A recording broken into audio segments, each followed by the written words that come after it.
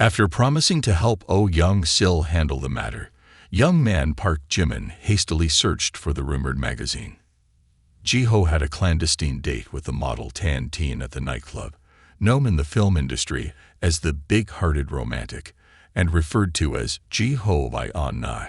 Considered a big shot in the industry, Ji-ho is believed to exploit his relationships to coerce connections with female artists, always shrouded in secrecy and not exposed. However, this time, the main reason causing public opinion to reverse is that some rising stars are standing up against Ji-ho. Among them, the most prominent is the film queen Toang Ji-yen. Park Jimin, holding a steaming cup of coffee, couldn't hide his surprise and muttered, "Toang Ji-yen, she has such significant influence." Toang Ji-yen, talented and virtuous, belongs to the category of masterpieces, enjoys philanthropy, and has an excellent public image. She regularly donates money to charitable causes. Someone reported to Park Jimin. This time, Ji-ho could be overturned, almost entirely thanks to her influence. So I think to defeat Ji-ho, we need to employ a strategy. Upon hearing the two words strategy, young man Park Jimin immediately had an idea. The other person handed him a document and said, "I've hired a few detectives. They are currently investigating and believe this person may have sensitive information about Ji-ho. The address is Ho Hadong, number 305, Yang So-kim. If we find this person named Yang So-kim, it might be easy to overthrow Ji-ho." Young man Park Jimin stared intently at the paper containing the address and the name of the person to find. Ho Hadong, number 28, room 305, Yang So-kim. Quickly, Park Jimin reached Ho Hadong number 28, lifting his head to look at a dilapidated building. He muttered to himself, who would open an office in a place like this for business? As Park Jimin took a few steps inside, a loud voice echoed, "Your mom, last month said this month said next month. Do you think I'm running a charity here?" Park Jimin, puzzled, couldn't comprehend what was happening.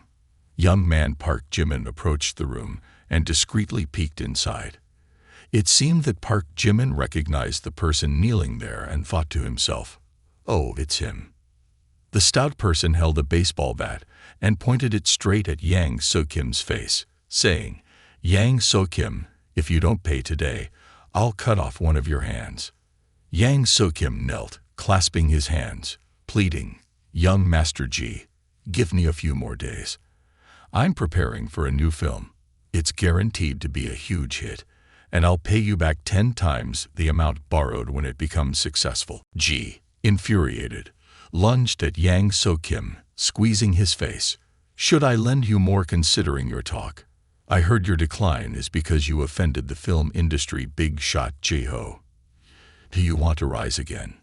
Stout Yang So-kim, with his face swollen from the squeeze, still tried to plead. "Young Master Ji, my new work is genuinely promising."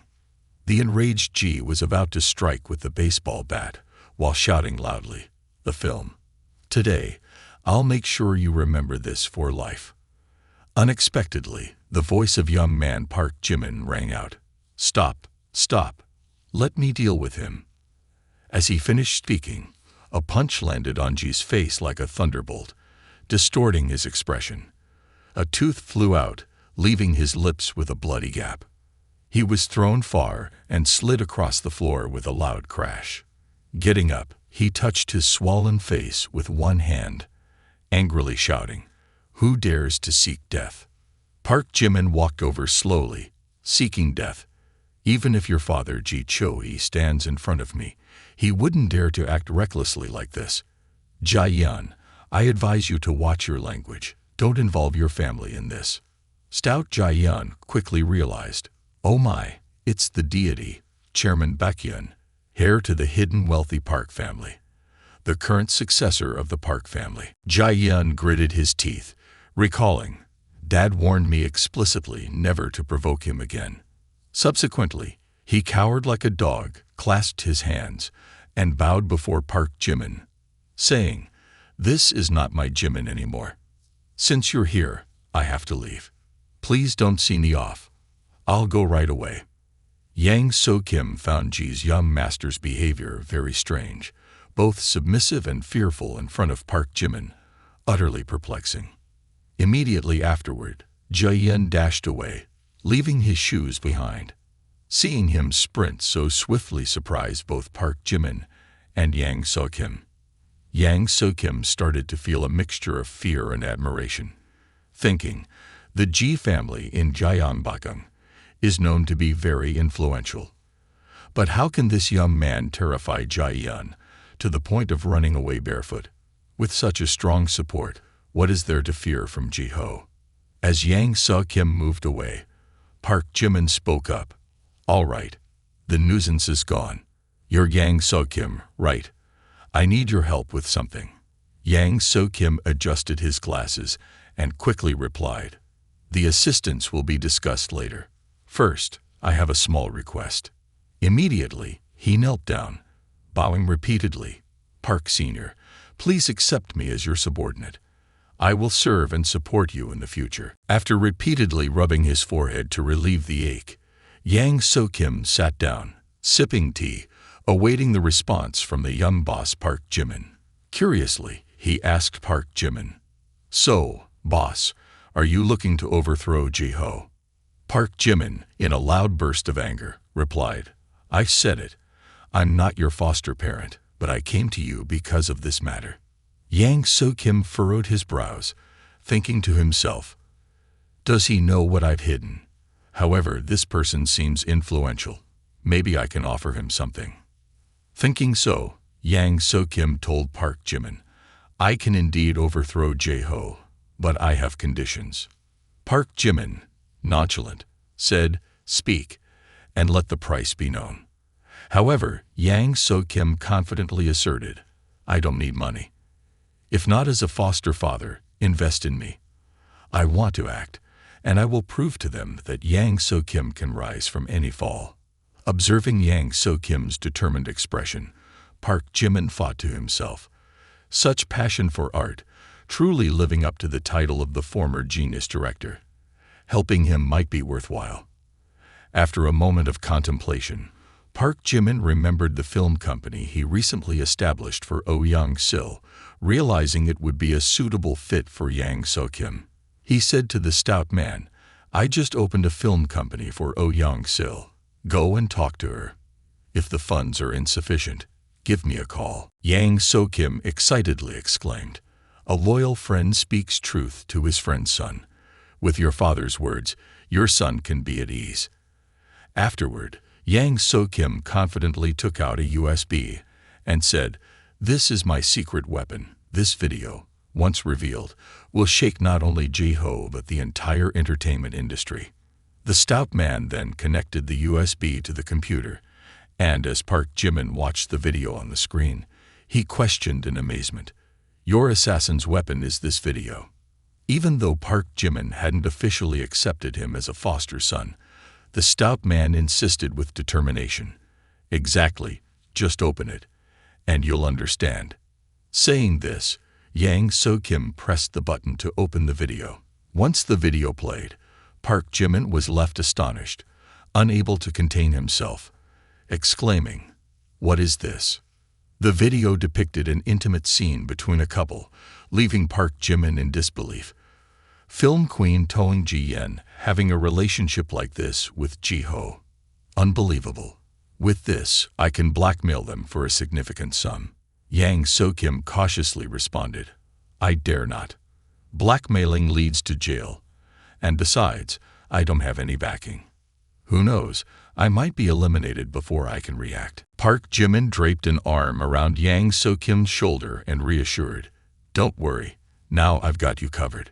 With this piece of evidence, Ji-ho and Toang Ji-yeon are done for. Yang So-kim had a relieved expression. Yes, Dad, it won't be a problem.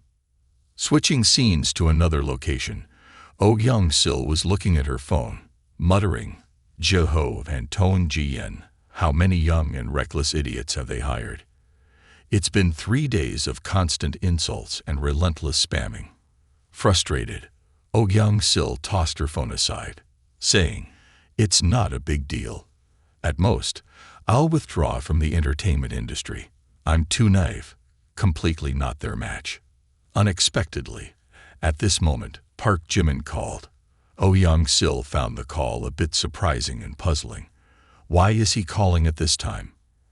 After some thought, Oh Young-sil answered the phone. Park Jimin's voice echoed from the speaker. Oh Young-sil, are you at home? Oh Young-sil, in a timid voice, replied. Yes, I'm at home, all alone. What's up? Are you coming over? I'll show you a hot movie. After saying that, Park Jimin hung up, blushing. Oh Young-sil muttered, Park Jimin, this rascal is coming over. Why is he looking for me? And deliberately asking if I'm home alone, and what's with the mention of a hot movie? Right after that, Oh Young-sil thought of a grim scenario, clutching herself tightly. Perhaps he can't control himself anymore, wanting to take advantage of my body. When the scene shifted to Oh Young-sil's mansion, Park Jimin and Yang So-kim arrived at the door. As the doorbell rang, Oh Young-sil glared and thought to herself, fast, indeed, quite impatient. Seems like he and the other men aren't much different after all. Afterwards, Oh Young-sil spoke up, come in. She stepped out to open the door, and as the door swung open, she saw another unfamiliar man. Oh Young-sil thought to herself, why is there another person? Who is this? She glanced at Park Jimin and then muttered in a corner, Park Jimin, this damn guy thinks what of me, bringing another person along. Park Jimin saw Oh Young-sil's expression but didn't understand. The young man exclaimed in confusion. Then, looking at Oh Young-sil with a puzzled expression, Park Jimin said to her, first, don't say that. He gestured towards Yang So-kim and continued, let me introduce. This is director Yang So-kim. This time, we plan to completely overturn Ji-ho, thanks to him. Yang So-kim politely raised his hand in greeting. Hello, Chairwoman Oh. At this moment, the girl realized she had misunderstood the situation. Oh Young-sil felt embarrassed and thought, so he wasn't trying to sleep with me, but genuinely helping me find a solution.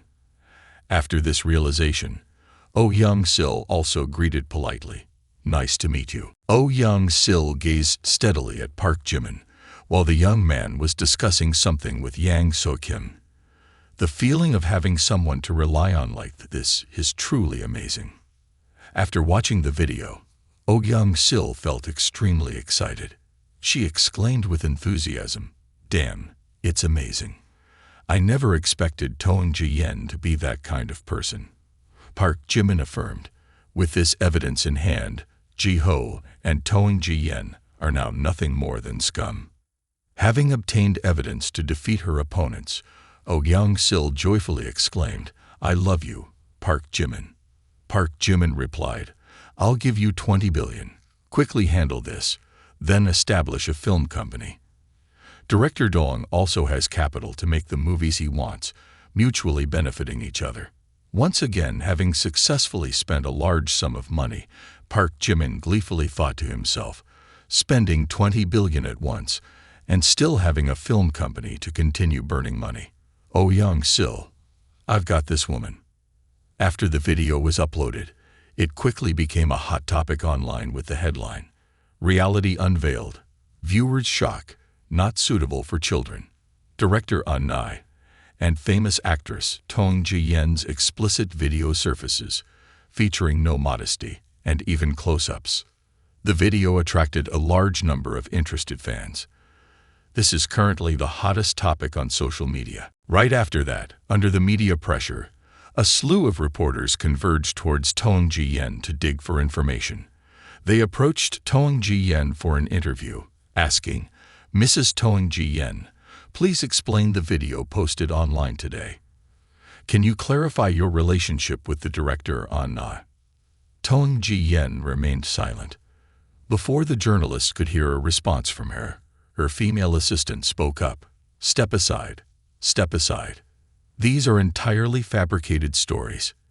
That video is a fake. Stop bothering my actress. After escaping the media's encirclement, Toang Ji-yen quickly rushed into her car and slammed the door shut.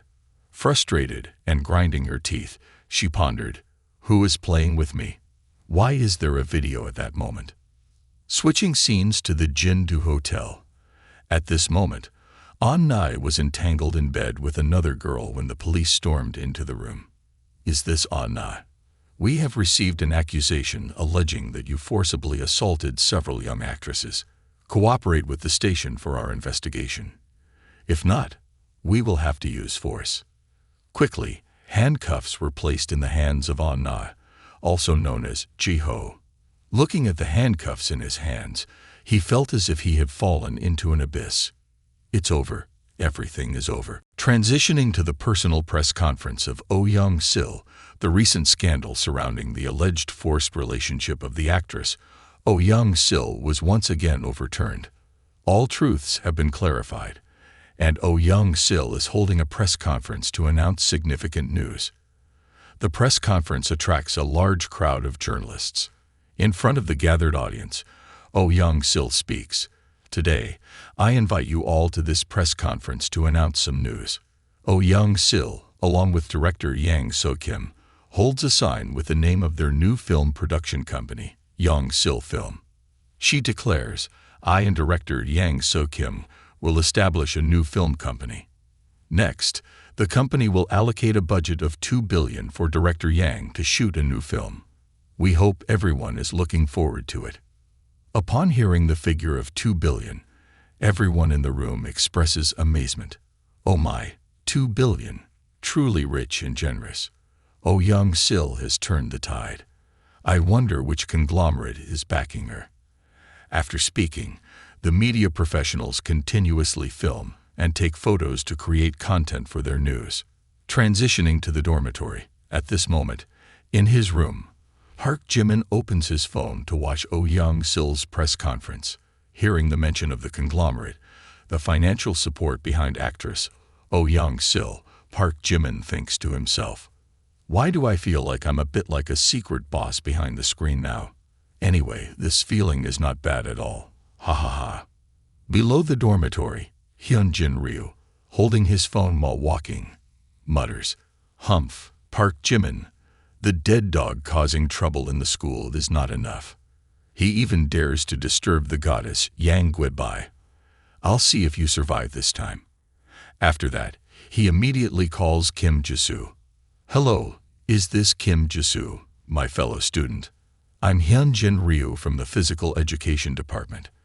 I have some things to talk to you about." Closing the scene at the university campus, after receiving the call from Hyunjin Ryu, Kim Jisoo was hit by a surge of jealousy. This time, she no longer trusted Park Jimin as she had before, and hastily went to the university to find the young man to clarify everything. Seeing Kim Jisoo in a hurry, her friend in the green shirt advised, "Kim Jisoo, don't be too hasty. Are you planning to confront Park Jimin just because of a phone call?" Kim Jisoo walked quickly, drawing curious glances from many passing students. Her eyes reflected a mixture of sadness and a hint of disappointment as she said, "Hyunjin Ryu, bringing out his whole gang to swear that Park Jimin is fooling around with many girls inside and outside the school, even stealing his girlfriend. Doesn't it sound like a made-up story?" Walking and explaining her emotions to her green-shirted friend, Kim Jisoo continued, "Of course, I know it's too daring to go looking for Park Jimin just because of a phone call from Hyunjin Ryu, but lately, Park Jimin hardly seeks me out." Kim Jisoo's face clearly showed a sense of unease, her eyes vacant as she said, "I feel a bit uneasy. Women's intuition tells me he's acting strangely." The girl in the green shirt comforted Kim Jisoo with kind words about Park Jimin, saying, "I understand.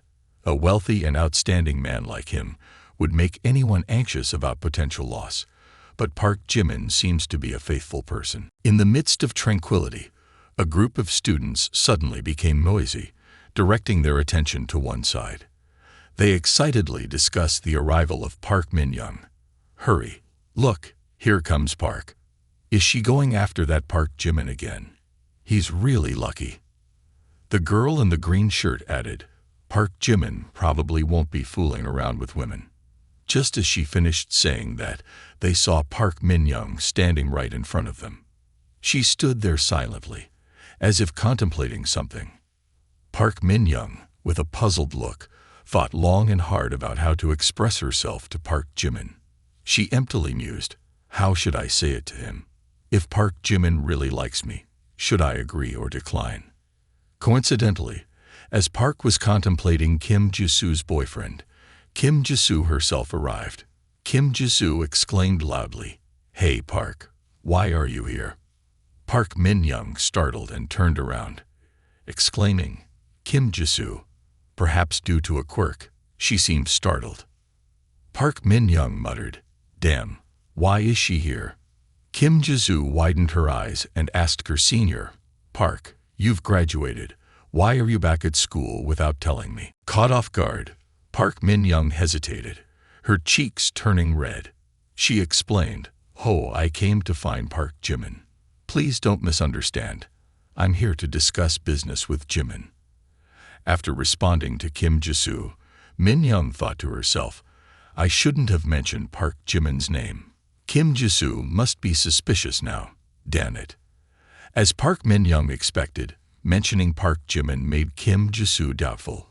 However, she didn't say anything to Park, silently pondering. Park used to dislike Park Jimin. Why is she collaborating with him now? When did they become close? A honking sound interrupted the scene as a car was parking right in front of the dormitory. The students resumed gossiping, directing their attention towards the car. Who's that? The car is parked right below the dorm building. The black car stopped in front of Kim Jisoo and Park Min-young.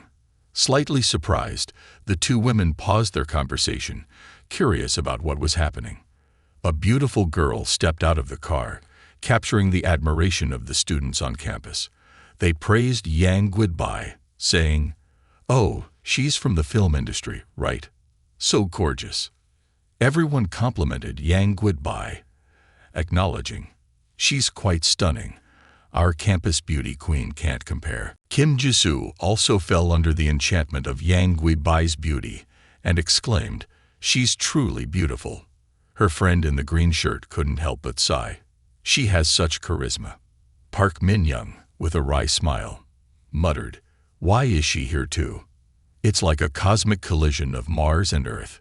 Yang Guidbai approached and inquired, "Hello everyone, may I ask if Park Jimin, a second-year literature student at Harvard, lives here?"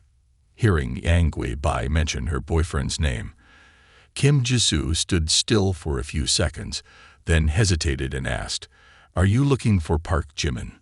What's your relationship with him?"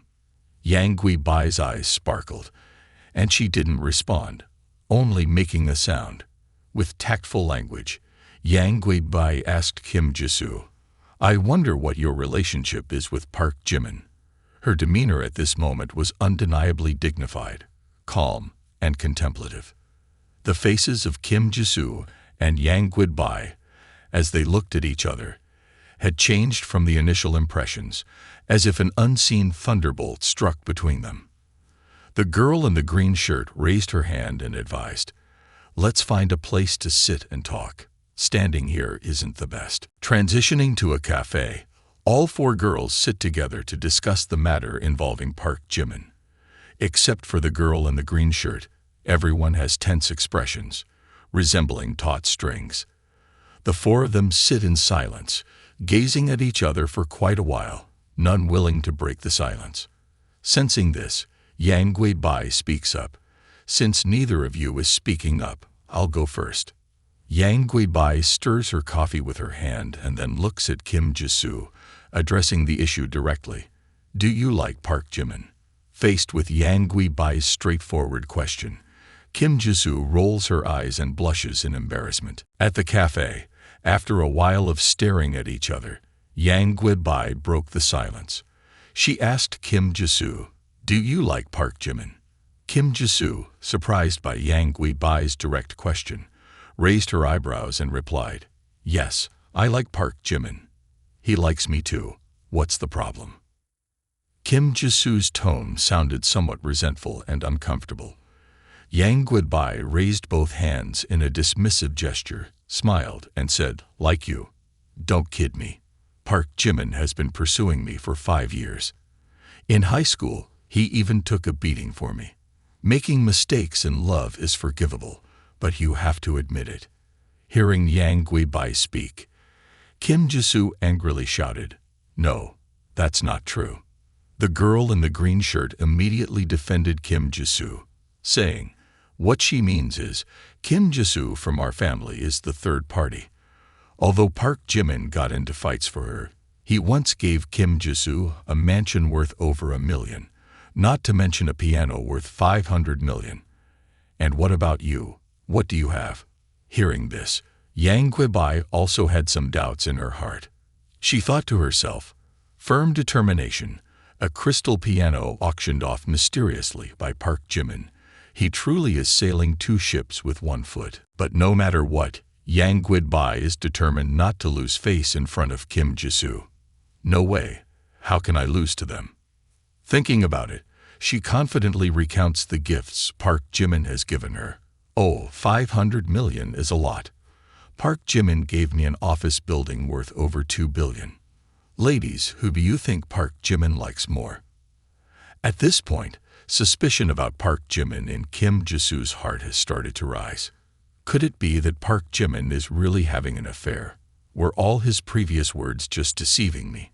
Kim Jisoo is contemplating when Park Min-young speaks up. "Actually, Park Jimin also gave me a 1 billion won worth of shares." Park Min-young hesitates, admitting to receiving gifts from Park Jimin, and then apologizes to her younger sister for this action. "I'm sorry, Kim Jisoo." The atmosphere among the 4 girls becomes more stifling, each of them looking uneasy as if contemplating something. After a while of pondering, Kim Jisoo decides to call Park Jimin. "I have to call Park Jimin. Ask clearly why he's having an affair, being promiscuous like this, why he still wants to define things with me." She fumbles with her phone to dial, then suddenly remembers, "Wait, it seems Park Jimin has never confirmed our romantic relationship from beginning to end. It's just my misunderstanding." The girl in the green shirt looks at Kim Jisoo with a puzzled expression. Yang Guibai agrees with Kim Jisoo's statement. That's right. Every time I mention confirming the relationship, Park Jimin always changes the subject." The girl in the green shirt shifts her gaze to Yang Guibai, and after a moment of contemplation, she realizes, no wonder he doesn't define the relationship. He can remain ambiguous with girls without being morally condemned. Park Jimin indeed plans things well. Feeling heated, Yang Guibai stands up determinedly to find Park Jimin and get the truth. "I'm going to make Park Jimin explain. Yang Guibai will never share a man with other girls." The girl in the green shirt raises her hand to stop Yang Guibai, as if she has a different plan in mind. This sister is slow. She doesn't realize that not breaking up makes him even more advantageous. Park Jimin, relying on wealth, teasing the emotions of these girls, he deserves 1,000 deaths. Due to her anger, Yang Guibai can't think of a better solution. She blankly asks the girl in the green shirt, "You say that, but if we don't break up, would it really leave him in peace?" After calming down, the 4 girls collaborate to devise a plan to teach Park Jimin a lesson. What is the asset that Park Jimin uses to deceive people? Money, right? He has too much money. Even if we decisively break up, he won't suffer any loss. He'll just deceive someone else. So we need to do this first, and then, at this point, it will be like this. The 4 girls now unanimously join forces, each determined to confront a deceiver like Park Jimin. It appears that in this situation, Kim Jisoo's friend in the green shirt is the calmest and offers the most insightful suggestions. Her gaze is profound, containing more resentment than the other girls. She outlines a plan and advises the others to help each other seek revenge. Continue pretending to be innocent, cute. Act like you don't know anything. Then spend his money heavily, spend it aggressively, making him bankrupt. Sow the wind and reap the whirlwind. Hearing this ingenious plan from the girl in the green shirt, The other 3 girls find it very reasonable. Exactly, just spend all the damn money from Park Jimin, and he won't be able to swagger around anymore. This is retribution for the female community. Switching to Kim Jisoo's villa, she and Sun Sun are currently scheming on how to retaliate against Park Jimin. Kim Jisoo, hesitant after hearing Sun Sun's suggestion, says, "Is it really appropriate, Sun Sun? I always feel a bit aggressive in demanding something from others." Sun Sun looks deeply into Kim Jisoo's eyes and says, "Sympathizing with those scoundrels is being ruthless to yourself. Just do as I say. Send a message to Park Jimin." Seeing Kim Jisoo still hesitating, Sun Sun urges, "If you can't, I'll help you write it." Park Jimin's phone lights up with a message notification. He looks surprised as he sees the message from Kim Jisoo. Park Jimin, lately I've been wanting to start my own business, creating a livestream platform. What do you think? Reading the message, Park Jimin thinks to himself, wanting to start a livestream platform is quite normal. Is she implying that she wants me to invest money? Or is this her well-thought-out idea? Or is someone influencing her? Coincidentally, I have the Big Cat TV platform on hand, wondering who I should give it to. After contemplating for a moment, Park Jimin replies to Kim Jisoo's message. "Your idea aligns with mine. I've previously acquired a bankrupt livestream platform, Big Cat TV, intending to gift it to you. Live streaming won't last forever, so owning a business is the way to go. I've prepared a 50 billion investment for you." Sun Sun, upon seeing Park Jimin's message, twists her face in surprise. "He wants to gift you a live stream company." Kim Jisoo looks at her friend with an indifferent gaze, responding, "Seems like it. Plus, he's ready to invest 50 billion. Initially planning strategies to squeeze money out of Park Jimin, they never expected him to immediately throw in 50 billion. This leaves Sun Sun infuriated, while Kim Jisoo has a different perspective on Park Jimin. He had everything well thought out, prepared for his own career. At this point, Kim Jisoo no longer blames Park Jimin, but instead feels deeply moved. Despite knowing he's quite cunning, he's genuinely considerate. Not only does he care about my emotions, but he quietly helps me grow. After a while, Sun Sun starts urging again. "Kim Jisoo, stop being sentimental. Quickly finish this. 50 billion is not a small amount. Don't let that guy swallow his words later." Kim Jisoo, with her hands on her now tomato-red cheeks, asserts Park Jimin is not that kind of person. He values promises. Sun Sun snatches Kim Jisoo's phone, sending a message to Park Jimin while muttering, "Only promises that are fulfilled are true promises. Don't be moved to death just by a cake. Let me help you push him a bit more." Upon receiving Park Jimin's response, Sun Sun immediately bursts into a frenzy, as if she wants to crush the phone in her hand. She thinks to herself, "Oh my, why can't I meet such a generous man, even willing to share with others? I would agree immediately." Earlier, fearing that Park Jimin might back out, Sun Sun took Kim Jisoo's phone and sent a confirmation message to him. "So you agree, don't back out. No problem, tomorrow. Someone will handle the paperwork to transfer the company to me." At this moment, in the university dormitory, Park Jimin is lost in thought. The person talking to me on Kim Jisoo's phone is definitely not her. The tone and voice are unfamiliar. Perhaps Jun Sun Sun, the green tea girl.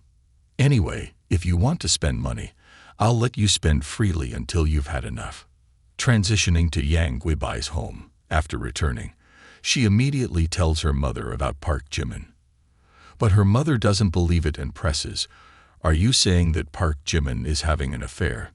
Today, with some girls, we cross-referenced and found out that he is developing romantic relationships with multiple girls simultaneously." Yang Guibai's mother still can't believe this, saying, "Really? In relationships with several girls at the same time? Park Jimin doesn't seem like that kind of person." Yang Guibai slowly sits down on the sofa and continues, "Although the relationship hasn't been officially established, it's almost like that." While conversing with her mother, Yang Guidbai's phone lights up, and she glances at it, saying, "Oh, who's sending messages in the group?" Her mother asks in confusion, "Which group?" Yang Guidbai lifts her phone to show her mother and says, "This is a group some of us girls created. Inside is the revenge plan against Park Jimin, making him regret." In a group chat named Avengers of Revenge, Kim Jisoo sends a message, "Hey, I just told Park Jimin that I want to start a livestream platform, and he immediately gave me Big Hit TV, plus an additional investment of 50 billion. Jun Sun sends 6666666 in the group, and Yang Guidbai reads the messages, turning red with frustration, muttering, "Oh my goodness, he directly hands out 50 billion just like that. What does Kim Jisoo have that I don't? How am I inferior to her in looks?" Seeing her daughter's unhappy expression, and drawing from the experience of a middle-aged woman, Yang Guidbai's mother advises her, "Yang Guidbai, listen to your mom. I feel like these girls are scheming to deceive you." Yang Guidbai is shocked to hear her mother say that. At this moment, Yang Guidbai's mother begins to reminisce about her own love story. She emotionally recounts for Yang Guidbai, "In the past, your father and our family backgrounds were vastly different. I worked hard, and only then did we finally achieve this happy marriage." After speaking a few sentences, she gently wipes away tears, her face revealing a melancholy expression as she recalls the difficult past. Tears continue to flow from her eyes, despite her efforts to hold them back. Yang Guidbai's mother recalls the meeting with Park Jimin, remembering his determined expression when he expressed interest in buying shares from the Yang family. "Let me put it this way. I'm willing to invest 500 million to buy 60% of the shares of Yang family's Torm Group." From that moment, she sensed that Park Jimin's background was far from ordinary, and she wanted to match her daughter with him to benefit from his wealth. Since then, she has always urged Yang Guidbai to capture Park Jimin's heart. Now faced with this ironic situation, her mother provides words of advice. "Even though our family resides in Jeongbakgung, it's considered quite prestigious. Compared to Park Jimin's background, it's just a small clan. Your relationship with him is bound to encounter many challenges." She begins to analyze and enlighten Yang Guidbai on the intricacies of relationships, helping her understand the complexities often found in romantic affairs. For a young and inexperienced girl in love like Yang Guidbai, the advice from a middle-aged woman like her mother proves invaluable. Yang Guidbai's mother advised her, "Men who stand out too much will attract attention from the girls around them, but you must believe in your own capabilities." Yang Guidbai lowered her head, blushing. Normally, she was a smart and savvy girl, but for some reason, she felt stuck in this situation. There was a conflict in her mind. Park Jimin is indeed quite flirtatious, but I cannot deny that his status is impressive. Yang Guidbai hesitated in responding to her mother. "But Mom," her mother gently placed her hand on Yang Guidbai's shoulder, looking straight into her perplexed eyes, and said, "Yang Guidbai, those girls always talk about Park Jimin in a negative way. So why haven't they left him? Have you thought about that?" Her mother's eyes suddenly became deep and mysterious. Yang Guidbai's mother affirmed to her daughter, "Because they all want the other person to leave, to possess the hidden Tycoon Park Jimin." After her mother clarified her thoughts, Yang Guidbai seemed to understand her intention. Her eyes lit up. "So that's how it is." Her mother glanced at Yang Guidbai, assessing her reaction, and then urged, "The more critical the situation, the stronger you must advance. Resolve your ties with Park Jimin. Your happiness lies ahead, my daughter." Yang Guidbai's spirit became more uplifted. She clenched her hands with determination, saying, "Exactly, that's right. These past few days, engaging in a cold war with Park Jimin was a mistake. I can't let other women take advantage of this situation." Hearing Yang Guidbai's words, her mother silently rejoiced. After clear thinking, she immediately sent a text to Park Jimin. The young man, dressed in casual clothes, was preparing to go out when his phone lit up. Park Jimin raised his phone with a hint of surprise, but the content of the message from Yang Guibai was even more unexpected. Park Jimin, I apologize. I blamed you wrongly. Frowning, Park Jimin was perplexed. What is this message about? Why is she apologizing to me? Park Jimin began to piece together the events of the day involving Kim Jisoo and Yang Guibai. Today, both Kim Jisoo and Yang Guibai were acting strangely. Could it be that they both know about each other's existence? If that's the case, I need to take the initiative and figure this out. Immediately after, Park Jimin called Yang Guibai. Startled by the ringing phone, Yang Guibai jerked, her legs and arms entangled in confusion. She nervously turned to her mother with pleading eyes. Mom, it's Park Jimin calling. What should I do? Listen to it. He must have sensed my signal. Upon her mother's advice, she quickly picked up Park Jimin's call. Hello, Park Jimin. Park Jimin went straight to the point. Yang Guibai, there's something I feel I need to discuss with you. Recently, I invested in a live streaming app, and then I handed it over to Minyoung, Kim Jisoo, to manage. It's nothing special, but I thought I should let you know. Yang Guibai's expression immediately changed, her cheeks flushing. I didn't expect him to talk to me about this. In her mind, she thought, I might have misunderstood Park Jimin. She hesitated before responding. Live streaming. I know about it. After the phone call, Yang Guibai's mother curiously asked her daughter, what did Park Jimin say? Yang Guibai looked at her mother with an indifferent gaze. Park Jimin talked about investing in Kim Jisoo's live streaming app. Her mother nodded approvingly. As I said, in his heart, you are still the most important person. With just one phone call, Yang Guibai's attitude toward Park Jimin had completely changed. She realized, so, Park Jimin isn't as bad as I thought. He likes me. Thinking about this, Yang Guibai was moved to tears. He doesn't hide anything from me, and I collaborated with another woman to extort money from him. Recognizing herself as a wicked woman, Yang Guibai cried out loud, I am indeed a wicked woman, hoo. Her mother held her daughter's hand to comfort her. Oh, my precious daughter, why are you crying? Yang Guibai sniffled, saying, I feel guilty towards Park Jimin. I want to make it up to him. Her eyes suddenly sparkled like stars, and a thought popped into her head. I have to give him a gift. He will surely be surprised. The next day, Kim Jisoo worked with a representative of Big Cat TV. Ms. Kim, please sign this document. The procedures will be completed. Kim Jisoo quickly signed the document. Oh, all right. So it's done. Yes, it's done. Now, you are the owner of Big Cat TV. Information about Big Cat TV's financial losses is also recorded in the corresponding report, and you can review it. Kim Jisoo, while reviewing the financial report, broke into a cold sweat, her face looking somewhat troubled. A loss of over 10 million. No wonder Park Jimin transferred money to me.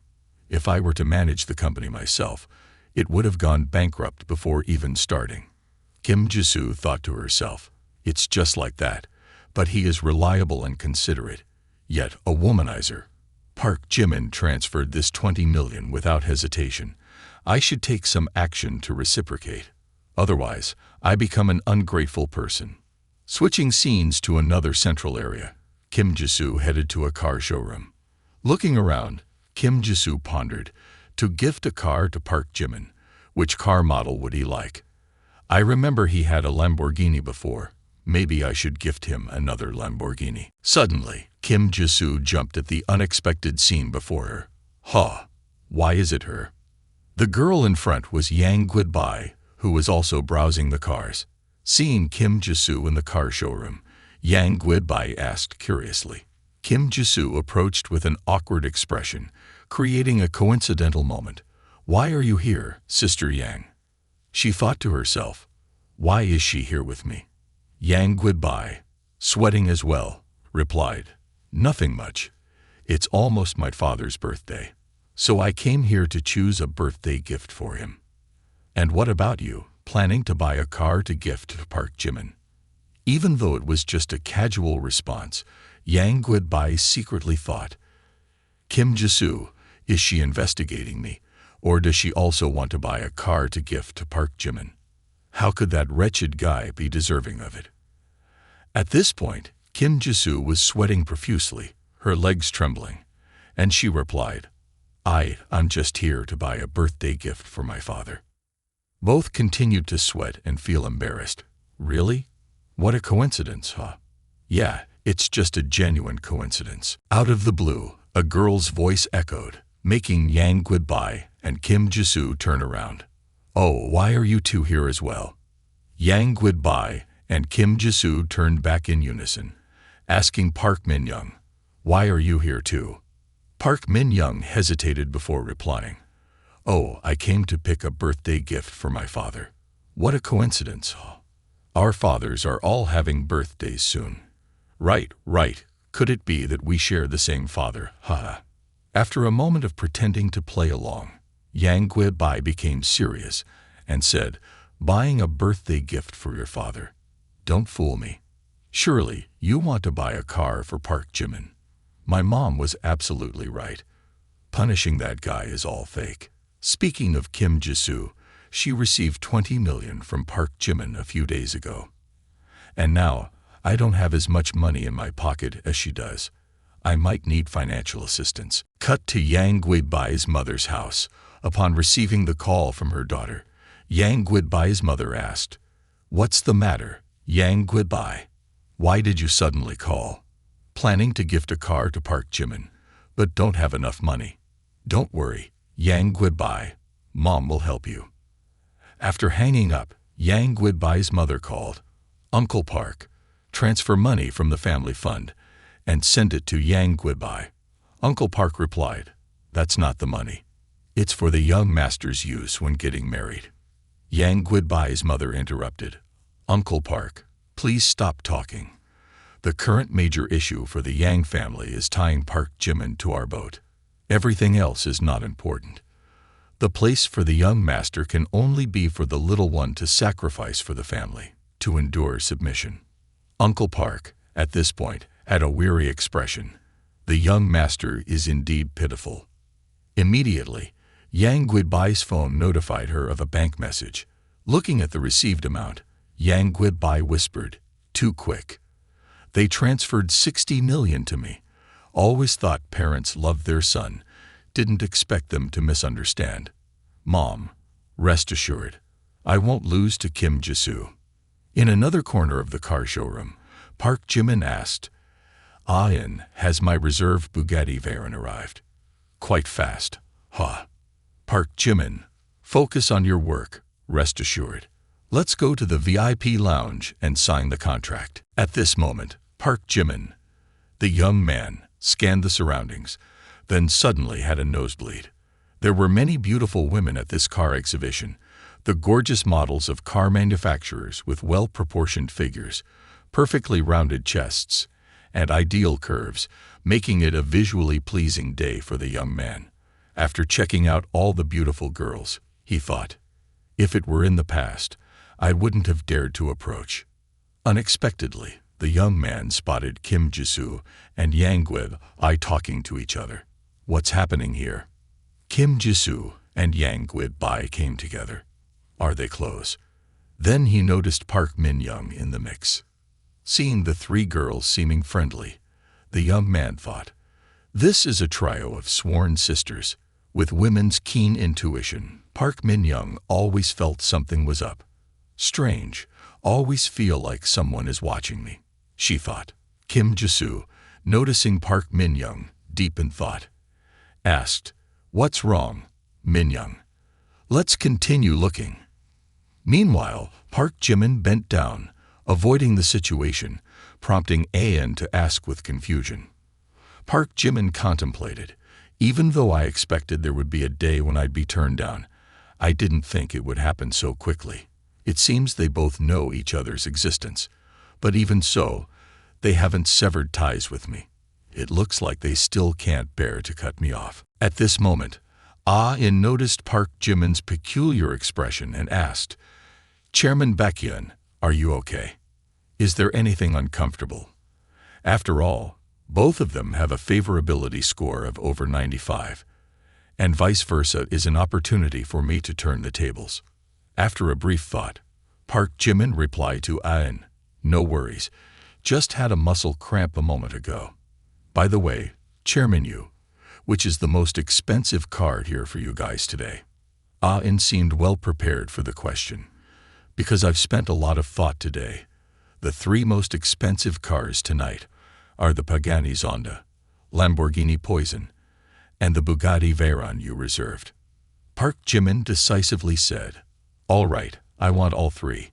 Give me the prices." This unique buying introduction by Park Jimin left Ah-in stunned. "All three. Using three cars to test the solidarity of your alliance, huh?" Ah-in's name made me freeze with just one response. "Want it all." Quite challenging, though. Park Jimin, a calm young man, replied, "Money is not the issue. You understand my spending level." Ah-in immediately clarified, "You misunderstood. It's not about money, but both have already been claimed by someone else." Surprised by this answer, Park Jimin inquired, "Claimed? By whom?" "That's quite audacious." Ah-in gestured to the side and said, "It's Chairman Baekhyun. Look over there. He's the heir of the Jung conglomerate, the wealthiest family in the country. Jung Hair reserved the remaining two cars last year, intending to gift them to his younger sister. The Jung conglomerate, a former hegemon, dominates the entire nation, and now I've crossed paths with them over a car. Chairman Baekhyun, please wait. I have another luxury car in my place. I'll choose the same one as you." Unexpectedly, Park Jimin witnessed an unusual sight, seeing Jung Hair continuing his conversation with Yang Guibai. "Hello, miss. I'm from the Jung family. Would you honor me by adding your WeChat to get acquainted? I know it's quite abrupt, but you look remarkably similar to a friend of mine who passed away due to illness many years ago. It's my biggest regret in life. Meeting you years later feels like encountering my friend again. Feel free to block me. I just hope to make up for the remorse." Yang Guibai hesitated awkwardly. "Sorry for that." She noticed Park Jimin. Park Jimin. Yang Guibai thought to herself, "His gaze is so cold, as if he's transformed into someone else. Why did I even consider adding this person? What gives him the right to look at me like that? It's fine if he's playful, but if I do the same, it's like being a thief. Based on what? Well, at most, adding WeChat without talking. It might make Park Jimin feel threatened." After contemplating, Yang Guibai intentionally provoked Park Jimin and responded to Jung Hair, "Sure, you said it. Let's add each other on WeChat." She looked back but didn't see Park Jimin. "Oh, where's Park Jimin? Is what I did right or wrong? Why do I feel a sense of bitterness?" Ah-in asked Park Jimin, "Chairman Baekhyun, do you know that girl? Did you know her before, or is it a recent acquaintance?" Hearing this, Ah-in intervened and asked, Ah-in, Jung Hair's car. I'll cover it. 1 billion. Is that enough?" Even though the price to buy those 2 additional cars is sky high, Ah-in will definitely agree. However, Park Jimin remains nonchalant and says, "Ah-in, I know you always uphold integrity in your business. If you find it too troublesome, consider that I never said anything." As Park Jimin speaks, a look of disappointment and sadness appears on his face. In his heart, Yang Guibai has always been the woman with a certain position, a memorable first love. Even after so many years, his feelings for her have never faded. However, today marks the end of everything.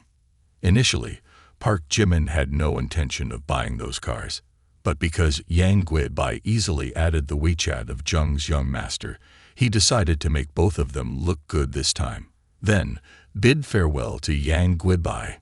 Hearing Park Jimin quote 1 billion, Ah-in's legs and hands tremble, unable to stand firm. Despite not wanting to offend President Jung earlier, It seems he's reconsidering now. The business deal this lucrative, even in his dreams, Yu Ayan wouldn't dare to think about. Money in hand is not to be left untouched. Yu Ayan is no longer concerned about whether he'll lose President Jung's favor. He didn't bother to care as he stepped forward, draping his arm over Park Jimin's shoulder, cheerfully saying, "No trouble at all. Absolutely no trouble. What's $1 billion to young Master Jung?" Park Jimin had already anticipated Yu Ayan's agreement, so his expression showed no surprise. The young man looked at Yu Ayan intently and added, "Of course, I talk straight to the point." Despite the outwardly cheerful demeanor with Park Jimin, with his experience, Yu Ayan soon realized why the young man had thrown out such a sky-high price. Along with what he witnessed earlier, Yu Ayan saw Park Jimin's gaze towards Yang goodbye and silently affirmed to himself, "Seems like it's a jealousy competition over a woman. Offending young Master Jung for not making 800 million. Only a fool would do such a thing." In Yu Ayan's mind, the only thing at this moment is the lucrative deal in front of him. Young Master Jung is of no importance. Originally planning to greet President Jung and his sister a bit, Yu Ayan has now disregarded them to accompany Park Jimin in settling the payment for the cars. He mutters to himself as he walks, "Sorry, young Master Jung, in my place, I'm not worth 800 million. Park Jimin enters the room and begins to use his black power card to pay for the luxury cars. After completing the payment, the young man casually sits cross-legged, sipping tea, while the money swiftly transfers into Yu Ayan's account. He raises his teacup, inviting Park Jimin, and nods, saying, "All right, the money has been transferred. Let's cooperate happily. President Baekhyun, do you have any other distributions?" After deciding to buy all of young Master Jung's cars, Park Jimin also has another thought in mind. He wants Yang goodbye to leave with a heavy heart. Park Jimin hints to Yu Ayan, asking for his help in a matter. "I really need your assistance. Soon, I want to organize activities at the car exhibition hall." Even though Yu Ayan knew that everything Park Jimin did today was related to relationships, he still couldn't guess what was in Park Jimin's mind. Hearing the young man, Yu Ayan asks in surprise, "Organize activities? What kind?" Outside, Yang goodbye scans the surroundings looking for Park Jimin, but doesn't see him. She feels a bit uneasy in her heart, wondering, where did Park Jimin run off to? While searching for Park Jimin, Yang Guibui unexpectedly sees a piano being wheeled in front of her. Everyone at the car exhibition was curious, gathering around to see what event was about to unfold. Yang Gui felt a bit perplexed and stared intently at the piano, muttering, "This is a musical performance, but who plays the piano at a car show?" As more people became intrigued by the piano, a man exclaimed, "Where did this come from? Is it a special program?"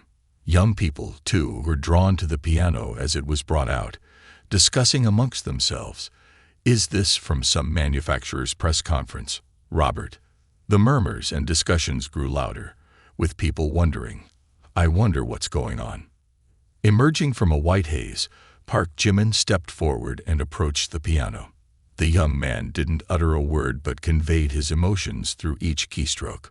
Witnessing this, Yang Gui felt a sense of unease and thought to herself, "Park Jimin, what are you trying to do, playing the piano?" I've never heard a song played by Park Jimin, but the sound of this piano. Yang Gui suddenly realized the emotions embedded in Park Jimin's piano playing, so melancholic that she was momentarily captivated. But her tears had already fallen. Yang Gui quickly wiped away the 2 streams of tears rolling down her cheeks.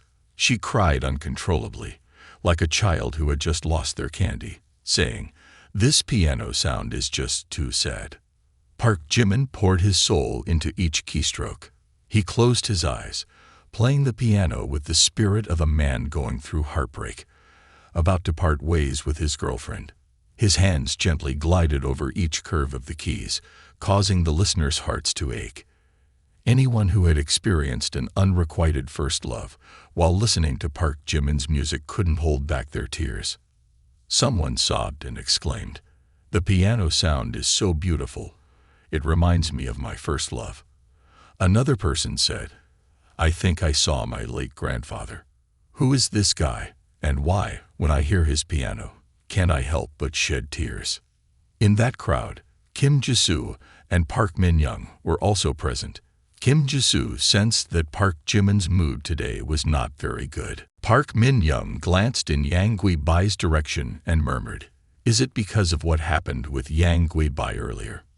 Earlier, when she saw Jung approaching Yang Gui-bai to talk, Park Min-young had sensed Park Jimin's mood today, which was directed towards Yang Gui-bai. She thought to herself, Park Jimin's piano is filled with melancholy, sadness, and disappointment.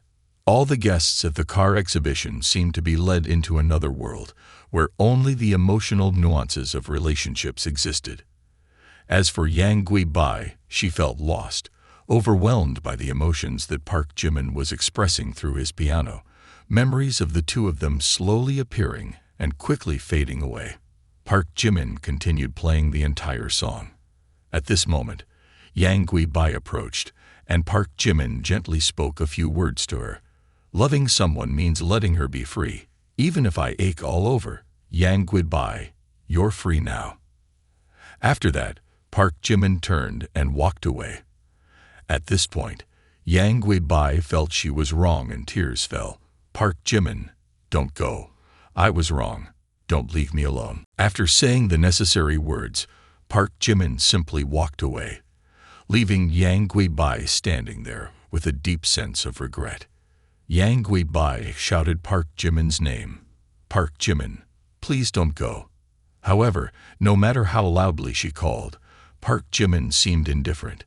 He continued walking away without looking back even once.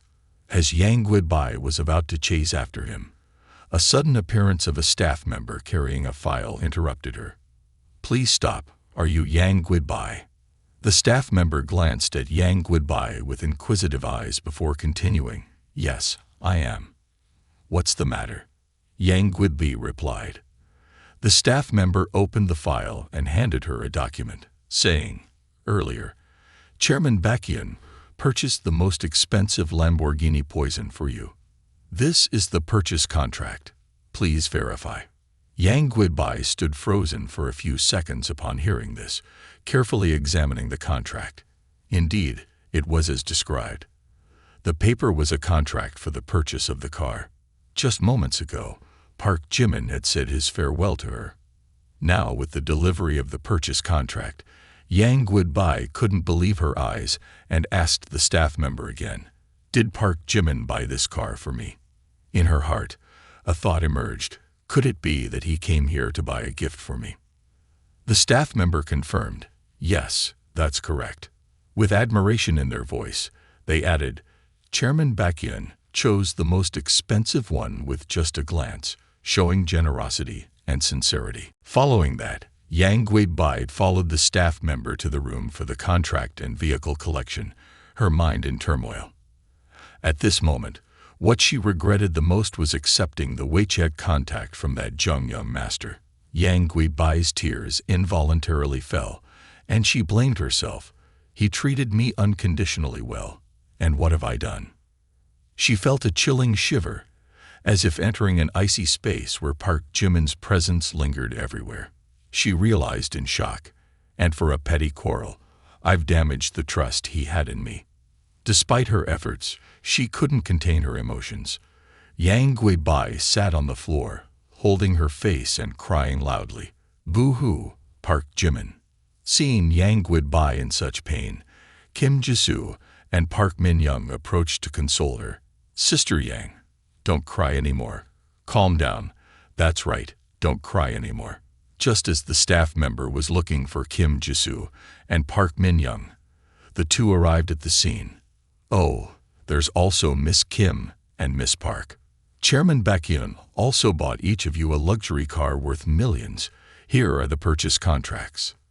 Upon hearing this, Kim Ji-soo stood frozen, while Park Min-young bowed her head in contemplation. The two girls turned to look at Yang Gui-bai and understood why Park Jimin had acted the way he did today. Park Min-young affirmed. It seems that Park Jimin knew early on. We've become involved in a series of events. Kim Ji-soo nodded in agreement. Exactly. But even so, he doesn't hesitate for us, spending for our sake. It was only at this moment that all three girls truly grasped Park Jimin's heartfelt gestures towards each of them. He sees through yet remains silent, carefully maintaining a balance in our relationships. Despite being flirtatious, he genuinely treats each of us. By now, the three girls no longer blamed Park Jimin for his flirtatious nature. Instead, they were deeply moved by his genuine feelings. Kim Ji-soo was emotional as she spoke about Park Jimin. He's always like that, silently sacrificing for others without expecting anything in return. Park Min-young was equally touched, recalling their first meeting with Park Jimin. Despite her constant suspicion and unjust accusations, he never abandoned her. Park Min-young lowered her head, her eyes filled with sadness. He's always trustworthy. Even though I always misunderstood him, he still protected me. Yang Guibai wiped away tears gently, expressing through sobs. Park Jimin is kind-hearted, and I collaborated to deceive his money just because of societal pressure. I am truly foolish. The admiration of all three girls increased further. Their current admiration scores were equal, all reaching 99 points. Kim Ji-soo, Park Min-young, and Yang Guibai each had different emotions at this moment, but all shared the commonality of being moved by what Park Jimin had done for them. After settling things with Yang Guibai, Park Jimin quickly left in his car. The vehicle sped down the road, and the young man's mind was filled with various emotions. However, these emotions leaned towards financial gains rather than thoughts of relationships. Park Jimin smiled to himself, almost reaching 100 points, not wasting this billion. The young man felt excited about nearing the 100-point mark, wondering what rewards the system would grant him upon reaching this milestone. Transitioning to Harvard University, the young man received a text message while walking. Park Jimin, I was wrong. Can you forgive me? Park Jimin promptly replied, let's both calm down. Right now, I just want some time alone. Let's give each other more time. He thought to himself, let her be for a few days. Otherwise, she might genuinely believe I have unclear principles and can't cater to women too much. Lost in his thoughts, he suddenly heard a call from behind. Park Jimin, it's really you. Startled, he turned to look back, a girl waving at him. From a distance, I felt it was you, and indeed, it's you. It's been a while, Jimin.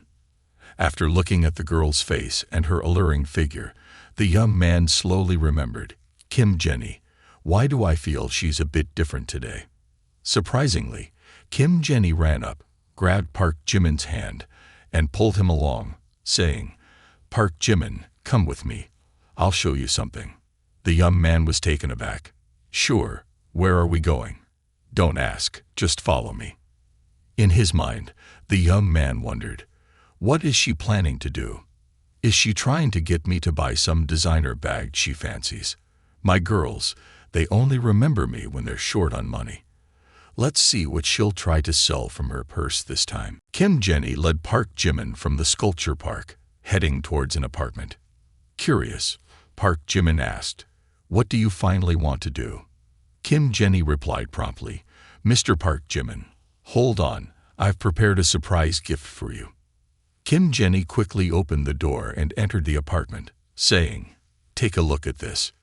Inside the apartment, every wall was adorned with paintings, featuring Park Jimin as the central figure. The young man was utterly surprised. All of this, you painted all of them. Blushing, Kim Jenny replied, yes, indeed. I just bought this apartment, and the living room felt a bit empty, so I decided to hang up some of my sketch paintings. The young man laughed heartily and praised, very beautiful. So these are the unexpected gifts you prepared for me. Kim Jenny, with a tomato-red face, denied, no, not at all. I painted these just for the joy of it. Then, summoning her courage, she declared, this house is the real gift I've prepared for you. Upon hearing this, Park Jimin stood still in utter surprise. Usually, he was the one actively gifting cars and houses, but today, a girl was taking the initiative to give him a valuable gift. This house, I want to say that I'm giving this house to you. Yes, last time, you lent me money, and you even helped my father teach those debt collectors a lesson. Thanks to you, my father may never gamble again. Our family has overcome difficulties, and things are starting to improve. As our family situation got better, I started reflecting on myself. I used to be too extravagant, too selfish, merely a girl chasing after money. Park Jimin, not liking me is entirely normal. Listening to these sincere confessions left Park Jimin at a loss for words, and he could only respond with a silent ellipsis. Kim Jenny raised her hand cheerfully and said, I want to become a girl worthy of you. Then once again pursue you, Park Jimin. Upon hearing Kim Jenny's offer of a house and her active pursuit, Park Jimin felt somewhat shocked and incredulous. Is this still the same Kim Jenny, the mining girl? How can she just give me a house like that? The young man hesitated and said, although you're pursuing me, directly giving a house seems a bit too precious. Kim Jenny calmly replied, you lent me 5 million before, and this house is just over 3 million. I've checked. I asked your roommate Lee Min-ho, and he said you always come home late, and there's no accommodation outside the campus, so I bought this house. For you, this house may not mean much, but it's the limit of what I can repay. Hearing these words, Park Jimin thought to himself, so that's it. No wonder Kim Jenny hasn't been in touch lately. Turns out she's been waiting to play her big move.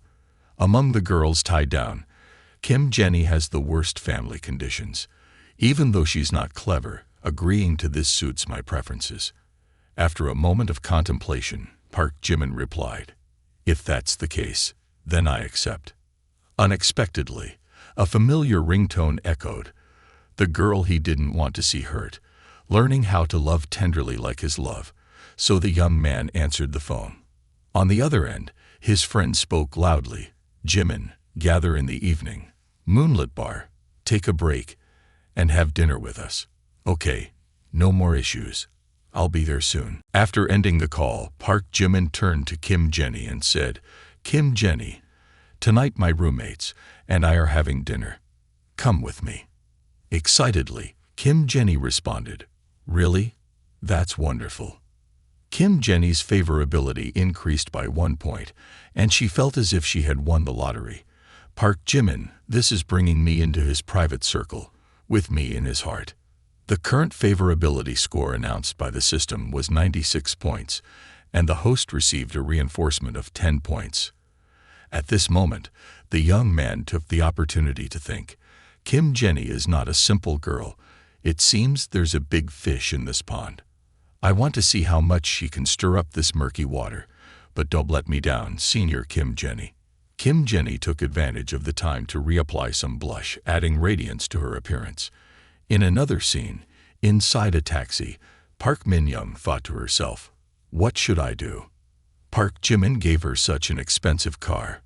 Later, she sighed with a hint of frustration. But I don't even have a driver's license. Simultaneously, the taxi driver turned and said, this is where you said, the fare is 24 yuan. You can scan the code. Oh, wait a moment. Let me scan. As she raised her phone to scan the code, Park Min-young noticed a familiar figure, walking with another girl. Isn't that Park Jimin? And that girl is. After a while, Min-young recognized, that's the famous beauty from the art academy. And they are together. Seeing Park Jimin leaving, Min-young turned to the taxi driver waiting for payment. Driver, help me follow the car in front. I'll pay double the fare.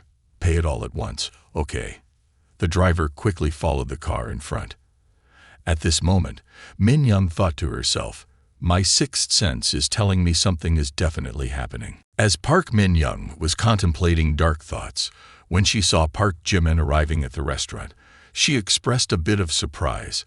I thought we were going to a hotel or something, but it's just for a meal. Noticing Min Young's unusual behavior of not scanning the payment code for the taxi fare, the worried taxi driver sweated and asked, can the beauty pay for the fare? Only when called did Min Young startle. I'm sorry, driver, let me scan the code.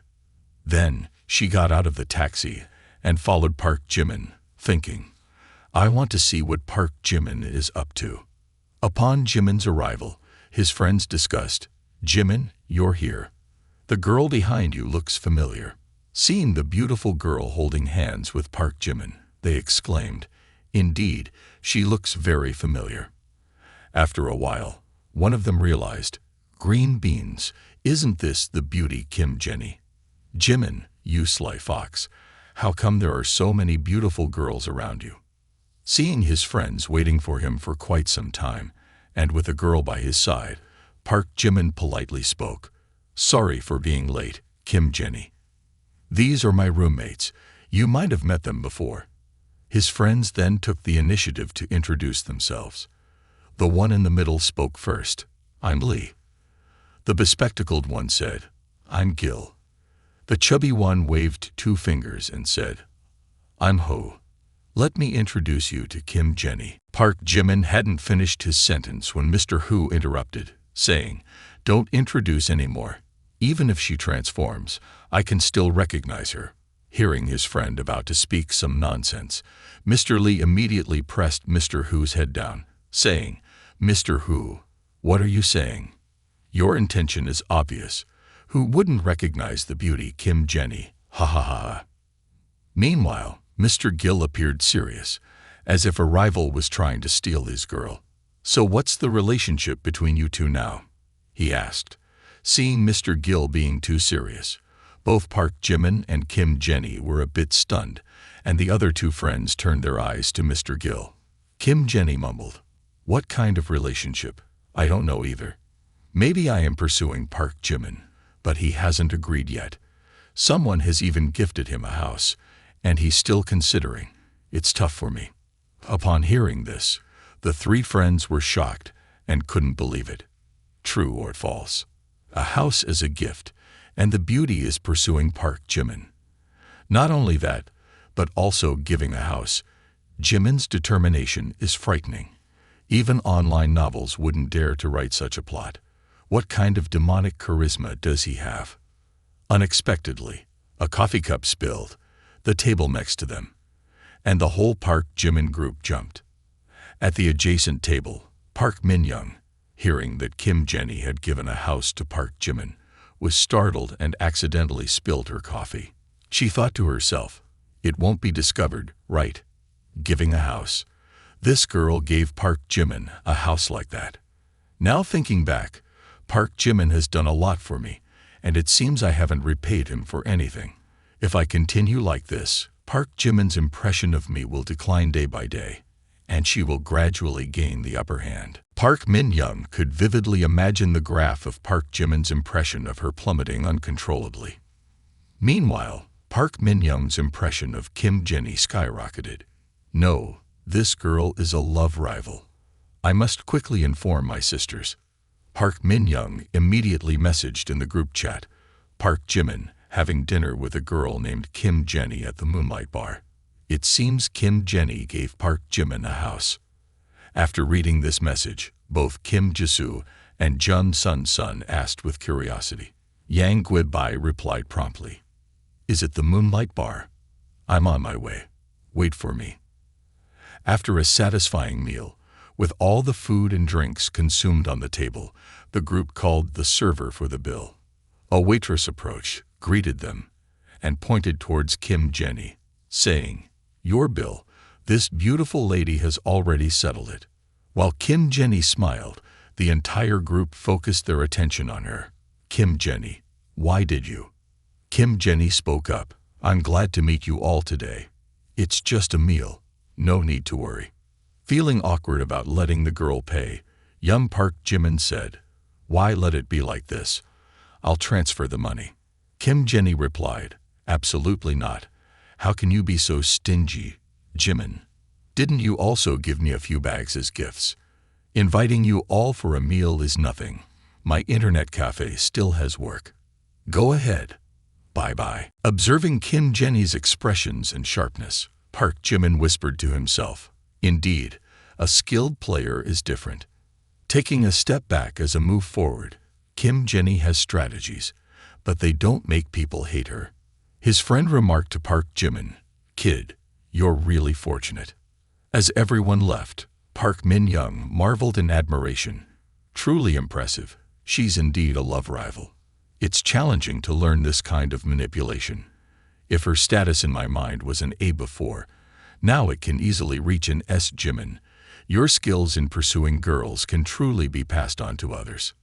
Park Jimin quickly responded, "I dare to teach this, but you wouldn't dare to learn."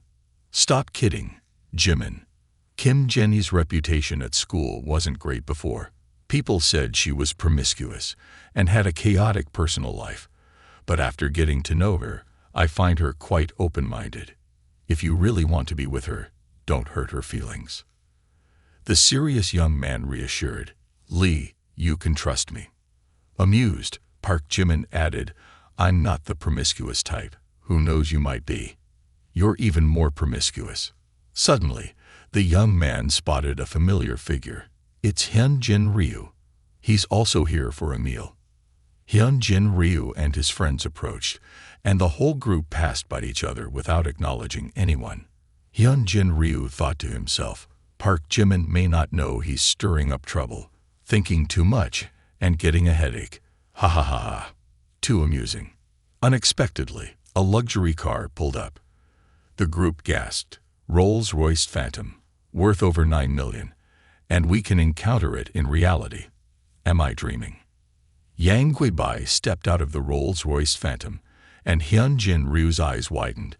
It's Yang Guibai. Why is she here? Seeing Yang Guibai quickly approaching Park Jimin, Hyunjin Ryu thought, is she here to settle scores with Park Jimin?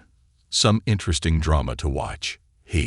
Surprisingly, Yang Guibai ran up and hugged Park Jimin tightly. I was wrong. Please forgive me. Yang Guibai looked at Park Jimin with her pitiful eyes and pleaded, I've already deleted that person's WeChat. Please forgive me this time. Park Jimin's 3 roommates couldn't help but exclaim, truly a glutton, never running out of options. The 3 friends admired. Oh my, what background does this kid have? Not only did he win Chung Fu-mei's heart, but he also obediently conquered Chung Fu-mei, a master indeed. Hyunjin Ryu, seeing his goddess Yang Guibai in such a pitiful state, couldn't bear it and muttered to himself, why is it like this? Contrary to what I thought, my goddess looks like a simp lord. Park Jimin calmly responded to Yang Guibai, you're not wrong. He raised his hand, pointing to the car nearby, delivering words that hurt Yang Guibai's heart. We, in fact, have no special relationship. I have no right to interfere with your freedom to make friends. Upon hearing Park Jimin's words, Yang Guibai immediately explained about the incident that day. It's not like that. That day, I went to the car exhibition to choose a gift for you. I don't know why things turned out like that. Apart from the cars you bought, the most expensive one is the Rolls-Royce Phantom. Then Yang Guibai handed the car keys to Park Jimin. Her purpose in coming here today was to give this car to Park Jimin. Of course, she hoped he could understand and give her a chance to start over. She looked at Park Jimin with an extremely pitiful gaze, continuously pleading, hoping he could accept her apology. I know you don't care about money, but this is my way of apologizing. Will you accept it? Park Jimin remained indifferent, no longer concerned about Yang Guibai's emotions. Her words at this moment only brought a sense of weariness to him. Witnessing this scene, Hyunjin Ryu's heart felt like it was burning, and his heart began to shatter. Why? Why is it like this? I've invested so much, and you still want to cling to him. I love you like this, and you never bother to look at me. Park Jimin held the keys in his hand, silently thinking, Yang Guibai, even with the understanding of having to let go, still retains the demeanor of a spoiled princess, making progress. After pondering, Park Jimin turned to Yang Guibai and said, "Thank you for your gift. Unfortunately, I no longer believe in love. I won't cut down a forest for you. You also have to accept reality. I've taken the car. I just don't want to put you in an awkward situation." Park Min-young had been spying on Park Jimin for half a day, planning to leave when suddenly he called her name. Park Min-young, sneaking around for half a day. "Come over here. I'll take you for a walk." Park Jimin's unexpected move left everyone there surprised. Park Min-young frowned, not understanding what Park Jimin was thinking. How can he use Yang Guibai's car to take me away right in front of her? Park Jimin's roommates also became puzzled when they heard him call Park Min-young. In their minds, a big question mark appeared. Park Min-young approached the car with an awkward expression. "Park Jimin, it's not a good idea. This car was a gift from Miss Tu to you. It would be better to take her for a stroll instead." Park Jimin didn't bother to look at Yang Guibai. He opened the car door and said to Park Min-young, "If it's a gift to me, then it's mine. I can take whoever I want.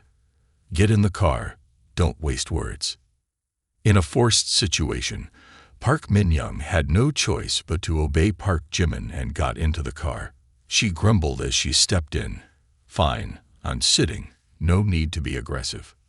Park Jimin accelerated the car, not bothering to say a word to Yang Guibai, leaving behind a trail of dusty smoke. Hyunjin Ryu felt sorry for the girl and sighed. "Yang Guibai, don't be sad anymore. Park Jimin, that guy is just playing around. He doesn't have any real feelings.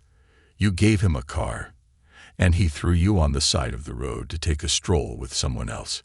He's just heartless." In response to Hyunjin Ryu's comments, Yang Guibai felt even more irritated.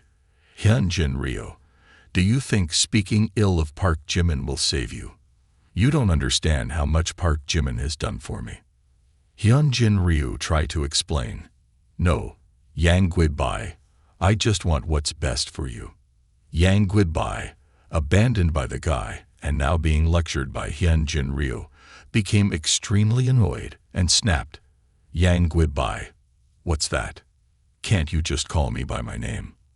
My relationship with Park Jimin is none of your business.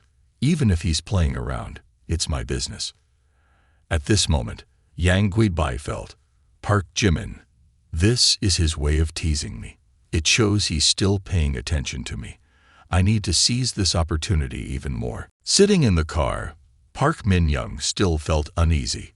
She found Park Jimin's actions perplexing. It was the first time she had seen his unbelievably indifferent expression. Despite numerous instances of her playing pranks on him, Park Jimin had never paid her much attention before. After waiting for the young man to cool off a bit, she asked, "Park Jimin, why do you treat Yang Guibai like that?" Park Jimin coldly replied, "No reason. Maybe she didn't live up to my expectations. A bit disappointing, that's all. The one at fault may not be her, but me." Park Min-young also knew quite a bit about Park Jimin and Yang Guibai's relationship, both being women. She felt some sympathy for Yang Guibai. Park Min-young raised her hand to gently touch her hair and then looked at Park Jimin with a probing gaze. "Even though I don't know what happened, you still pay attention to her. You two are third-year friends. Isn't she your first love?" Park Jimin, who had basically lost faith in romantic relationships, responded indifferently, "A person like me doesn't have a first love." Hearing this, Park Min-young raised an eyebrow, displaying a skeptical attitude. "Only a devil would believe you, oh man." Park Jimin snorted and calmly retorted, "Humph, woman." As he turned away, something flashed in Park Min-young's mind, and she suddenly remembered something. "Right, Park Jimin. I have another question for you. You must seriously think about it and give me a sincere answer." Hearing Park Min-young's serious tone, Park Jimin looked at her intently. "Go ahead and ask. Why do you want to give me a 1 billion carp technology stake? What do you have in mind?" At this point, Park Jimin leaned close to Park Min-young's face, his gaze becoming deep and unpredictable. "Do you want to hear the truth, or do you prefer lies? Park Min-young tightened her grip on the table, affirming, I told you to be serious. Feeling that the joke was over, Park Jimin turned his face back to its original position. He drove and answered with an indifferent look, I have no intentions toward you. Giving you the steak is just to take advantage of your favor. Park Min-young felt a bit disheartened. Though she couldn't confirm Park Jimin's feelings for her, she didn't expect him to answer so decisively without any hesitation. Summoning the last bit of courage as a girl, she said to him, I don't believe you have no intentions toward me. Why do you want my favor? Park Jimin no longer hid anything. He spoke plainly, making Park Min-young understand that he needed her favor to accomplish a mission. Hearing the words mission, Park Min-young exclaimed in surprise, mission. Suddenly slamming on the brakes, Park Jimin caused Park Min-young to jerk forward. After pulling the car to the side, Park Jimin continued to explain his mission. That's right. I have a system that gives me 90 billion. I can spend it however I want, but only on girls. You are one of my targets, and this billion is just a small gesture. Upon hearing this, Park Min-young's expression changed instantly, finding Park Jimin's words utterly absurd. Such things don't happen in real life, she thought. Park Min-young believed that the guy was making up a story. Park Jimin, can you please stop joking? Even if you're making up a story, make it somewhat believable. A system mission or whatever, you won't find that in online novels. Seeing that Park Min-young remained unconvinced even after his elaborate explanation, Park Jimin switched to a story he had secretly contemplated for a while. All right, I admit I spend money on you because you're beautiful. My goal is to trick you into bed. Are you satisfied? Upon hearing Park Jimin's response, Park Min-young involuntarily clenched her fists at her sides, stunned by his audacity. Trick me into bed. Considering Park Jimin's current situation and what he had provided for her, the idea of ending up in bed with him was entirely plausible. Park Min-young recognized this and muttered to herself, if it's Park Jimin, maybe it's not so bad. At this thought, Park Min-young's cheeks suddenly turned as red as tomatoes, while Park Jimin felt a bit annoyed. He rested his hand on his forehead, muttering, I remember this sister used to be different, reserved, and quiet. Why does she act like a curious child now? Is this some kind of contrast? Park Jimin took Park Min-young back to her residence in the small villa area. Looking down from above, Park Min-young observed Park Jimin driving away and remarked, this Park Jimin, always eloquent, but never seen him lift a finger or take a step. Quite strange. If he genuinely wants to trick me into bed, there are plenty of opportunities. Besides, he has enough money to attract countless other girls. After analyzing for a while, Park Min-young still thought to herself, I still feel Park Jimin's purpose is not simple. Could it be? As she was still pondering, Yang Guidbai called. Hello Yang Guidbai. Oh, Park Jimin, he's back. Yang Guidbai anxiously asked, Miss Park, I have an unreasonable request. If you don't mind, can you let me know? Park Jimin, did he say anything about me? Park Min-young replied, I asked about that, but it seems he doesn't want to talk about it. I didn't dare to inquire further, and yes, there seems to be something I can't quite understand. Yang Guidbai asked, What is it? Park Min-young explained, I want to know why Park Jimin is investing in goldfish technology and giving me shares. He says it's because he wants to have my favor, but I always feel that this reason is not quite genuine. I also don't feel like I'm worth $1 billion. You mentioned something similar, and Park Jimin told me the same thing, but I also feel that his gains and the price he pays are completely disproportionate. It's too unusual. Yang Guidbai analyzed. Could it be that he's playing a very large game? Since he crazily spent money on the livestream app, enhanced the reputation of Chairman Baekhyun, he has been cautious every step of the way. First, investing in a supermarket, acquiring Big Cat TV, investing in Goldfish Technology Company, appearing like a loser, but in reality, it's a strategic plan, and a 1,000-mile victory. Park Min-young agreed with Yang Gui-bai's analysis, saying, "Exactly, our goldfish technology has developed a new intelligent algorithm from the research department some time ago. Is it possible that Park Jimin invested because he saw this potential?" That's right. This is the initial form in which Park Jimin created a business map for himself. I understand now, everything is clear. So his flamboyant appearance is just a disguise to not reveal his business intentions while setting off smoke bombs. It's very likely to be the case. This man is truly cunning, deep beyond measure. Why does he resemble Zhu Zhiliang so much? Park Jimin will be the man who changes the world. Is that the message Ms. Park is waiting for? A message from Kim Jisoo read, "Sister Yang Gui-bai, my company is about to open. And I remember you own Kim Mao Building. Can I rent a floor from you at a negotiable price?" No problem. Yang Gui-bai thought to herself, could this also be arranged by Park Jimin? At the dormitory, Park Jimin kept sneezing continuously. He thought to himself, after enhancing my attributes, my body is basically immune to diseases. Why am I still sneezing? Is someone mentioning me? After pondering, Park Jimin told his friends, "Guys, all eyes on me. Look straight at me. I declare something." "What's up, Jimin? You're at a critical moment." One guy decisively said, "I've decided to move out." The friends jumped up hearing this. "What are you saying?"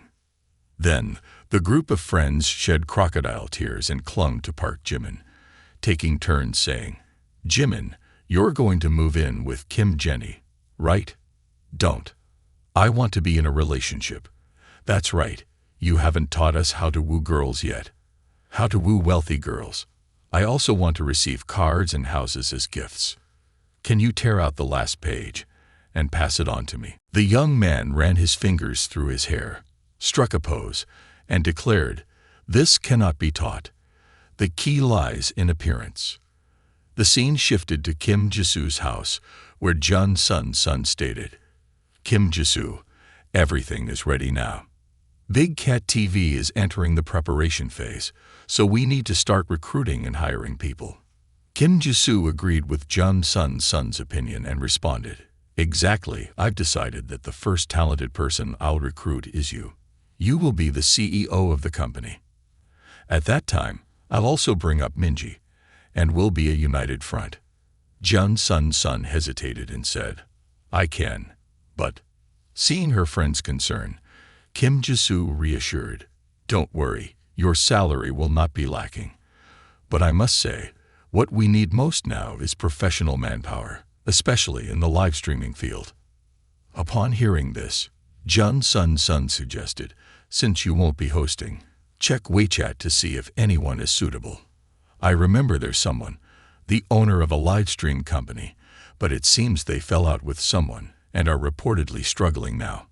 At a cafe, a girl's voice rang out, "Get lost." A guy had a glass of cold water thrown in his face. He ran his hand through his hair and said, "Fine, I'm leaving." "You still think I have to endure your face, Seo Hyun?" The angry girl exclaimed, "Zhao, you mooch off my family. We were engaged, and now you want to break up." "Yes, I want to break up. Now that your company is gone, you're constantly in debt, unable to give me the life I want. A man's youth is short, and you're already old like this. You can't provide for me. Someone else can. It's just that you didn't try hard enough. I'm leaving. I've settled the bills. Judging by your pocket, you probably don't have money to pay. Bye-bye, auntie." The people at the cafe witnessing this scene started gossiping. "Oh, raising a younger man. That's really something.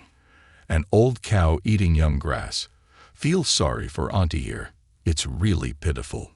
Seo Hyun lowered her head, feeling both embarrassed and humiliated, thinking, "Damn, men are too materialistic and pragmatic. I don't accept it. I'll definitely have a chance to start over. At 30, there's still time." At this moment, Kim Jisoo's phone rang, surprising Seo Hyun, who asked, "Why is it her?" Kim Jisoo's first words were a proposal, "Hey, Sister Hyun, do you want to start a business with me?" The current situation was like waking up from a bad dream to find a golden opportunity. This morning, while Park Jimin was still sound asleep in bed, he heard the sound of a creaking door. Startled, the young man thought to himself, "Someone. Why would there be someone in my house?" Park Jimin immediately woke up, sat up, and pondered, during the day, could there be a thief in the house? Without even putting on his shirt, the young man hastily stood up, quietly grabbed the vase of flowers on the table, and tiptoed towards the door to prevent any noise. Park Jimin thought, daring to steal from me. They don't want an easy escape. The door opened with a creak, and then slowly swung open. Inside, Park Jimin clenched his teeth, preparing for the worst-case scenario. This time, he would confront this detestable thief head-on. As the door swung wide open, Kim Jenny stepped in, holding a box of food in her hand. Seeing Park Jimin inside with his peculiar actions, Kim Jenny was incredibly surprised. She didn't expect Park Jimin to move in so quickly. Moreover, Park Jimin was holding the vase of flowers sneakily, prompting her to ask in astonishment, "Park Jimin, what are you doing?" Park Jimin grimaced as he realized that before him stood Kim Jenny, not a thief. The young man's eyes widened for a few seconds before he exclaimed, "Kim Jenny." After a moment, Park Jimin placed the vase of flowers on the table and hastily grabbed a shirt to put on. Kim Jenny awkwardly turned away. Park Jimin inquired, "Kim Jenny, why did you come without saying anything? I thought you were a thief," was even planning to teach him a lesson. Having said that, she opened the door and stepped out of Park Jimin's bedroom. Just as she left the door, Kim Jenny's face turned as red as 2 tomatoes. "Sorry, Jimin, I didn't know you moved in so quickly. I wanted to redecorate the bedroom." In her mind at this moment, all she could think of were images of Park Jimin's muscles. Amazing, a not bad physique, and even an 8-pack. Although it was just a quick glance, she had already admired that fantastic body. Kim Jenny felt somewhat satisfied. Park Jimin wasn't one to be outdone. Upon seeing the opportunity, the young man immediately chased after her with a demand. "All right, no need to explain anymore. You've seen me clean. It's only fair if I get to see you too. Don't I deserve that?" At this point, Park Jimin probably had changed his clothes, and Kim Jenny opened the door to step in again. She blushed, biting her nails and saying, "If Jimin really wants to see, it's not like I can't show." Seizing the once-in-a-lifetime opportunity, the young man responded, "Want to see, huh? I can't believe you're not afraid of me." In his mind, he thought, if she wants to tease me, let's see who's more mischievous. Thinking that Kim Jenny was just joking, he was taken aback when she began to undress, saying, "All right then, I'll show you." The young man was shocked, mouth agape. No, I was just kidding. Don't take it seriously. This girl has no defenses. Isn't she afraid of playing with fire?" Seemingly able to guess Park Jimin's thoughts, and with her carefree personality, Kim Jenny silently thought, "Playing with fire? Huh. I wonder which one of us is the wood and who's the fire. Hi. Then she said, Ha, I'm just kidding. I bet Jimin is hungry. I brought breakfast for him." Kim Jenny set the food on the table, and Park Jimin, leaning in, playfully asked, "Didn't you say you didn't know I moved in? Why did you bring breakfast then?" Not sincere at all, my friend Kim Jenny. Caught off guard, Kim Jenny could only respond with a playful tone.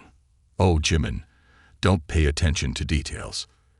With everything prepared and the atmosphere seemingly becoming enjoyable, Park Jimin, looking at the cute dumplings on the table, exclaimed, "You even know how to make dumplings."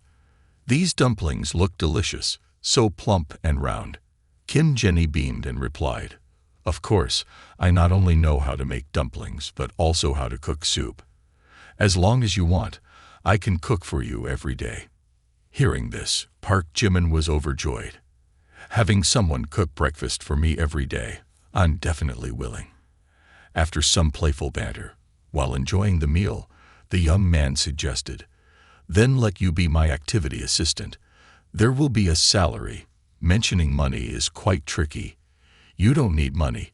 You can work for me for free every day." Handing the chopsticks to Park Jimin, Kim Jenny intentionally brushed against the young man's skin, trying to stimulate him.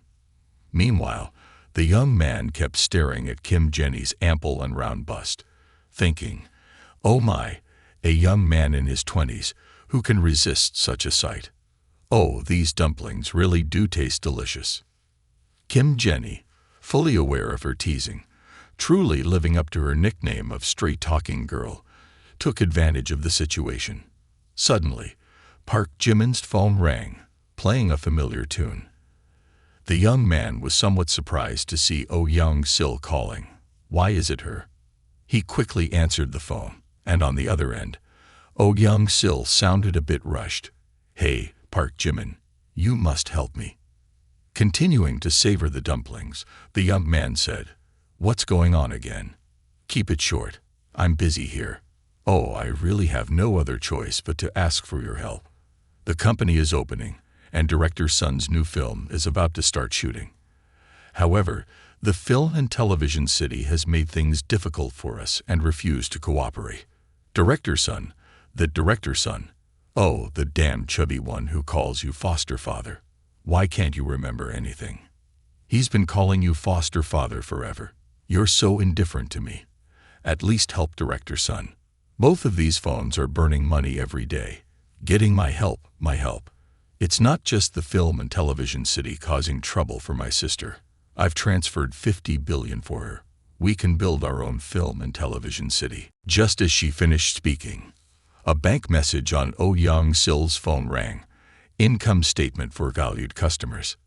Your bank account has received 500, a lot of zeros." Oh Young-sil began counting. 100 million, 100,000, million, 10 million, 500 billion. Counting to this point, Oh Young-sil was extremely incredulous, thinking she might be dreaming.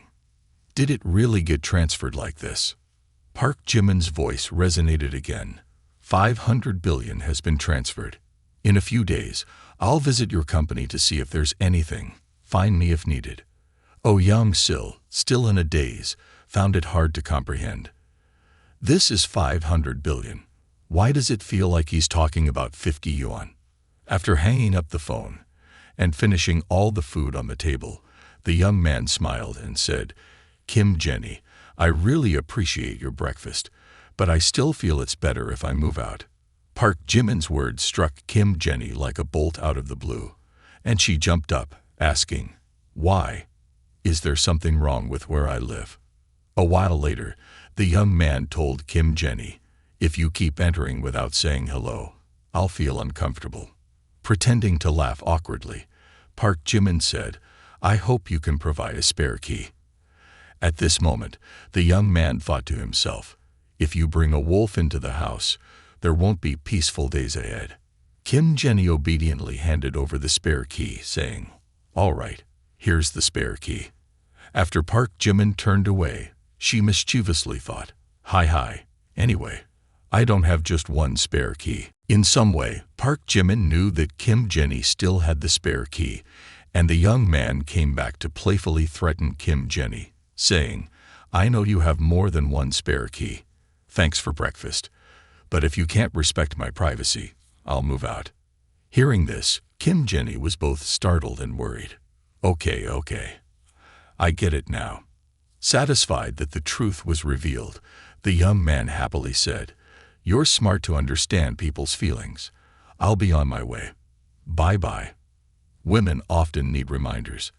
Otherwise, they might take advantage. Last time was just a gentle lesson. After saying goodbye to Kim Jenny, Park Jimin walked towards his car to leave. Just as he opened the car door, unexpectedly, he heard someone calling, "Jimin, over here, over here." Park Jimin turned around to see his friend and his friend's girlfriend approaching. "Jimin, you finally arrived." "Hello, Park Jimin." The young man thought to himself, "Why is Yu Pai-ri here too? I initially wanted to have a private conversation with Jongke." This is inconvenient. When Jong-ki noticed Park Jimin on a new car, he asked, "Young man, you changed your car again. Where are we going for a meal? Get on the car, and we can talk." Yoo Hae-ri, scheming in her mind, thought, "I'm quite clever. Park Jimin and Song Joong-ki have such a close relationship. With Park Jimin's status, the place he chooses for a meal must be high-end. I didn't waste my effort on makeup." However, a while later, when they arrived, it turned out to be not a fancy restaurant, but a casual eatery. Hae-ri jumped in disappointment.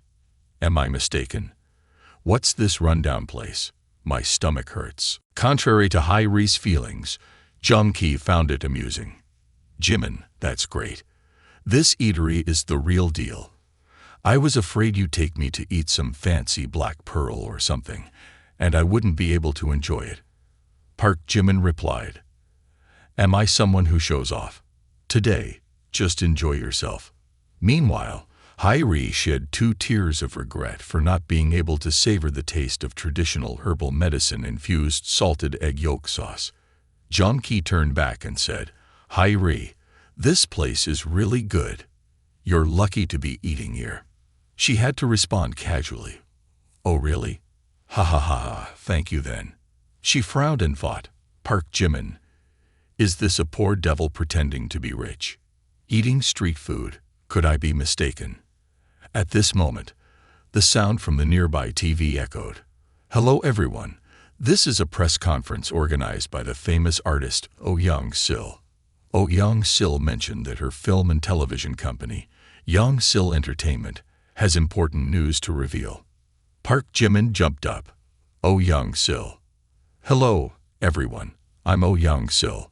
Today, the main purpose here is to announce something." She doesn't understand the meaning of humility, always organizing press conferences. These things are not good. Truly foolish. The renowned Chairman Baekhyun has invested 1 trillion in our company. We are about to build the largest film and television facility in Asia, and even the world. Oh Young-sil's remark hit the young man like a splash of water. Indeed, a sharp arrow aimed at him. Oh Young-sil doubled the amount, and Joong-ki turned to inquire, "Chairman Baekhyun, Jimin, wasn't it you she referred to? Do you want to establish a film and television foundation?" The young man could only feign a cough to gloss over the situation, while Hae-ri, upon hearing the amount, had her eyes light up. 1 trillion, Park Jimin, and still so wealthy. She immediately formed a different opinion about Park Jimin. Maybe called a billionaire, but unreserved about street food, very charismatic. Park Jimin frowned, silently thinking, "Nerve-wracking, you're just putting on a show. What's the point of involving me? Now the whole country knows me. How can I still pursue someone else?" Joong-ki turned and asked, "Jimin, if you happen to know all the female celebrities, when will you get me an autograph? Also, what's the deal with our TV base?" "Oh well, no matter. It's just a thing, 1 trillion. You can print money." Before Joong-ki could finish, Park Jimin forcefully stuffed food into his mouth, saying, "Eat your own, stop talking nonsense." Hae-ri, seeing her boyfriend struggling, felt a bit sorry. Song Joong-ki, the ladder of my life. Jimin, be a bit gentler. I must hold on to him. Park Jimin, spending money at will is enough for a wealthy life. I've improved my fate thanks to him. Joong-ki, grown up like this and still not paying attention to meals. I'll wipe for you. Thank you. At the Kim Mao building, the sound of gratitude echoed. 1 trillion. At this moment, 4 girls focused on observing the large screen in the building. Sun asked Kim Jisoo, "Didn't you say he only had 500 billion? And furthermore, he knows Oh Young-sil." Kim Jisoo replied, "This could be his modesty." Park Min-young added, "I know this. Park Jimin participated in the charity night before, took photos with gifts for Oh Young-sil. They have known each other for a while." Jun Sun wondered, so is Park Jimin trying to court her this time? Yang Guidbai spoke up, "It's not that simple. The 1 trillion project is a massive undertaking, not something decided on a whim. This matter was probably settled long ago. They just used Oh Young-sil to make the announcement. Indeed, spending 1 trillion just to impress a girl would be too extravagant. Yang Tiu-thu's analysis is correct. Park Jimin's actions may seem extravagant, but there is a deep thought behind it. Yang Guibui found it difficult to understand. The Vinova program, Big Cat TV, are now television bases. Park Jimin, what are you arranging? I truly cannot fathom. Jun Sun suggested to Kim Jisoo.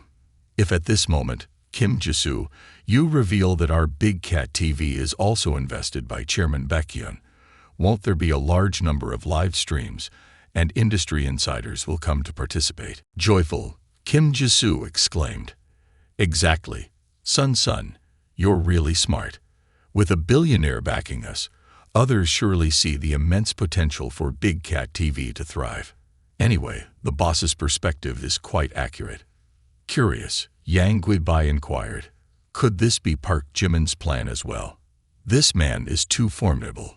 Oh, Chairman Park, what are people discussing? Oh, nothing. Oh Young-sil, isn't she at the press conference? We're discussing Chairman Baekhyun, her investor. Chairman Baekhyun, she keeps saying Chairman Baekhyun. Is Chairman Baekhyun? Who else could it be? He's the most famous one. Hyun doesn't know anyone else. Our company is also invested in by Chairman Baekhyun. Upon hearing this, older sister Hyun asked abruptly, can I resign now? Siu Hyun's reason was straightforward, leaving Kim Jisoo unable to accept it. Immediately after, Kim Jisoo frowned, speaking with concern. Why, Sister Hyun, didn't you agree before? Why change your mind now? Did I do something wrong? Back when I was a streamer, you were the one who guided me into the profession. I genuinely want you to join the company. If you're not satisfied with the salary and benefits, we can discuss it further. And if you're concerned about the company's development, you've seen it yourself. We have Chairman Baekhyun backing us. Without saying anything, it's okay. However, the mere mention of the person who brought disgrace upon Seo Hyun prompts an indignant outcry. It's none other than Chairman Baekhyun. Sensing a momentary loss of control, Seo Hyun quickly composes herself, endeavoring to modulate her voice. I want to resign, unrelated to others, primarily because this company is invested in by Chairman Baekhyun. Seo Hyun hesitates briefly, then decides to reveal the truth. Honestly, because I offended Chairman Baekhyun, and also due to my own pride and disregard for others, my previous company went bankrupt. If Chairman Baekhyun finds out I joined your company, I know I'll face retaliation, and I fear it might affect you. Seo Hyun's words left Kim Jisoo somewhat perplexed. What? Chairman Baekhyun caused your company to go bankrupt? Subsequently, Kim Jisoo attempts to sift through memories of Park Jimin. Park Jimin seems like a kind person. He's gentle, courteous, considerate, and has never done anything to disappoint me. Contemplating this, Kim Jisoo feels a bit troubled. Moreover, Sister Hyun is truly a talent. Currently, in a short period, no one seems to match Sister Hyun for the high-level management position in the company. I really don't want Seo Hyun to leave. No, I have to inquire about this from Park Jimin. Afterward, Kim Jisoo took out her mobile phone and dialed Park Jimin's number. While calling, she encouraged Seo Hyun, speaking with confidence. Don't worry, Hyun. Park Jimin isn't someone who fusses over trivial matters. I'll talk to him. On the other side, Park Jimin had just finished his meal. Alongside Jong-ki and Yoo-hae-ri, he was preparing to leave the small restaurant. Jimin, see you next time. After saying this, Song Jong-ki walked away with happiness overflowing. He decided to buy Yoo-hae-ri a handbag. Park Jimin, feeling helpless, remarked, "All right, call me in a bit." Just then, the familiar ringtone echoed. For you, I've learned patience. For you, I've changed bad habits. Park Jimin picked up the phone, and on the other end, Kim Jisoo spoke. Park Jimin, there's something I want to discuss with you. Hearing this, Park Jimin felt uneasy. She's come knocking at the door so quickly. Does Kim Ji-soo want to question me about investing 100 billion in Oh Young-sil? Kim Ji-soo won't easily let this go. If it's true, things will turn ugly. But if there's no way to avoid it, the only choice is to face it. With these thoughts, Park Jimin made a concerted effort to calmly respond. Oh, what's going on? Just tell me. Although mentally prepared for every situation, Kim Ji-soo's question took Park Jimin by surprise. Has Hyun, in the past, wronged you to the extent that you would appoint someone to bankrupt her company? Confused, Park Jimin inquired. Seo Hyun, who is she? What are you talking about? Angrily, Kim Ji-soo retorted, you bankrupted her company, and now you pretend not to know who she is. It's Hyun. She used to manage a streaming company and crossed you, so you made her bankrupt. Understand? Park Jimin quickly recalled who Seo Hyun was. Unpleasant feelings surged within him. He harbored no goodwill towards this woman, especially after learning she had impersonated him to deceive others. Fearful that she might overthink, he responded, Ah, I remember now. People like her are quite arrogant. I taught her a lesson, mainly because she impersonated me to deceive others. It's infuriating. Having heard this, Kim Ji-soo decided to address the issue decisively. Park Jimin, here's the situation. Hyun is currently working at my company. I find her suitable for a position, and I want to consider hiring her. She has also learned her lesson. However, she's concerned because you have invested in the company, fearing you might create difficulties for her in the future. I believe you two can resolve your past conflicts. I advised her to sincerely apologize to you, and perhaps you can forgive her. Park Jimin pondered for a moment, showing a slight concession. If she truly acknowledges her mistake, I don't need to pursue and eliminate her. As for who Kim Ji-soo wants to recruit, I don't want to interfere. As long as she doesn't bring up the matter of me investing 100 billion in Oh Young-sil, everything can be negotiated. Okay, tell her to apologize. Kim Ji-soo handed the phone to Seo Hyun, her eyes full of hidden meanings. Seo Hyun held the phone, emotions surging within her. The company I personally built has now gone bankrupt because of Park Jimin. The new house I just bought is already on deposit, and I was about to get married. But now, everything has disappeared. Every terrible thing that happened to me originated from this man.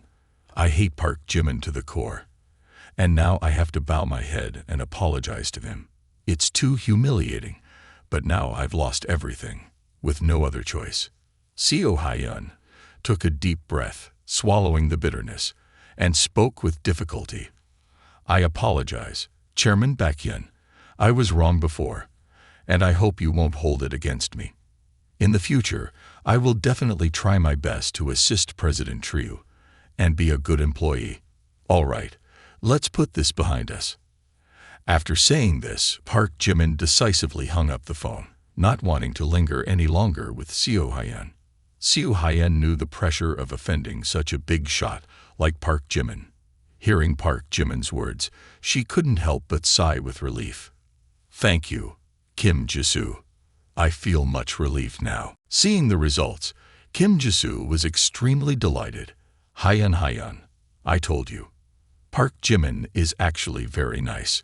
In the future, let's be a family and work together. After hanging up, Park Jimin also highly praised Seo Hyun. Seo Hyun, she knows how to compromise when necessary. It can be said that she is an exceptional character. In Kim Ji-soo's company, Seo Hyun will undoubtedly be very helpful.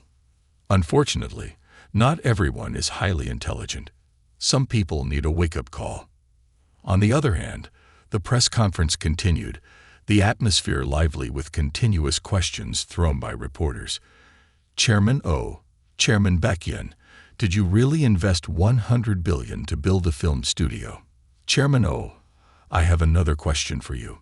If the Young-sil Broadcasting Corporation is indeed starting the construction of a film studio, where will the studio be built? Moreover, with a massive investment of 100 billion, this project is undoubtedly enormous. So, Chairman Oh, won't it take several years before your new film studio can be inaugurated? Oh Young-sil confidently answered the reporter's questions regarding the choice of the location for the film studio, of course.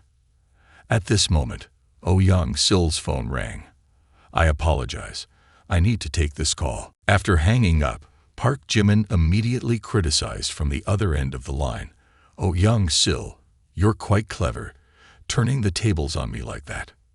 Upon hearing Park Jimin's question, Oh Young-sil couldn't help but feel flustered. She stammered in response. I didn't. Park Jimin continued his interrogation. You spread the word everywhere that Chairman Baekhyun invested 100 billion in you. How do I live modestly after this? Park Jimin's question left Oh Young-sil speechless. She didn't know how to respond. I live modestly. Oh Young-sil thought that Park Jimin was joking when he declared the 100 billion investments, and now he couldn't take back his words. However, it was not about the money.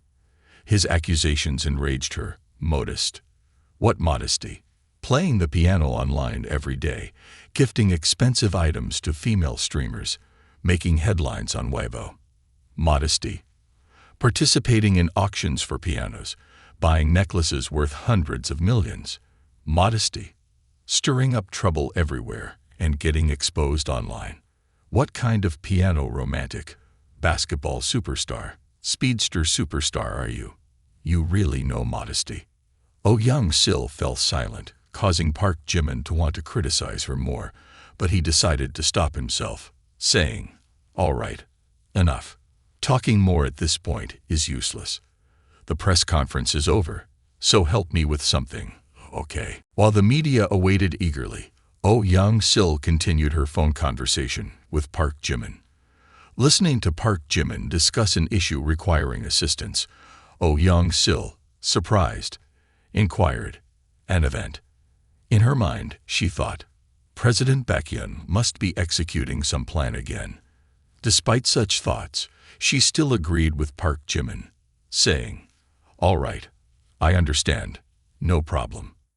After concluding the call with Park Jimin, Oh Young-sil returned to the press conference and apologized to the media, stating, I apologize, everyone. I just received an important call from our investor, President Baekhyun. Immediately upon mentioning President Baekhyun's name, the room buzzed with excitement, and people began to speculate. Indeed, President Baekhyun. It seems Oh Young-sil has important news this time. This is likely unique information. The mysterious President Baekhyun is finally making an appearance. Oh Young-sil stated, President Baekhyun informed me that he has just acquired the struggling live streaming platform Big Cat TV, and the app is on the brink of bankruptcy, set to return online. Please stay tuned. Our television network will become the strategic partner of Big Cat TV. By then, news about our latest films will be broadcast on Big Cat TV. After Oh Young-sil concluded her speech, reporters immediately raised their hands to ask questions.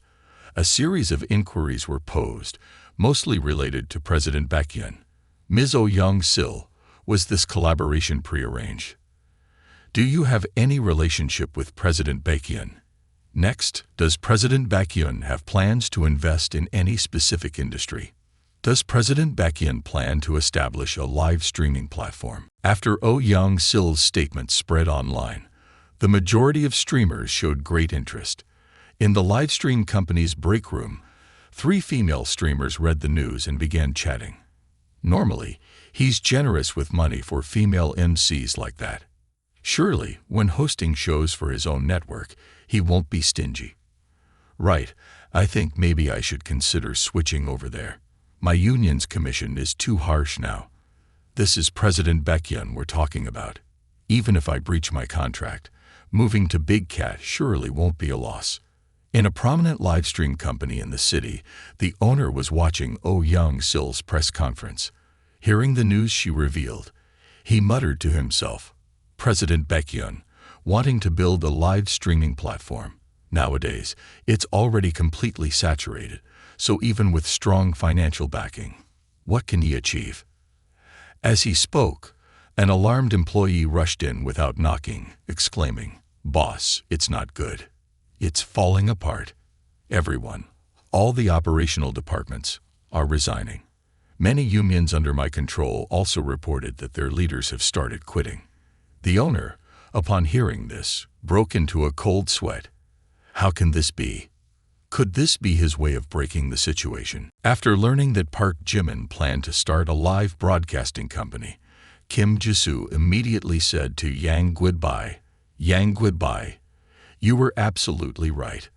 Oh Young-sil promoted Big Cat TV multiple times, and the only explanation is that Park Jimin had calculated everything." The deep gaze of Yang Guidbai when talking about Park Jimin. "Actually, I was just speculating, not thinking it would be accurate. Park Jimin is truly a business genius, connecting all the dots. His seemingly erratic behavior before has finally been proven to be a deliberate strategy." After listening to the girls piecing together the details of Park Jimin's actions, Sun Sun exclaimed, "So if Park Jimin is indeed like that, all his previous flirtatious behavior, it's all for investment." Yang Guidbai seemed to think the same way, responding to Sun Sun with a soulless gaze. Exactly, when Park Jimin spent so much money before, it wasn't just for flirting. His purpose was business profit. Park Min-young was also surprised. She was momentarily speechless before saying, "He gave us money, basically not to pursue us." Kim Jisoo, at this point, also understood everything. He just saw that we have great potential as his employees. In the minds of the four girls, speculations about Park Jimin were overflowing, even though, after connecting the details, they all believed that Park Jimin's pursuit was related to business. Each girl held a faint hope that Park Jimin might have genuine feelings for them. Each one wondered, does Park Jimin truly love me? There's an intriguing paradox in love, where the man you can't quite grasp ends up making you invest all your passion and effort to conquer him. In this case, all the girls shared this sentiment. The atmosphere suddenly became heavy and stifling, especially for Yang Guidbai. Having been humiliated by Park Jimin before, she experienced immense pain. Currently, Park Jimin hasn't made a choice yet, intensifying her emotions. Perhaps they think like me, but hesitation at this moment will lead to failure. What's crucial is that my parents at home are very pleased with Park Jimin, to the extent that I want to marry him. Therefore, I cannot retreat, or else I would disappoint the expectations my mother has for me. Thinking this way, Yang Guidbai asserted her sovereignty, expressing her intense and undeterred love. "I don't know whom Park Jimin likes. He might like everyone, or he might not like anyone at all. Even if he's a scoundrel, before he makes a choice, I am ready to sacrifice myself, accept any hurt to be by his side." As her words concluded, the atmosphere suddenly became tense.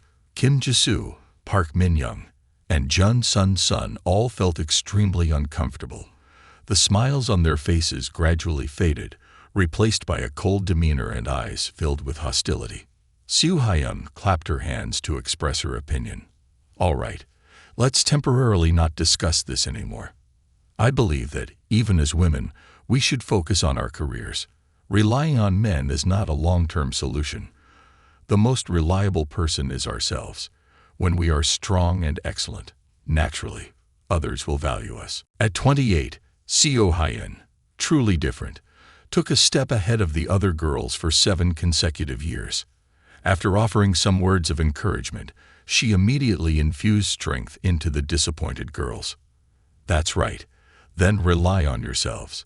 The one who can help Park Jimin earn the most money is the one who can go with him to the end." Returning to the life of Jung Ho-seok, after breaking up with Park Jimin, she diligently worked as a well-behaved employee.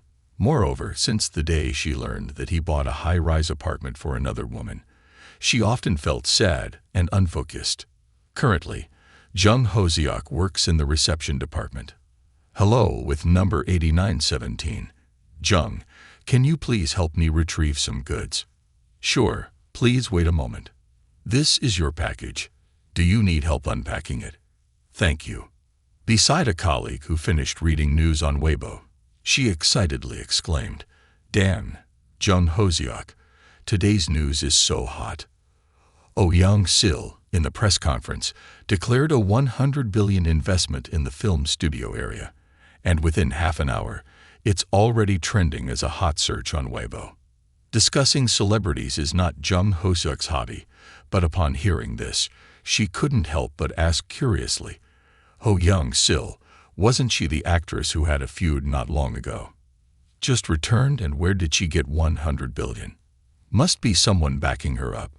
A mysterious tycoon. But who?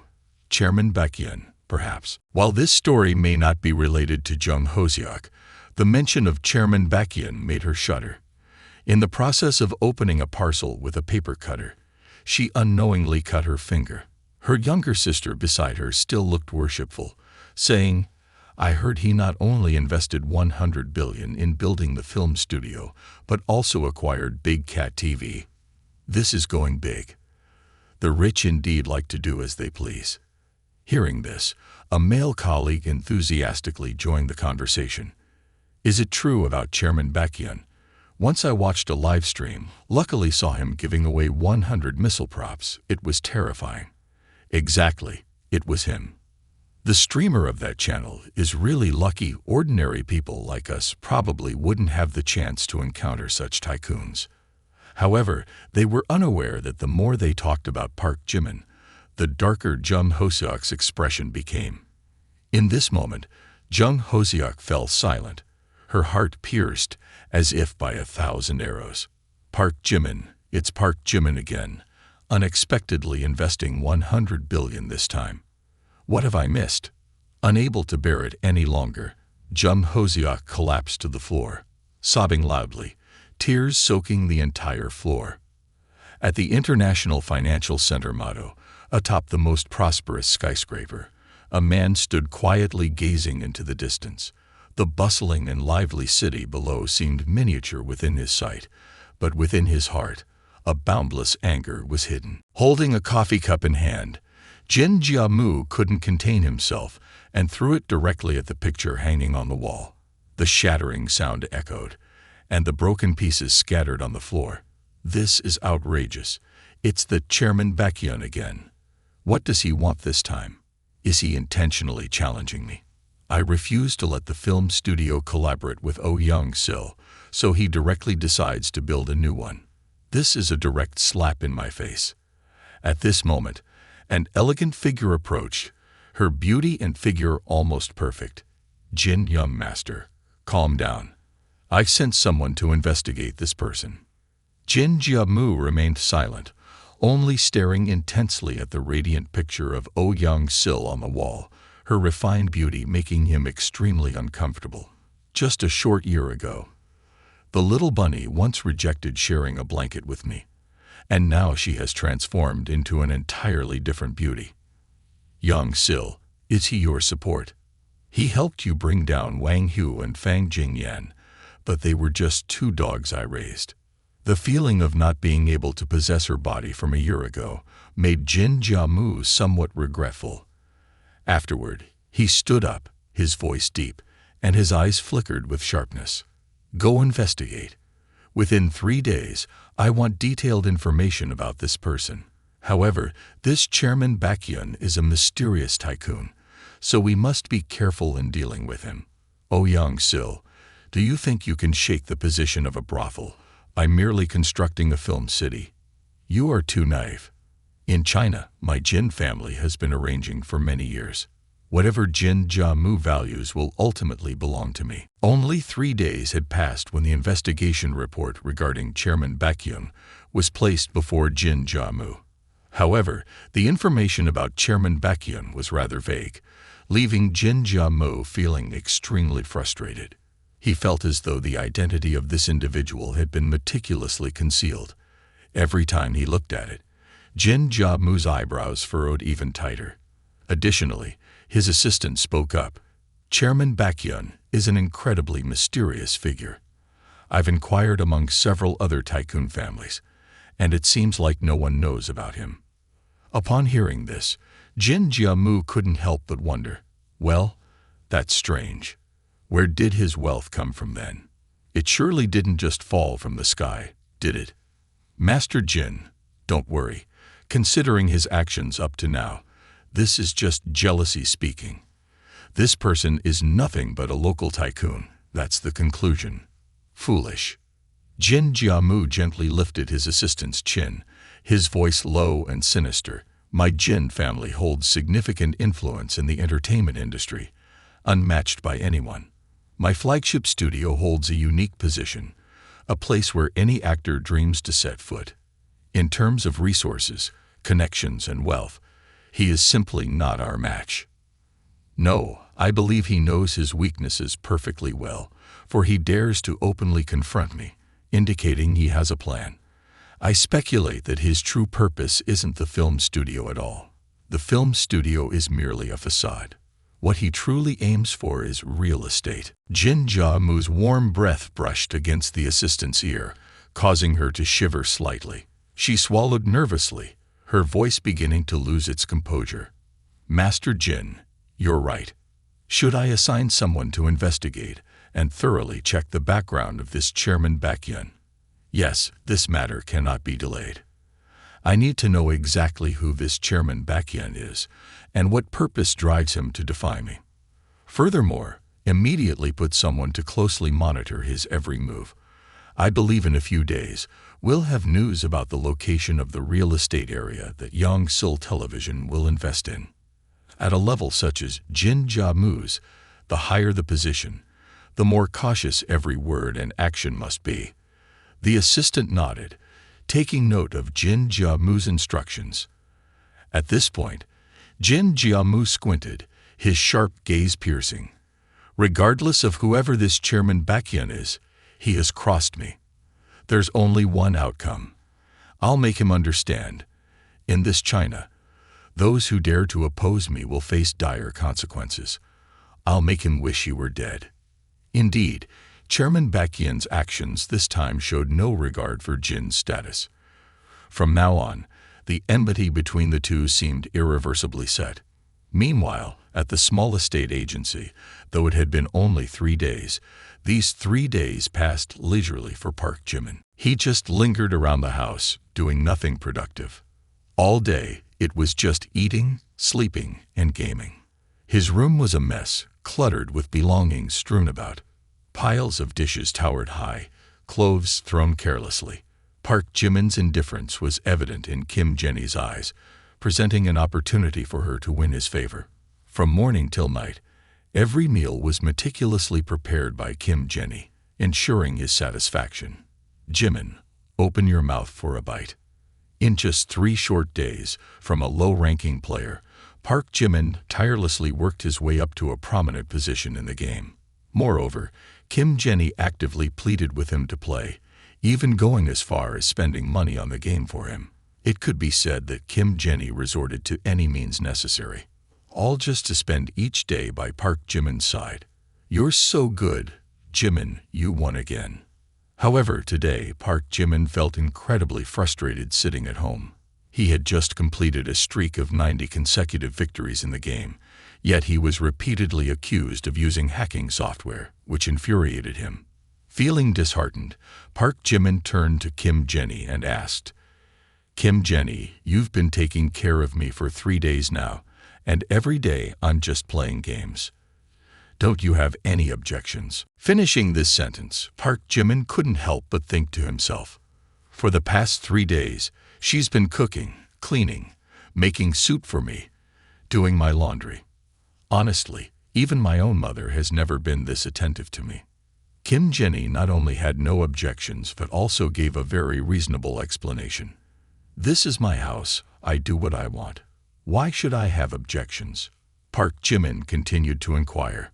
So you don't think I'm a spineless, useless man? Kim Jenny didn't feel that way. Instead, she appeared admiringly provocative. How could that be? Just a few days ago, your ranking was only 700 points. Today it's jumped up to 9,800. I've never met a man with a stronger drive for progress than you. Hearing this from Kim Jenny, Park Jimin was intoxicated. Damn, Aren't girls supposed to hate guys who play games the most? I'm just leeching off and waiting to die. Yet I'm still being praised, damn it. As Park Jimin stood up, Kim Jenny still watched him. Unlike any other day after finishing his meal, he didn't rush to turn on his gaming device. Instead, he changed clothes and prepared to go out. Seeing this change, Kim Jenny suddenly felt deflated. Hey Jimin, do you want to go out? Can I go with you? Park Jimin shook his head, explaining. I'm going to discuss business matters. It's not very convenient. Today, Oh Young-sil wants me to visit Young-sil Television, mainly to determine the location for the Film City project. This needs to be decided by me personally. There's nothing for Park Jimin to hide about this anyway. Everyone in China knows he's invested. Upon hearing that, Kim Jenny waved her hand and said, All right then. Take care, Jimin. As soon as Park Jimin left the house, Kim Jenny felt her position in Park Jimin's eyes had significantly risen. He no longer hides things from me, ready to share the reasons with me. Men, the most important thing for them is privacy. Clinging too tightly only makes them feel pressured, pushing them away from me. Like this, quietly caring is the skillful approach. This is the strategy of slowly but surely wearing away resistance, and this is my heaven-sent advantage. When Jimin gets used to having me around, he won't be able to live without me. After so many relationships, this might be the beginning of a beautiful one. Just wait. When it comes to competing for men, I never lose. Leaving the small residential area, Park Jimin drove straight to Tianwu Square. Young-sil TV station was recently established, but quickly asserted its position in the media industry and currently had its headquarters in a high-end office building within the bustling Tianwu Square complex. Upon learning that Park Jimin was about to arrive at Young-sil TV station, Oh Young-sil immediately personally came to greet him. The main hall was adorned with a dazzling red carpet. 100 neatly dressed employees lined up in 2 long rows, solemnly awaiting the arrival of Chairman Baekhyun, the esteemed guest, with an impressive and grand demeanor, leaving many in awe. After all, Chairman Baekhyun's reputation resonated throughout the country. Everyone knew. 2 employees glanced at each other curiously and whispered, What's so special today? Any special activities planned? Not sure, but it seems someone is coming. Rumor has it that an investor from our company will be visiting today. Even Chairman O personally went to greet them. Investors aren't. As soon as Park Jimin stepped into the main hall, Oh Young-sil greeted him with a radiant smile. This smile stemmed not only from the respect for the esteemed guest, but also harbored a hint of excitement from the depths of her heart. Chairman Baekhyun, you finally arrived. Oh Young-sil, I am a celebrity, but personally greeting me like this is a bit much. You're our investor, and this formal gesture is necessary. Standing beside Park Jimin, Oh Young-sil suddenly felt an indescribable feeling creeping into her heart. Lately, I feel that the more I look at Park Jimin, the more pleasing he appears. Being next to him always makes me feel uniquely secure. It seems I really like him. As soon as Park Jimin stepped into the building, the team of 100 people immediately bowed and collectively exclaimed, Welcome Chairman Baekhyun to visit and inspect Young-sil TV. Park Jimin paused for a moment, his face showing a mixture of surprise and amusement. Then he curiously asked, Are these arrangements also you're doing?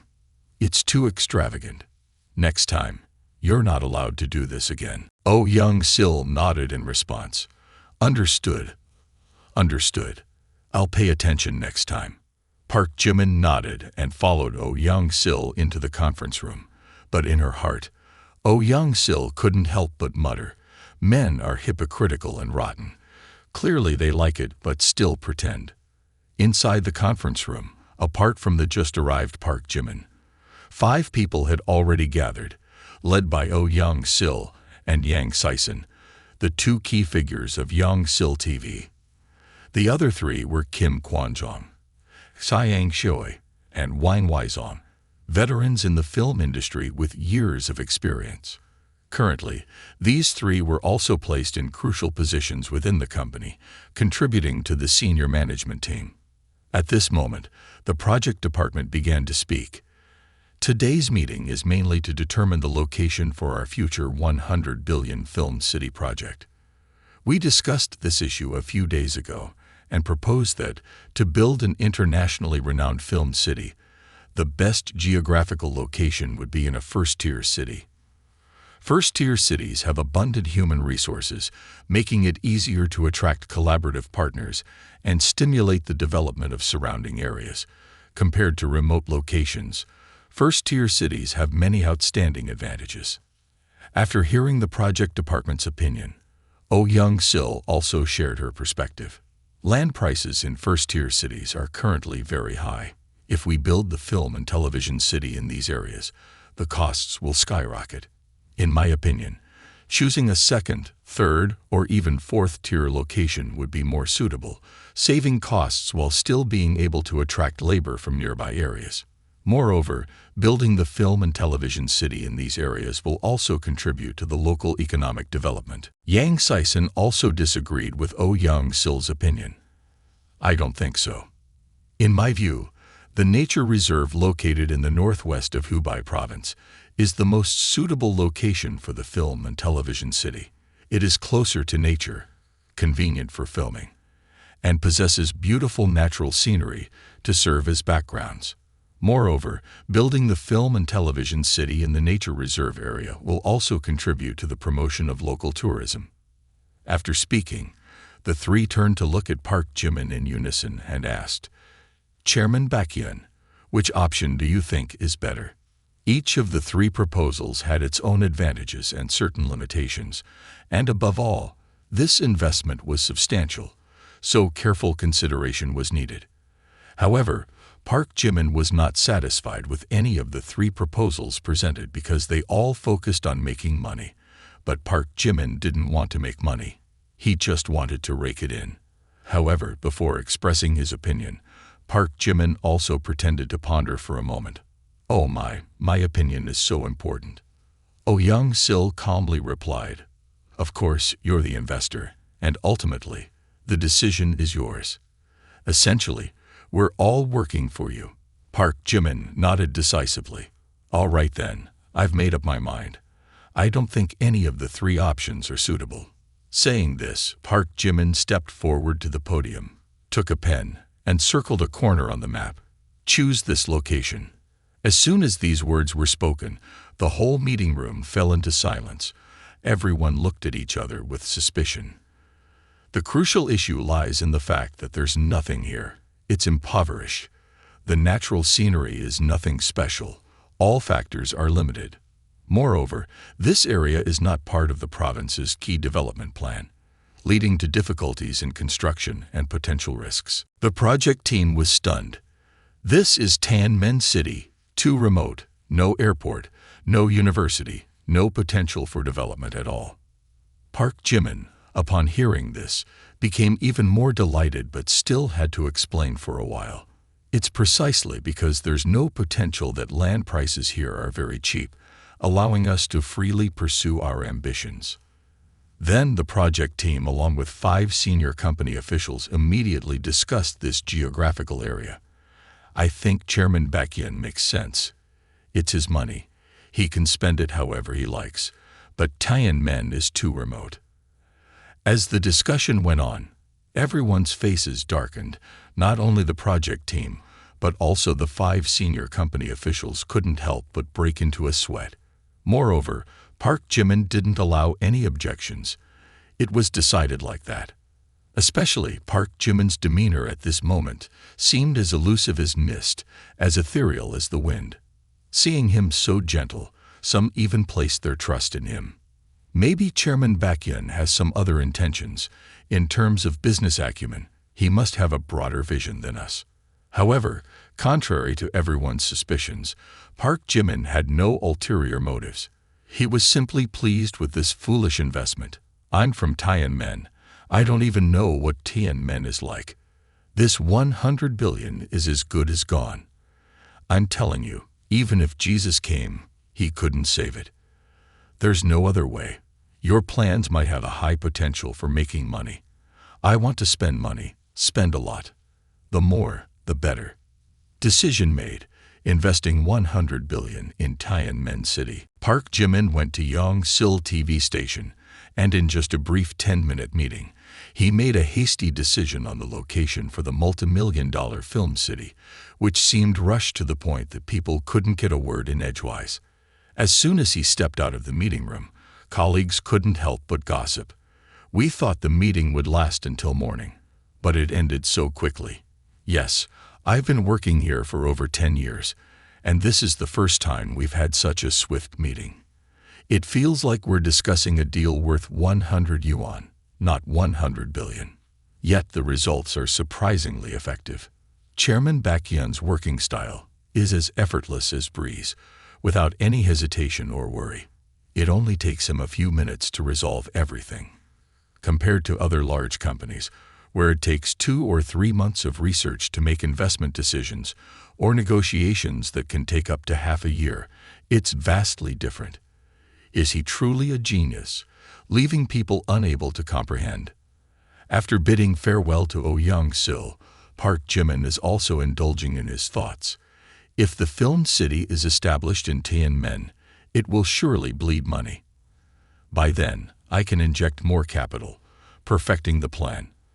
I have a system of 90 trillion lickspittle funds, enough to last a lifetime. Yet, people still want to make money. Please, stop chasing money. Continue to be a failure. At this moment, the familiar ringtone echoed. For my sake, I've learned patience. For my sake, I've let go of bad habits. Opening the phone, Park Jimin couldn't help but be curious when he saw Kim Jisoo calling him via video. Why not just make a regular phone call? Why video call? Is there something so important that requires us to see each other's faces directly? The issue of the partnership between Big Cat TV and the streamer once again caused disagreement between Kim Jisoo and Seo Hyun. This time, the conflict arose from the selection of the management department. Kim Jisoo wanted to assign it to the marketing department, while Seo Hyun supported the advertising department. The difference in the perspectives of these two powerful women led to a heated debate. As soon as Park Jimin picked up the phone, Kim Jisoo went straight to the point. Park Jimin, you mentioned before that you wanted to discuss recruitment, organize a meeting over the phone. You were prepared. So why are you on the road? Then, with a slightly annoyed look, Kim Jisoo glanced at Park Jimin, asking, "You couldn't have forgotten about this, could you?" It was only then that Park Jimin suddenly remembered. Damn, I almost forgot about this. Thinking so, Park Jimin quickly laughed off the situation. Haha, how could I forget? Haha, I just thought being outdoors would be better. Frustrated that she couldn't argue with her senior, Kim Jisoo began to explain the issue to Park Jimin. All right, I'll keep it brief. Because of the press conference, more people are starting to pay attention to our Big Cat TV, but currently we're facing some difficulties. The most important issue is the revenue share with streamers. Currently, the common revenue split is 5-5. There are platforms that suck blood with a 3-7 split. I think our Big Cat should establish itself as a reputable platform. Therefore, I propose setting the split at 6-4, which will attract more streamers. However, the experienced leadership of the company believes that such a split will cause too much loss for the company, and operational costs will skyrocket. Chairman Kim's approach seems like a way to buy reputation at the expense of money. Park Jimin frowned as he heard this. He felt, sharing profits at a 6-4 ratio. Big Cat TV has already made a considerable amount of money, yet the PR department still deems it less profitable. The more he thought, Park Jimin began to feel uneasy. Opening live streams is supposed to help people make money, but at this rate, in just a few days, they probably won't need me to invest anymore. Continuing with Seo Hyun's opinion. Exactly, we believe that maintaining the 5-5 profit-sharing ratio is sufficient. If it continues to decrease, in the long run, the company will incur heavy losses. This is our experience and lesson learned. This time Park Jimin couldn't contain himself any longer. He interrupted Seo Hyun, his voice filled with indignation. "Hold on, did you just say loss?"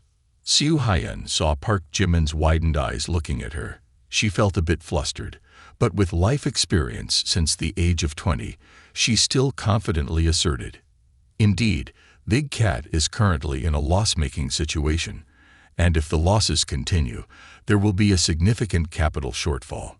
Park Jimin retorted with a sarcastic tone, "His capital shortfall. The management layers in your company fundamentally lack a long-term vision. Truly challenging to resolve." Despite speaking as if agreeing outwardly, in Park Jimin's mind, he was thinking, "Losing money is actually good. I like losing money. The more losses, the better." Thinking this, Park Jimin broke into a bright smile and decisively proposed, "So here's the plan. We split it 8-2. The company takes 2, and the streamer takes 8. We want to build a reputable platform. How could we exploit the streamers?" As soon as these words were uttered, the entire leadership was stunned. Even Kim Ji-soo couldn't comprehend Park Jimin's approach. No need to think far. Just a glance was enough. With Chairman Baekhyun's way of doing things, the company would close within a month. As if knowing everyone's thoughts, Park Jimin began to preach. "I founded Big Cat to create the world's #1 livestream platform, to help all the girls who aspire to become streamers change their destinies. We must have a far-reaching vision. We will use this commission rate to dominate the market as quickly as possible. Amidst the current chaotic market, let's carve out a bloody path. Money is not a concern. I have my own purpose. I've said my piece. Who's in favor? Who opposes?" Park Jimin's words silenced the entire meeting room. Everyone bowed their heads, afraid to speak up. After a while, they began to reconsider the issue. Could it be that we were wrong, lacking a long-term vision, affirming it like that? Chairman Baekhyun could expand business like this, naturally wouldn't analyze it wrongly. Moreover, the current market has been shaped. To open up a bloody path, we need a breakthrough plan. While the meeting was still lively with debates about Park Jimin's opinion, Kim Ji-soo's phone suddenly received a notification. Upon checking, it was a message from the bank stating that her account had received a transfer of 5 billion, asking her to verify it. After reading the message, Kim Ji-soo was also taken aback. That was fast. 5 billion has been transferred. Immediately after, Kim Ji-soo resumed the meeting with a resolute voice. "Gentlemen, have you seen it? Our company is not lacking in money, fame, or talent. If we lack nothing, then sticking to conservative thinking will leave us nowhere.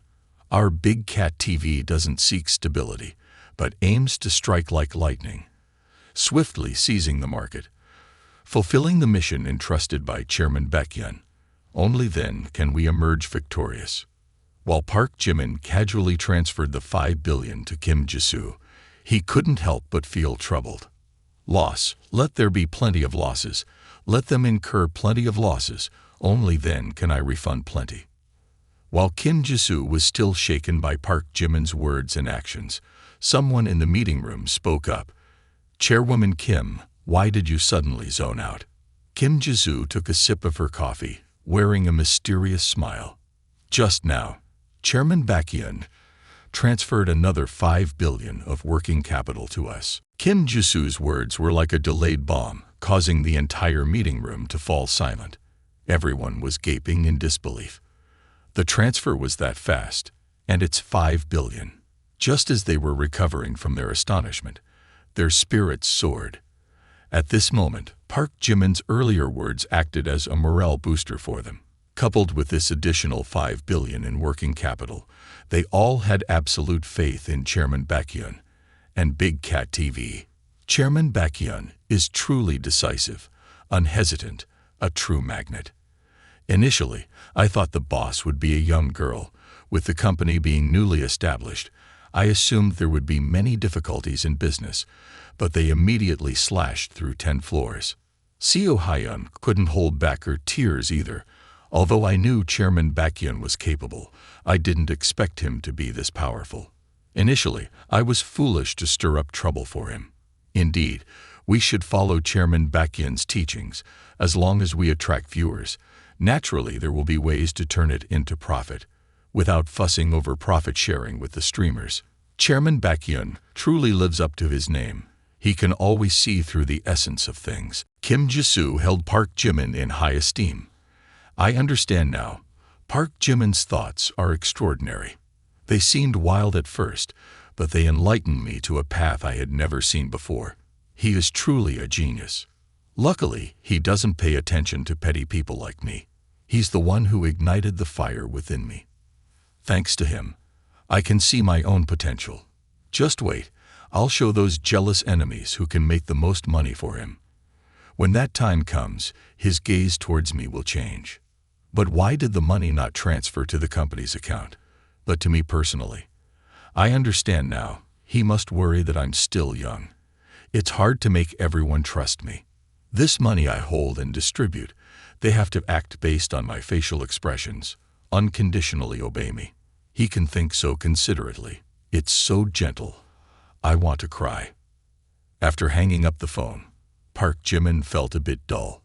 Just a few days ago, everything was chaotic, but now everything had been resolved smoothly.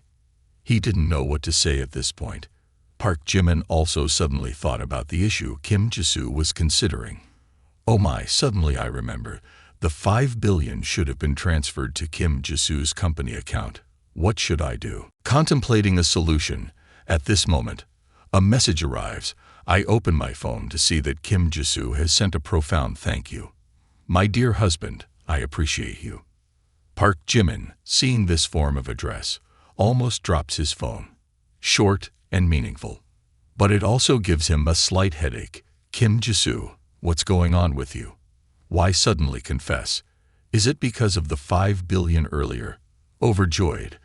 Trying to spend money, squandering for me, enjoy every penny, until you have nothing left, and then fail in entrepreneurship, at which point your mood will be discouraged, accompanied by tears, and then I'll be here to support you.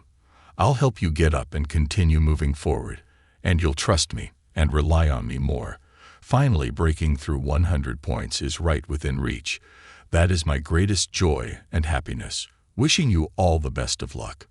Turning back to Big Cat TV, Kim Ji-soo steps into the finance room to announce, "Dear colleagues, good news, good news. Right now, our investor has transferred 5 billion to the company. This amount is the strategic capital for our next phase. Starting today, the company officially adopts a 9-to-9-7 work regime, working 9 hours a day, 9 days a week, with 7 days off each month. I believe this is a flexible working arrangement, helping everyone balance work and life. In addition, the company has also decided to double everyone's salary and double the year-end bonuses. This is the company's recognition of everyone's efforts. Do you all believe that Big Cat will become #1 in the entertainment industry?" As soon as Kim Ji-soo finished speaking, cheers erupted throughout the office, especially from Jin King, the finance department head, who was so excited that she seemed on the verge of going crazy. Just yesterday, she had submitted her job application with her master's degree, and immediately she was promoted to the position of finance department head with a monthly salary of 30,000 yuan. Now, this seemingly newly established company brings her such immense joy, with a 9-to-9-7 work regime and doubled salaries and bonuses. All of this feels like a dream to her, seeing the enthusiasm and momentum of everyone at work, making Kim Ji-soo think of someone dear to her heart. Have you seen this, Park Jimin? With these benefits, I believe Big Cat will attract many talents, while also motivating current employees to give their all. This is a historic turning point for the company, marking the beginning of a resounding success. I will definitely not let him down. Let's together create glory for Big Cat TV. Around 7 o'clock in the evening, Park Jimin returned to his dormitory, opened the door to his empty room, which made him feel a bit lonely. Kim Jenny isn't here. I never imagined being left alone like this. It seems everyone's gone home for the summer break. Perhaps it's time for me to visit home too. I wonder how Meng, Mr. Wang's daughter next door, is doing. She must be taking the university entrance exams this year. I've heard she's doing very well academically. And she's quite attractive too." As Park Jimin was muttering to himself, he noticed a piece of paper on the table and picked it up to read. "This is a message from Kim Jenny. Jimin, I have to go home tonight. Please take care of dinner yourself." After reading it, Park Jimin felt a bit disappointed. Regardless of whether it's manipulation or truth, Kim Jenny has been thoughtful and considerate lately, truly making me inadvertently fall into the trap of affection, getting used to the feeling of having someone by my side, and then suddenly she disappears, naturally leaving me with a sense of loss. Well, I guess it's takeout for dinner then. Park Jimin tried to push the image of Kim Jenny out of his mind, but the feeling of emptiness gradually crept into his thoughts, stirring up emotions about Kim Jenny. It's the cat and mouse game again. Quite interesting, Kim Jenny. First, she finds excuses to take care of me, to make me feel dependent, and then suddenly withdraws, making me feel uncomfortable. Despite knowing she's playing mind games, I can't bring myself to hate her. Perhaps this is Kim Jenny's dangerous charm. Thinking about this, Park Jimin messaged all his old friends, but no one responded. Currently, they all have their own careers and are putting in their utmost effort, trying to improve themselves and become worthy of him. Only he is idle. Once again, Park Jimin finds himself in a state of desolate loneliness. It's been a long time since anyone has been by my side, allowing me to be this peaceful. Kim Harry-one must have gone home recently too, right? It's been quite a while. I also want to go home and visit my parents. I wonder how they're doing. The next morning, Park Jimin casually bought a high-speed train ticket online. He felt that driving his supercar home would cause unnecessary hassle, so he decided to take the train instead. At 11 o'clock in the morning, Park Jimin arrived at Tianmen South Station. He then took another bus to get home. As soon as he got off the bus, Park Jimin took a deep breath, enjoying the fresh air of the countryside. Finally, I've arrived. It's been so long since I've felt such fresh and peaceful air like this. Why didn't I find going home troublesome before? Could it be because I've been living too comfortably lately? It's a shame I can't drive my supercar home to show off. Otherwise, my parents would definitely ask if I started living with someone, or relatives and friends would know my family has money, and they might come asking for loans. Explaining that would be quite a hassle. Anyway, I'm just a student, not yet graduated from university. Where would I get so much money? Park Jimin walked along the village road. Everything familiar, yet strangely unfamiliar. The lush green rice fields, winding village roads, and tiled houses covered in moss. The sound of barking dogs echoed, welcoming Park Jimin back to his beloved hometown. As he walked, suddenly a Mercedes 350 slowly approached, its horn honking loudly. "Hey Park Jimin, is that you?" The car window rolled down, revealing a familiar face that caught Park Jimin's eyes. "Isn't that Zheng Xiaozhong, my elementary school classmate? Our houses were opposite each other. Then he moved to the town for schooling."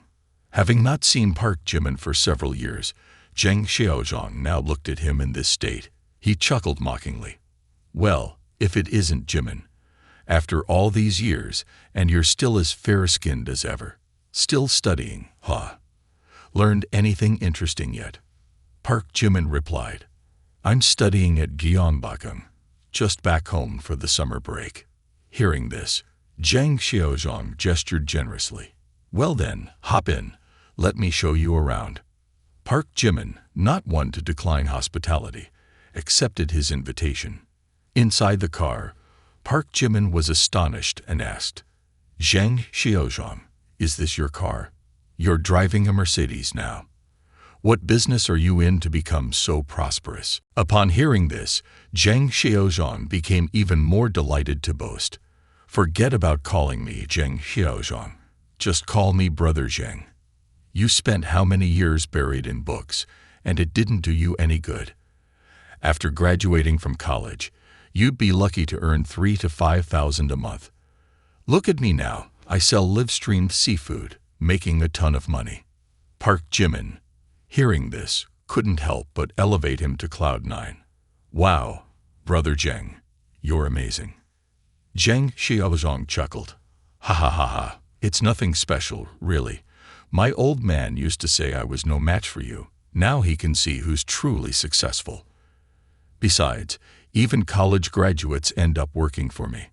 Just then, a young woman stepped out from inside the house, standing tall at about 1.7 meters, wearing a simple floral dress. Her hair was tied up in 2 ponytails. Her sparkling black eyes seemed to speak volumes. But none of that was the focal point.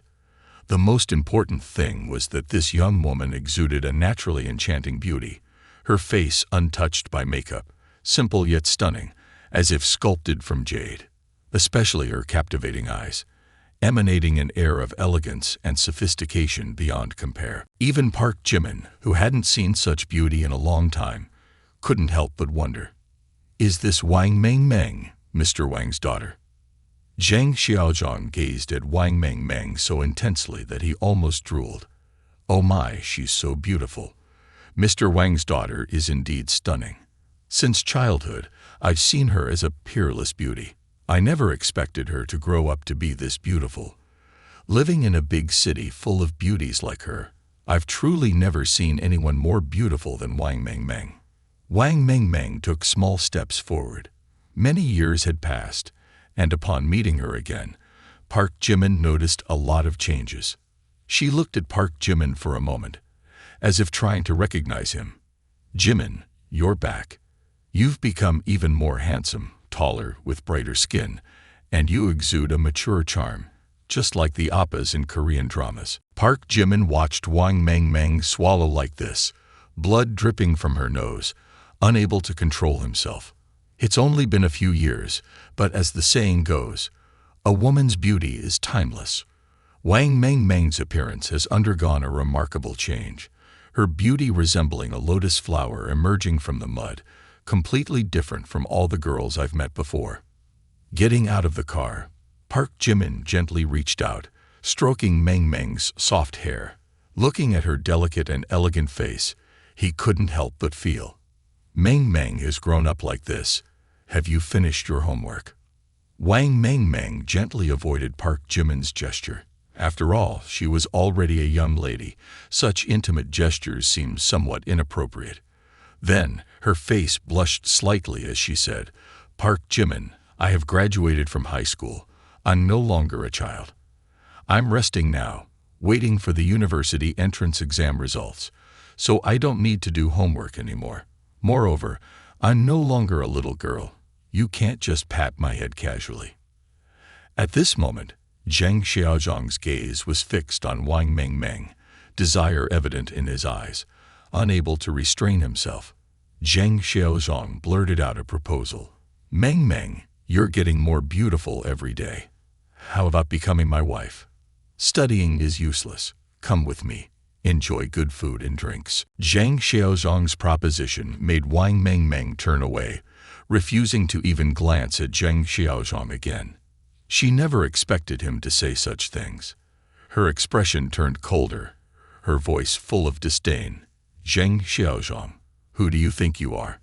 What right do you have to say such things? Education is useless. Do you realize how shallow and immature your thoughts are? I don't want you. You're not my type. And you're too fat." Zheng Xiaozhong didn't get angry, his smile still on his lips. "You're right. I am a bit overweight. But I can lose weight. I'll exercise every day, watch my diet. If you agree, I'll try to change myself to deserve you." Wang Meng decisively shook her head, her tone icy. "I don't like you. You're too old, already 22. Go away, you filthy thing." Right at this moment, the system began to announce, licking dog behavior initiated. Name Wang Meng. Age 18.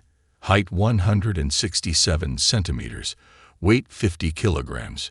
Beauty score 95 points. Student affection for the owner 30 points. tightly bound dog-licking relationship, making the female student exceed 95 points in affection for the owner. Successfully initiating reverse assault, status transformation. The other party will become the owner's dog. Reverse assault completed. Reward 10% of dog-licking expenses. Reward enhanced points 35 points. Reward skills. Performing artist-level proficiency. The female student's affection for the owner has started too high. The tightly bound dog-licking relationship fails. The inability to bind Wang Mengmeng left Park Jimin somewhat perplexed. What? Binding failure. I can't believe the system evaluates Wang Mengmeng's beauty so highly. Part of the reason is her natural unadorned beauty. Without the need for elaborate makeup, her beauty still shines brightly. With just a little refinement, her beauty will explode, rivaling that of a fairy. So the system's evaluation of her beauty is very accurate. However, with affection level too high, binding tightly becomes impossible. Then let's lower the affection level. Anyway, 95 points of beauty, even if unable to bind tightly, is too regrettable. And I'm the best at this. Thinking this, Park Jimin approached Zheng Xiaozhong, his tone mild. Meng, how can you speak like that? Zheng here values you. From my perspective, this is a great opportunity for you. Zheng is talented, successful, generous, and kind-hearted. Moreover, you're only 4 years apart, not too disparate. I think this is a very suitable relationship. You should feel honored. Don't be like an elephant asking for a fairy. As he spoke, Park Jimin glanced at Wang Mengmeng, affirming to her that this is a perfect choice. Upon hearing this, Zheng Xiaozhong smirked satisfactorily, nodding vigorously. He gestured towards the luxurious car parked by the roadside, his tone full of arrogance. What's the use of studying? Look at me, only 22, and already have a luxury car to drive, while you'll spend your whole life stuck in this remote village, being the laughingstock. Is that how you want to live? For Wang Mengmeng, Zheng Xiaozhong had never been of any interest. Park Jimin's words hit her like a bucket of cold water. She didn't expect him to support Zheng Xiaozhong's pursuit of her. Immediately after, Wang Mengmeng looked at Park Jimin with disappointment in her eyes. Wang Mengmeng's affection level decreased by 10. After uttering these words, Zheng Xiaozhong turned to pat Park Jimin's shoulder, his voice gleeful. That's right, Park Jimin, this kid here. You're indeed my good brother, speaking out for me. In the future, when you follow me, it's all one family. I won't treat you poorly, ha ha ha. Hearing this, Park Jimin modestly replied, You're too kind, Zheng. Compared to you, I still have a lot to learn. I'll strive to learn more from you in the future. As Park Jimin finished speaking, Zheng Xiaozhong's eyes looked at him with satisfaction. Park Jimin, this kid has been training outside for a few years. His IQ has increased significantly. Seems like being a university student isn't enough. Should I start calling you brother? After pondering, Zheng Xiaozhong nodded, looking at Park Jimin with a gesture. All right then, if Wang Mengmeng agrees to be with me, it's only fitting to change the way we address each other to be more intimate. Call me brother-in-law. Initially, Wang Mengmeng had some goodwill towards Park Jimin. However, after hearing the unpleasant words from both Zheng Xiaozhong and Park Jimin, her affection quickly vanished. A surge of nausea and anger overwhelmed her. Jimin, how could you? I hate you, Park Jimin. Wang Mengmeng's affection level decreased by 10. Wang Mengmeng's affection level decreased by 10. Current affection level, 0. King, dog-licking relationship bound tightly successfully. With tears in her eyes, Wang Mengmeng hurriedly ran into the house, her demeanor at this moment truly pitiful, which made Park Jimin couldn't help but feel sorry. I'm sorry, Mengmeng, because the attractiveness enhancement points were too tempting for me. Even though my words were really harsh, not only did they lower myself, but also excessively glorified the name of Zheng Xiaozhong, while simultaneously turning myself into a flatterer despicable. But those things aren't important. What's important is that I've bound Wang Meng Meng tightly. This time surely won't be in vain. Returning home, Park Jimin paused at the gate. The large door, usually wide open when he returned, was now tightly shut, stirring a peculiar feeling within him. My parents aren't usually this cautious. Is something wrong? Park Jimin called out, "Mom, Dad, I'm home." But there was no response. Park Jimin cautiously stepped towards the main door. Why is the main door locked? Are they not home? What's going on? A growing sense of unease filled Park Jimin's heart. Just then, Aunt Luo Hong waved him over, signaling for Park Jimin to come closer. "Park Jimin, stop calling out. Come here. I need to tell you something." Park Jimin hesitated, looking at Aunt Luo Hong suspiciously. Aunt Luo Hong from next door. "What's going on?" Aunt Luo Hong spoke softly. "You should lay low for a while. Don't come home anymore. There's trouble at your house." Upon hearing this, Park Jimin felt his head spinning. Then he hurriedly asked again, "What kind of trouble? Is the village being demolished? Is my house being demolished?" Aunt Luo Hong shook her head. "You're dreaming. When has it ever been your turn for demolition in the village? Read fewer novels. Your dad and Wang Meng Meng's mom have run away together, causing a commotion. Your mom, enraged, went back to her maternal home, while Uncle Wang is off getting a DNA test." Aunt Luo Hong sighed softly as she recounted. "This happened a long time ago, before you were born. At that time, Quan Hanny was the most beautiful woman in the village, beloved by many. Your dad was Quan Hanny's first love. They were very close since childhood, growing up together. They were a couple that made others envious. But the Quan family, being wealthy, looked down on your dad because of his poor background. They made every effort to stop their relationship, and eventually forced Quan Hanny to marry Wang Zhilong. After marriage, however, their life was far from happy. Quan Hanny always felt remorseful about the past, and your dad couldn't accept it either. They often argued, and since Wang Meng Meng was born, rumors spread everywhere. People whispered that the child didn't resemble your dad, but instead looked a lot like Park Jian Hong. The rumors spread further, planting seeds of doubt and jealousy in your dad's heart. Unable to contain his suspicions, your dad decided to undergo a DNA test. The result was like a bolt from the blue. Wang Meng Meng wasn't his biological child, carrying with it bitterness and disappointment. Your dad was determined to find his father to seek revenge. But what nobody expected was that Park Jian Hong would run away with Quan Hanny. This news was like a delayed bomb explosion, making everything more chaotic than ever before. Park Jimin's mind spun, a tumultuous feeling flooding his heart. Oh my, what is happening? How can relationships be so chaotic? My dad ran away with Aunt Quan Hanny. This is even more intense than when I used to be a chat boy. Then Park Jimin looked towards Aunt Luo Hong, his eyes pleading. "So Wang Meng Meng is my sister. Does she know about this?" Aunt Luo Hong nodded, her face filled with sadness. "It seems so. Your dad and Quan Hanny left the village together early this morning. Wang Meng Meng, who was once a cheerful and innocent girl, now has to face the harsh truth about her family. I'm afraid this naive girl won't be able to withstand this blow, especially since your dad has such a hot temper. It will only cause her more harm."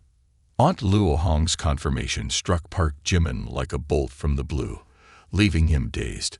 So earlier, I was tightly binding a pet relationship with my own sister, trying to tie her down. I even flirted with her. I'm such a beast. Thinking about this, regret surged in Park Jimin's heart, and he slapped himself hard, so forcefully that his cheeks turned red and stung. Aunt Luo Hong hurriedly intervened. "Park Jimin, don't do this to yourself. This is something your dad did. You shouldn't punish yourself." Park Jimin wiped the blood still lingering at the corner of his mouth, attempting to contain his emotions. "I'm fine, Aunt. Don't worry about me. Leave this matter to me to handle. Regardless of the DNA test results, I will face it calmly and not evade. If it's my father's fault, I'll repay the debt in his place, and try to make amends for Aunt Wang. All right, Park Jimin, don't act foolishly.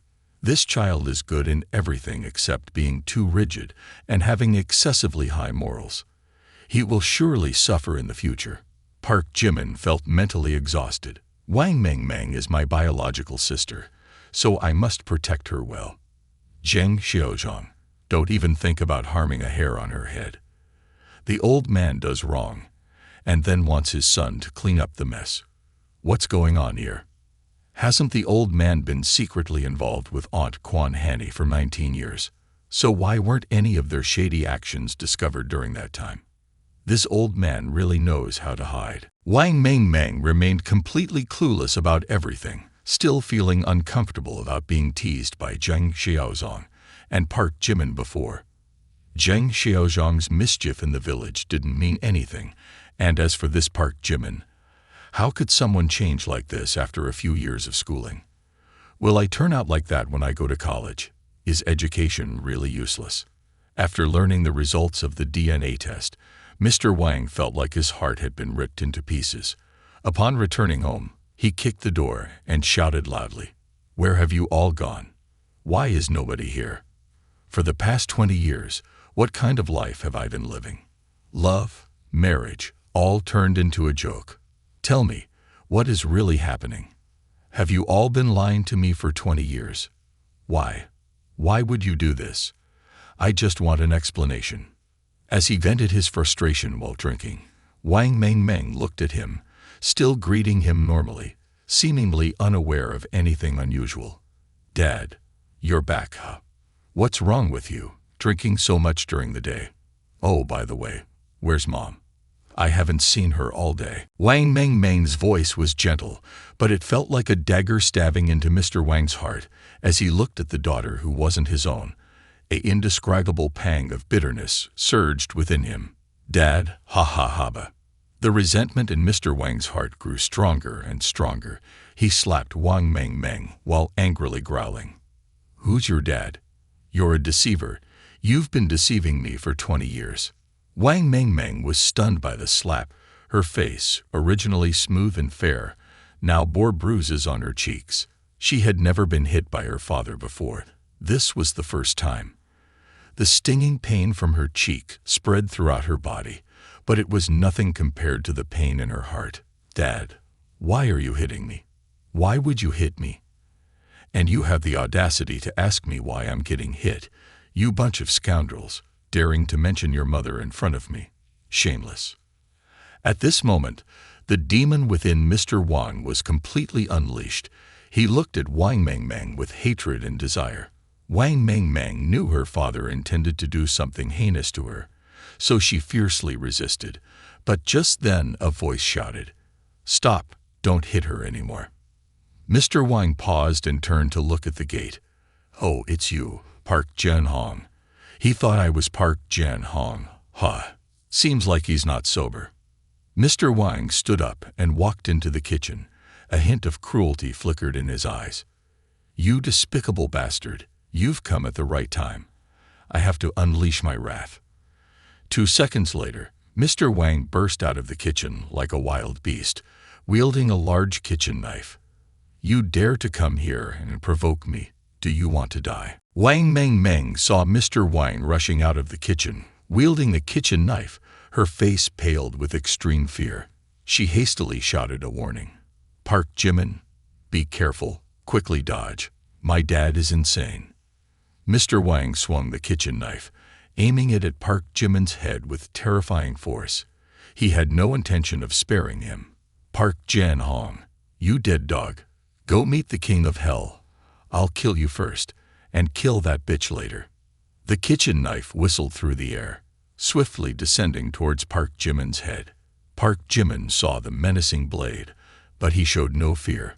As the knife came close to his head, suddenly Park Jimin reached out, using his grappling arts technique.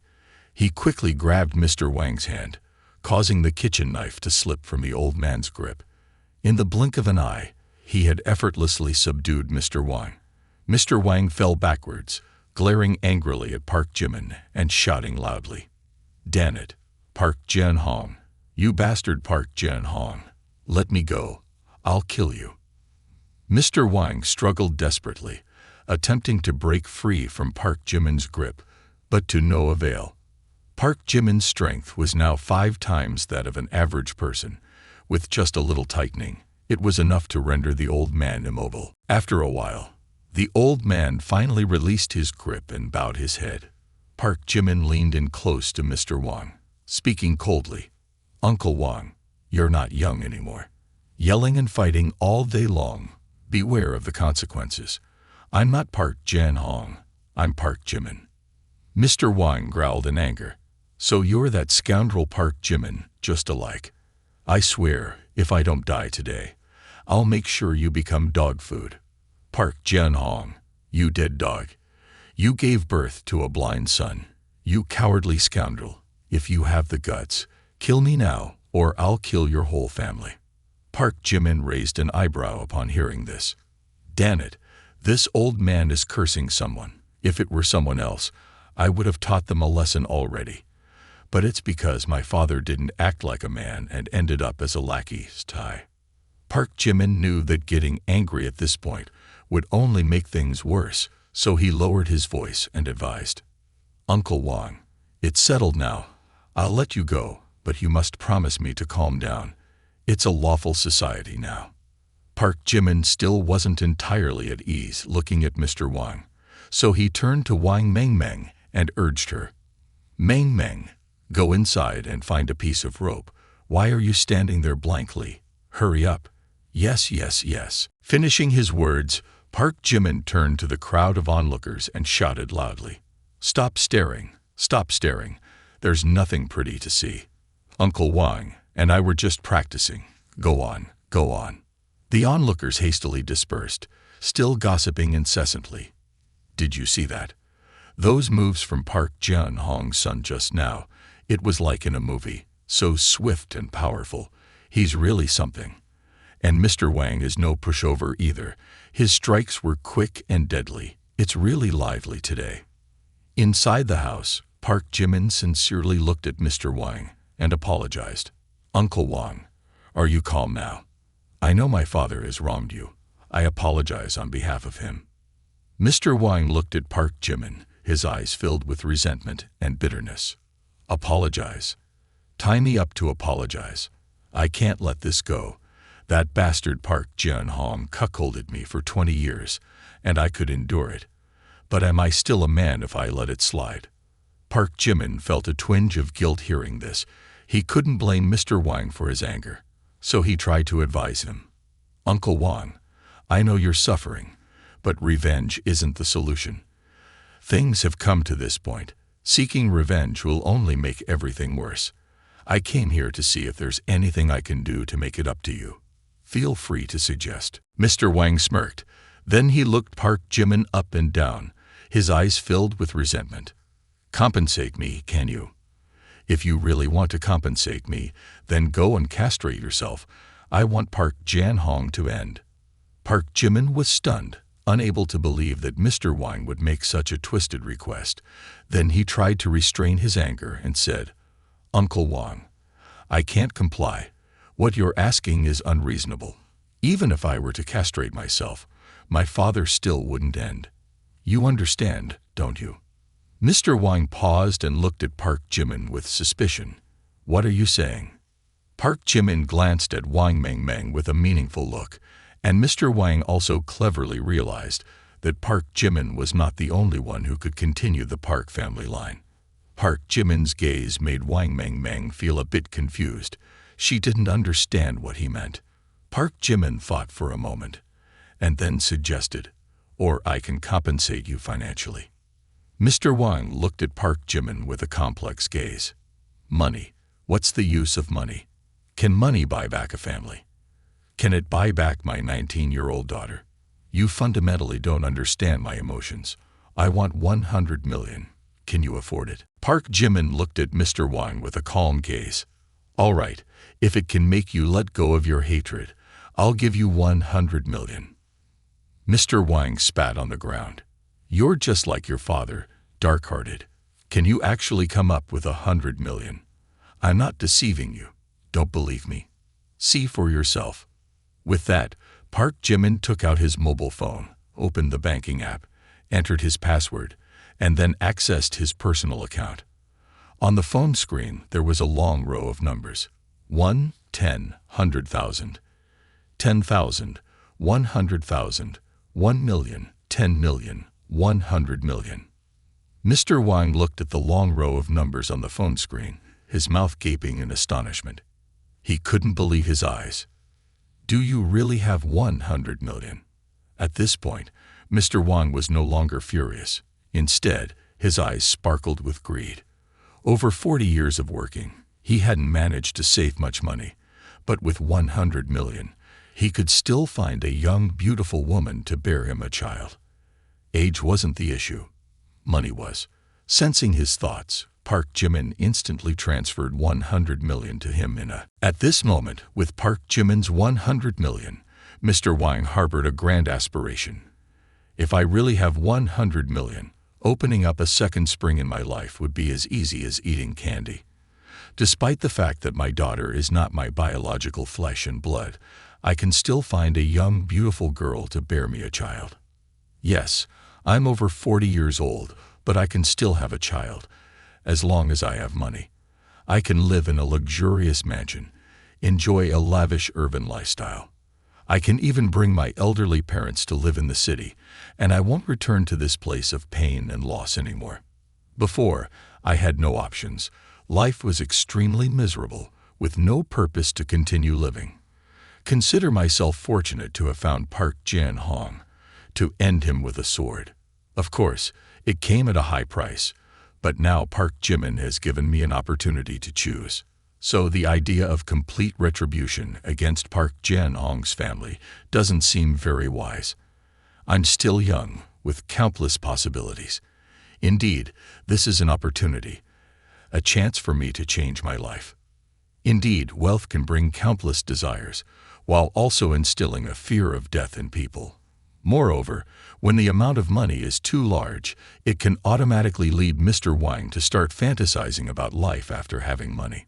Not only younger than 40, with an unpleasant appearance, after thinking about it, Mr. Wang seemed to revert to his 20s, becoming much more handsome and rational. Mr. Wang took a deep breath and asked again, "Are you really giving me 100 million? If Mr. Wang was calculating, then Park Jimin was also calculating.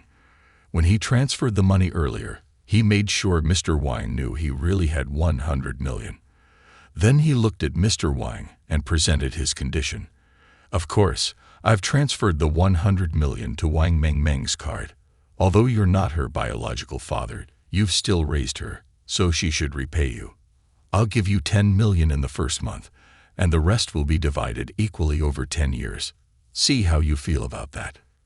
Mr. Wang did some mental calculation, 9 million per year, so it'll take 10 years to reach 100 million. Then Mr. Wang couldn't help but inquire again, why spread it over 10 years instead of giving it to me at once? Park Jimin continued to explain, "I'm afraid you might go back on your word and seek revenge on my father, so I've divided it over 10 years. While doing so could indeed prevent Mr. Wang from changing his mind later, Park Jimin was also thinking to himself, "Earlier, I showed Mr. Wang the account. It was indeed a personal account, not the system account. But when transferring to Wang Meng, I can still use the system's money, so giving away 100 million doesn't hurt. I hope this 100 million can soothe the pain in Mr. Wang's heart. Moreover, this 100 million can only be used in this way through Wang Meng to increase the system's expenditure. It's truly killing two birds with one stone." Currently, Wang Meng's mind was as confused as a tangled thread. Mr. Wang's earlier erratic behavior, along with the dialogue between him and Park Jimin, had clarified everything. Finally, Wang Meng came to a shocking realization. "I am not my father's biological child.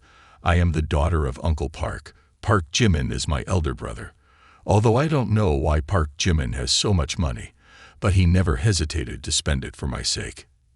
In an instant, this blood relationship became reliable and solid.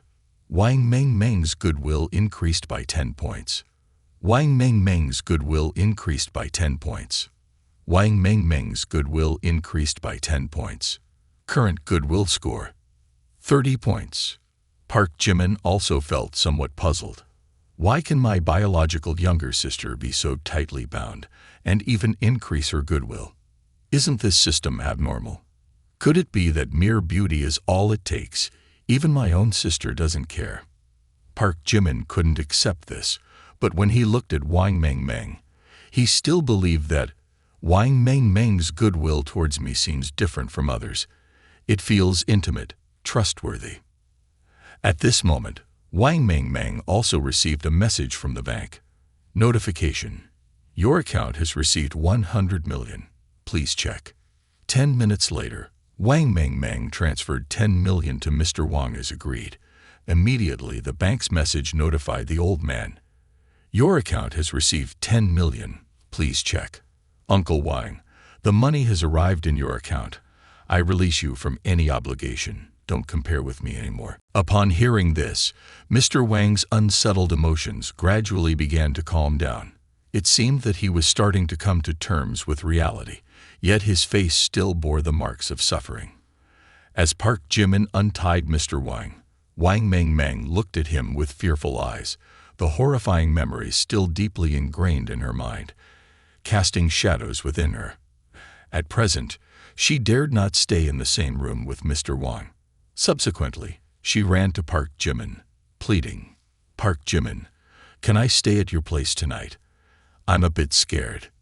Park Jimin looked at Wang Mengmeng, quickly embracing her as his biological younger sister. A radiant smile bloomed on his lips, unhesitant to pat her head as before. Sure, whatever you want. Meanwhile, as Park Jimin was helping his father wipe his bottom, at Mado Global Financial Center, detailed investigations were being conducted, leaving no stone unturned regarding Park Jimin. Even the results of Park Jimin's DNA test were in. Young Master Jin, the investigation into Chairman Baekhyun has been completed. Moreover, I have stumbled upon a coincidence that someone else is also investigating Chairman Baekhyun's identity. Chairman Baekhyun's real name is Park Jimin, 21 years old this year, born in Tianmen City, Hubei Province. Looking at his external information, his background appears very ordinary, to the point of being strangely normal.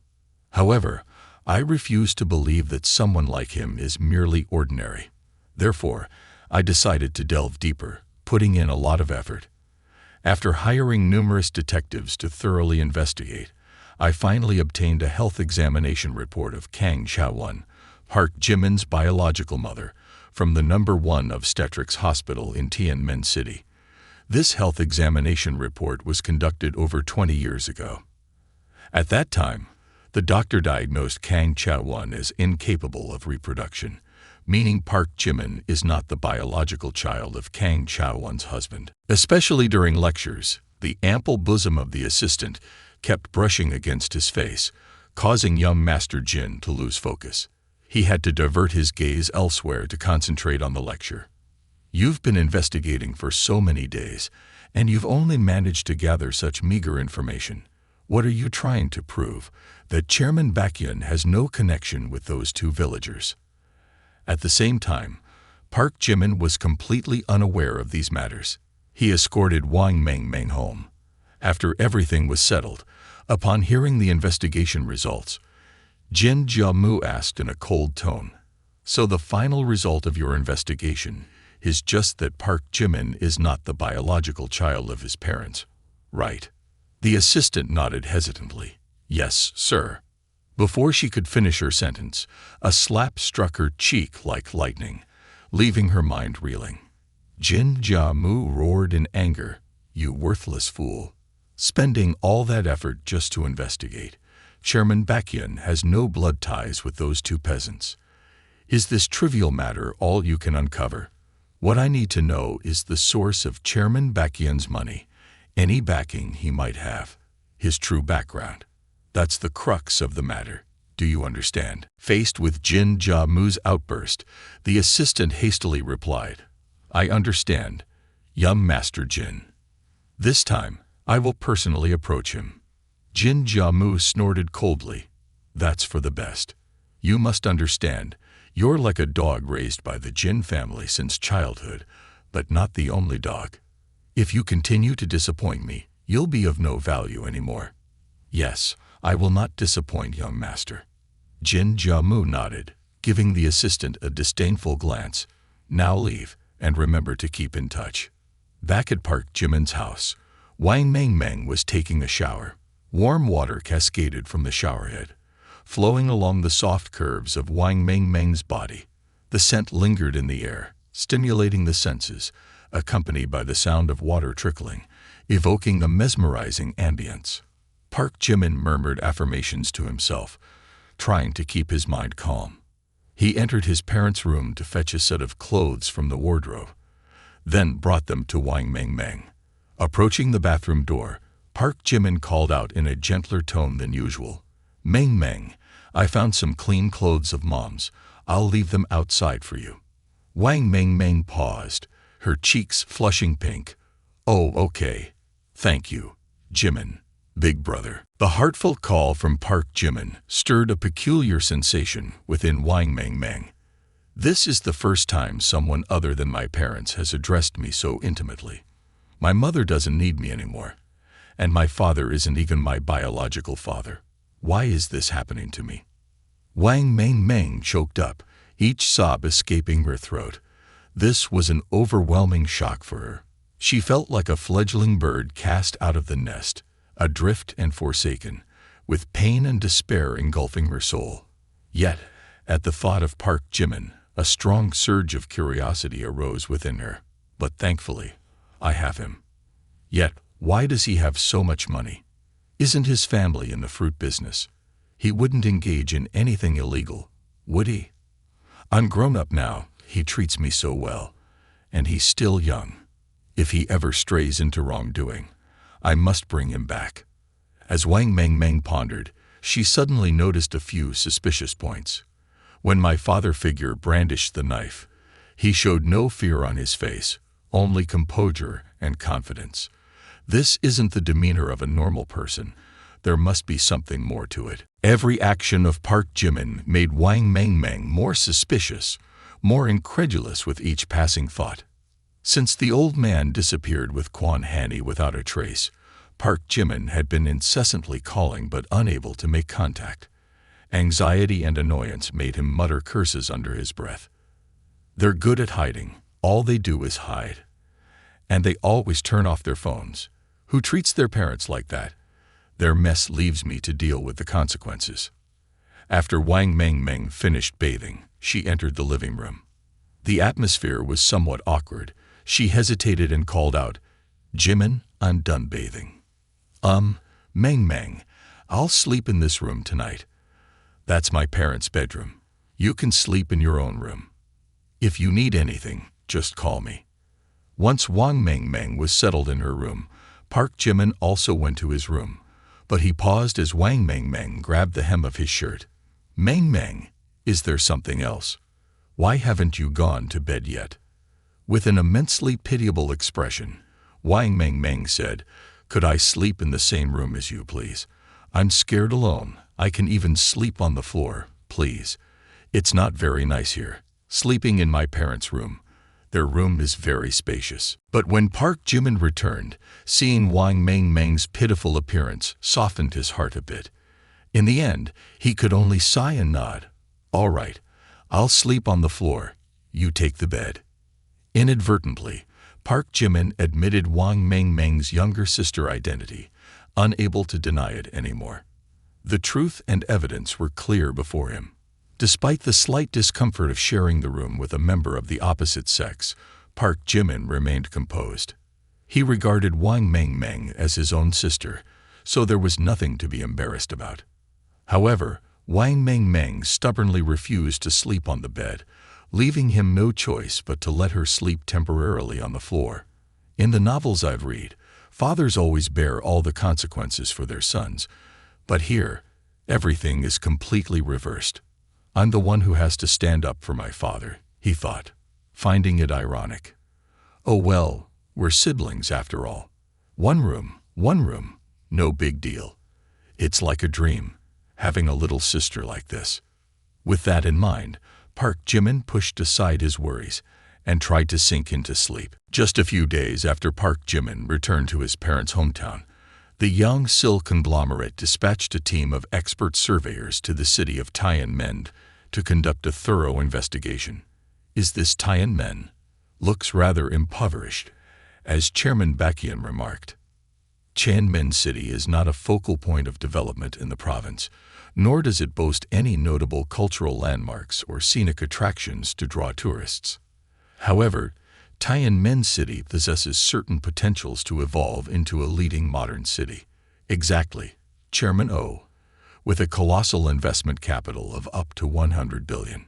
Tianmen City can indeed generate unique and enticing features, turning the non-existent into existent, fostering distinctiveness and breakthroughs.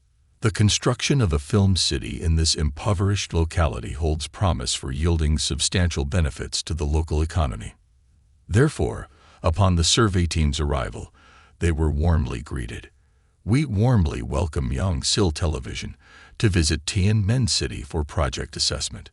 Ms. O Young-sil, welcome. Welcome to our Tianmen City. On behalf of the city's leadership, I warmly welcome you here. The vehicles are ready. Let's proceed. At noon today, the survey team from Young-sil conglomerate had a meeting and engaged with the leadership of Tianmen City. As soon as they learned that this was not an ordinary project, but a film studio project worth hundreds of billion dong, likely to be implemented in the city, the leaders couldn't hide their immense joy. The radiant smiles on their faces clearly showed their elation. This is truly a golden opportunity for Tianmen City. In no time, O Young-sil and the survey team quickly reached an initial cooperation idea with the city leaders. Our city leadership is committed to providing the strongest support for this project. The next task is to meet with the management officials of the Department of Natural Resources and Environment.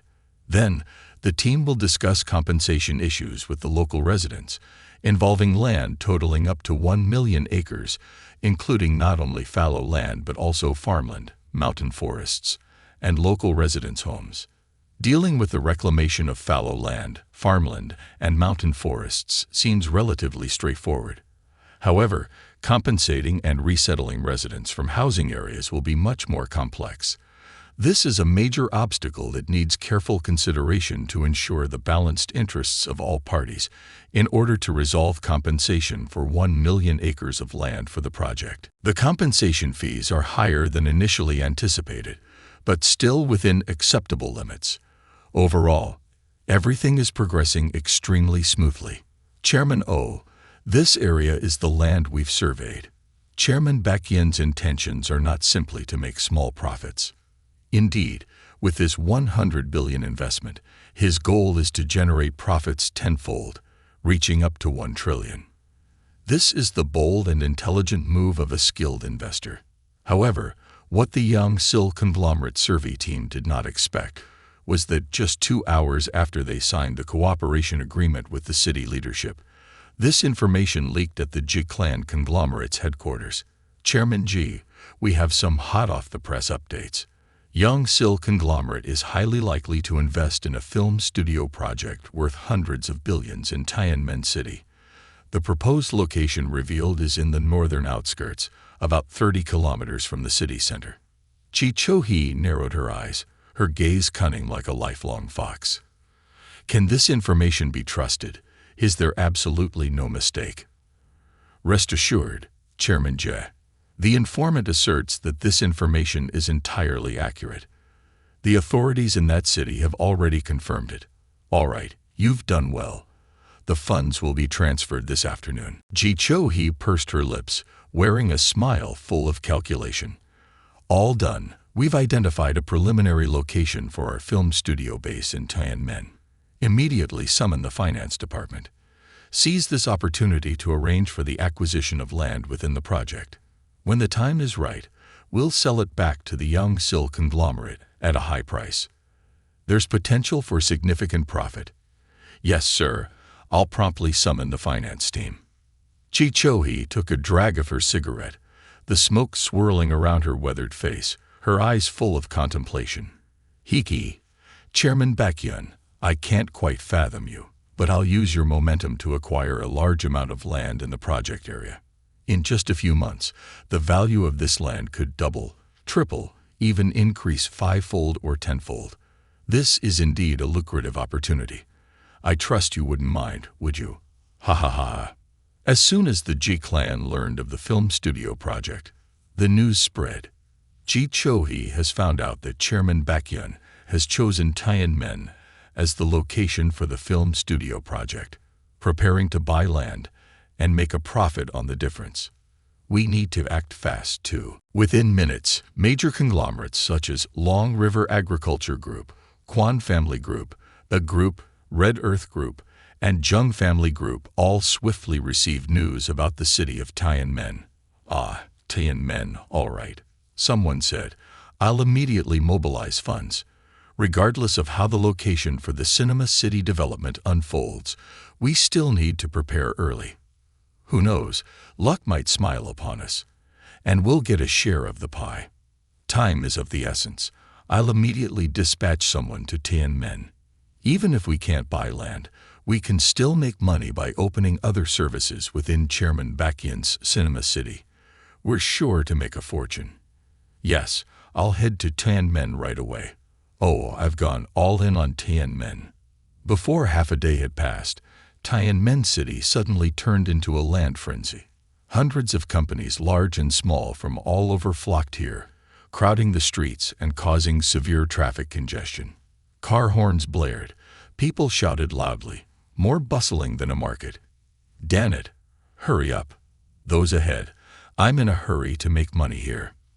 Who do you think you are? Everyone's out to make money. Buy it, we must buy. I must quickly buy a piece of land here. Chairman Baekhyun, making so much money. A sip of soup isn't even worth it.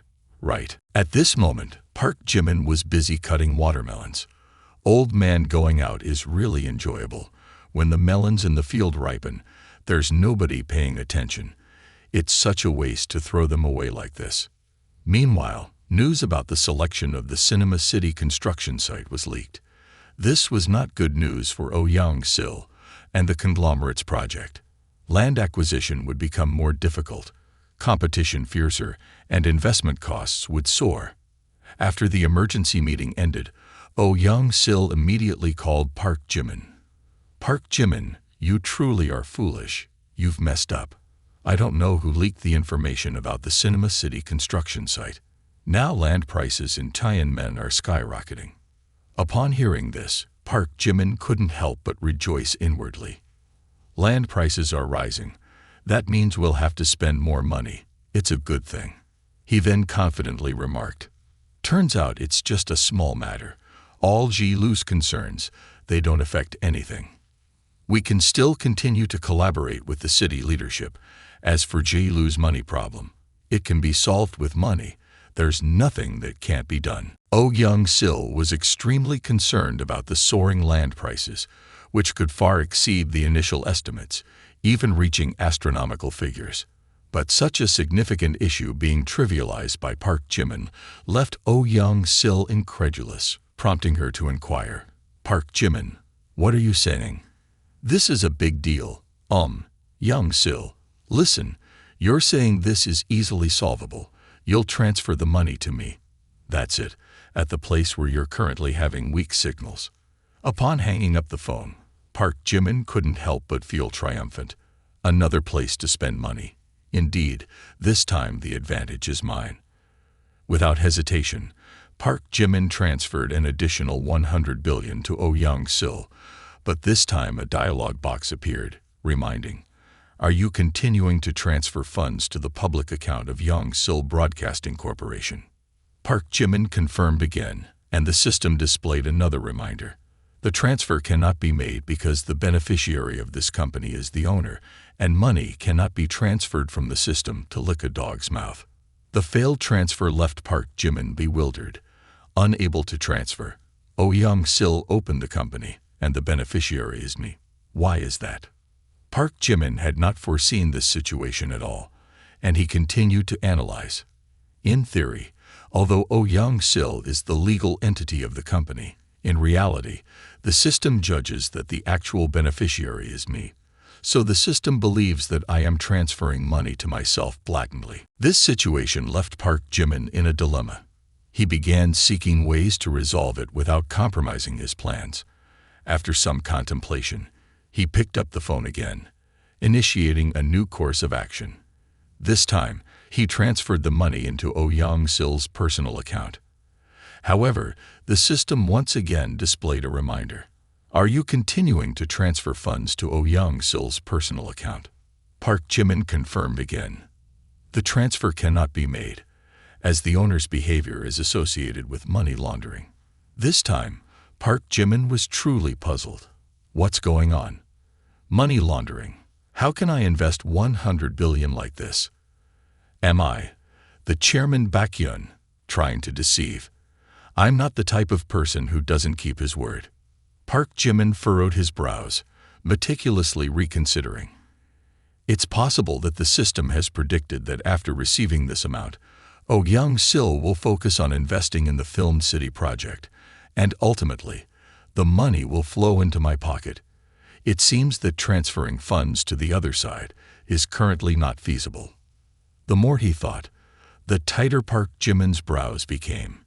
As long as the Film City project is separated into a new independent company, with a legal representative, and the sole shareholder being other strawmen, the transfer can be carried out. Thinking to himself, Park Jimin glanced towards Wang Mengmeng. An idea sparked in his mind. The only solution is to transfer the money to Wang Mengmeng, allowing her to establish her own company, and then proceed with the transaction. Mengmeng is the designated strawman, which means that giving her the money will directly affect her favorability rating. If her favorability rating exceeds 95 points, the reward will increase to a huge amount. Besides, Mengmeng is my sister, so no matter how she uses that money, I won't feel heartbroken. It's a win-win situation. Wang Mengmeng tilted her head curiously and asked, Jimin, who did you just call? Your girlfriend. Park Jimin replied honestly. Oh Young-sil called just now. She wants to be my girlfriend, but I need to consider it carefully. Wang Mengmeng hugged a watermelon slice, giving Park Jimin a meaningful look. Don't fool around.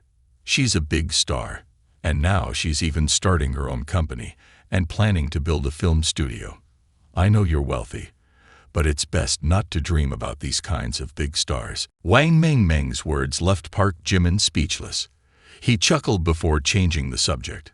Mengmeng, you're quite savvy, aren't you? But I just heard that Oh Young-sil intends to build this film studio in her own city, Tianmen. Now that you have money too, do you want to earn some extra spending money? Wang Mengmeng's eyes lit up, revealing a money-minded expression. How can we make money in our Tianmen? Park Jimin explained. Look, our village has a lot of land. Buy it all up. If the film studio chooses to build in our village, you'll make a fortune. Even if it's not here, just building in Tianmen, we can rely on tourism to make money. The film studio can attract a lot of people, and with the crowd, you can do business. Resorts, farming, greenhouse gardening, anything. It's promising. Wang Mengmeng pondered for a while, realizing Park Jimin's words made sense. Even if the Film City project isn't built in my village, having it in Tianmen still brings many benefits. When construction starts, people from elsewhere will flock back to develop their hometown. At that time, investing in models like vegetable farms, fruit orchards, and livestock farms will have abundant consumption without worrying about unprofitability. Moreover, the money I have now is given by Park Jimin, not my own. I can't just let Park Jimin spend it for me. I have to strive for independence in the future. Wang Mengmeng, after speaking, hurriedly walked away, like a newborn calf unafraid of tigers. Park Jimin, I think you're absolutely right. I'll go talk to the village chief and gather everyone for a discussion. Watching Wang Mengmeng leave eagerly, Park Jimin couldn't help but think, this girl dares to think and act. If she really succeeds, it would be quite good. Away from the hustle and bustle of the city, having a peaceful place with beautiful scenery for free. However, Wang Mengmeng is still young. I hope this won't affect her. At that moment, several luxurious Bentleys were driving into the village. Not only were these cars expensive, but they were also limited edition versions, priced at over 10 million. As they arrived in front of Park Jimin, the cars suddenly stopped, and the doors were gently opened by bodyguards. A petite figure stepped out gracefully, lightly touching the ground. A young girl adorned in a cute princess dress exuded sweetness and charm. Two tall bodyguards stood on either side, emanating a formidable presence. Jung Ji-lu muttered to herself, "What kind of place is this? There's not even a decent road. I feel like I'm in a horror movie." After speaking, she approached Park Jimin and asked, "You're Park Jimin, right? And who are you?" Jung Ji-lu curiously looked at Park Jimin while introducing herself. "I'll introduce myself a bit. I'm Jung Ji-lu, Chairman Baekhyun's assistant. Nice to meet you again." Park Jimin, looking displeased, retorted, "Nice to meet you. Who are you?" As soon as Park Jimin returned to the village, Jung Dik had already anticipated his intention to build a film city in Tianmen. Therefore, the leakage of project information was not beyond his expectations. Moreover, Jung Dik held a grudge against Park Jimin for the previous car exhibition incident. Furthermore, he was also enraged by Yang Guai deleting him from WeChat, which made him feel humiliated. He learned that Chairman Baekhyun was a lecherous person. Jung Dik decided to send his younger sister to Tianmen, ostensibly to discuss cooperation, but in reality, he intended to exploit every scheme to undermine Park Jimin. Back to the moment when Park Jimin and Jung Ji-lu greeted each other. "Sorry, I have a bad memory. I don't think we've met before, have we?" Jung Ji-lu, feeling a bit sad, replied, "Oh, you don't remember. It was at the car exhibition. I was there with my brother, Jung, the eldest son." Park Jimin furrowed his brow, trying to recall. If she says so, then yes, there was a girl standing next to that brat, Jung Dik. Observing Park Jimin's reaction, Jung Ji-lu also furrowed her brows, pondering, "I've heard that Chairman Baekhyun is quite flirtatious, often wooing women. Yet he doesn't seem to remember me at all. No matter, I'll make sure he remembers me forever." Remembering Jung Ji-lu, Park Jimin didn't beat around the bush and went straight to the point. "All right, Jung Ji-lu, what brings you here?" Instead of directly answering, Jung Ji-lu glanced at Park Jimin's neighbors, her gaze filled with implication. "Chairman Baekhyun often entertains guests from outside. Why not invite me into the house to discuss matters?"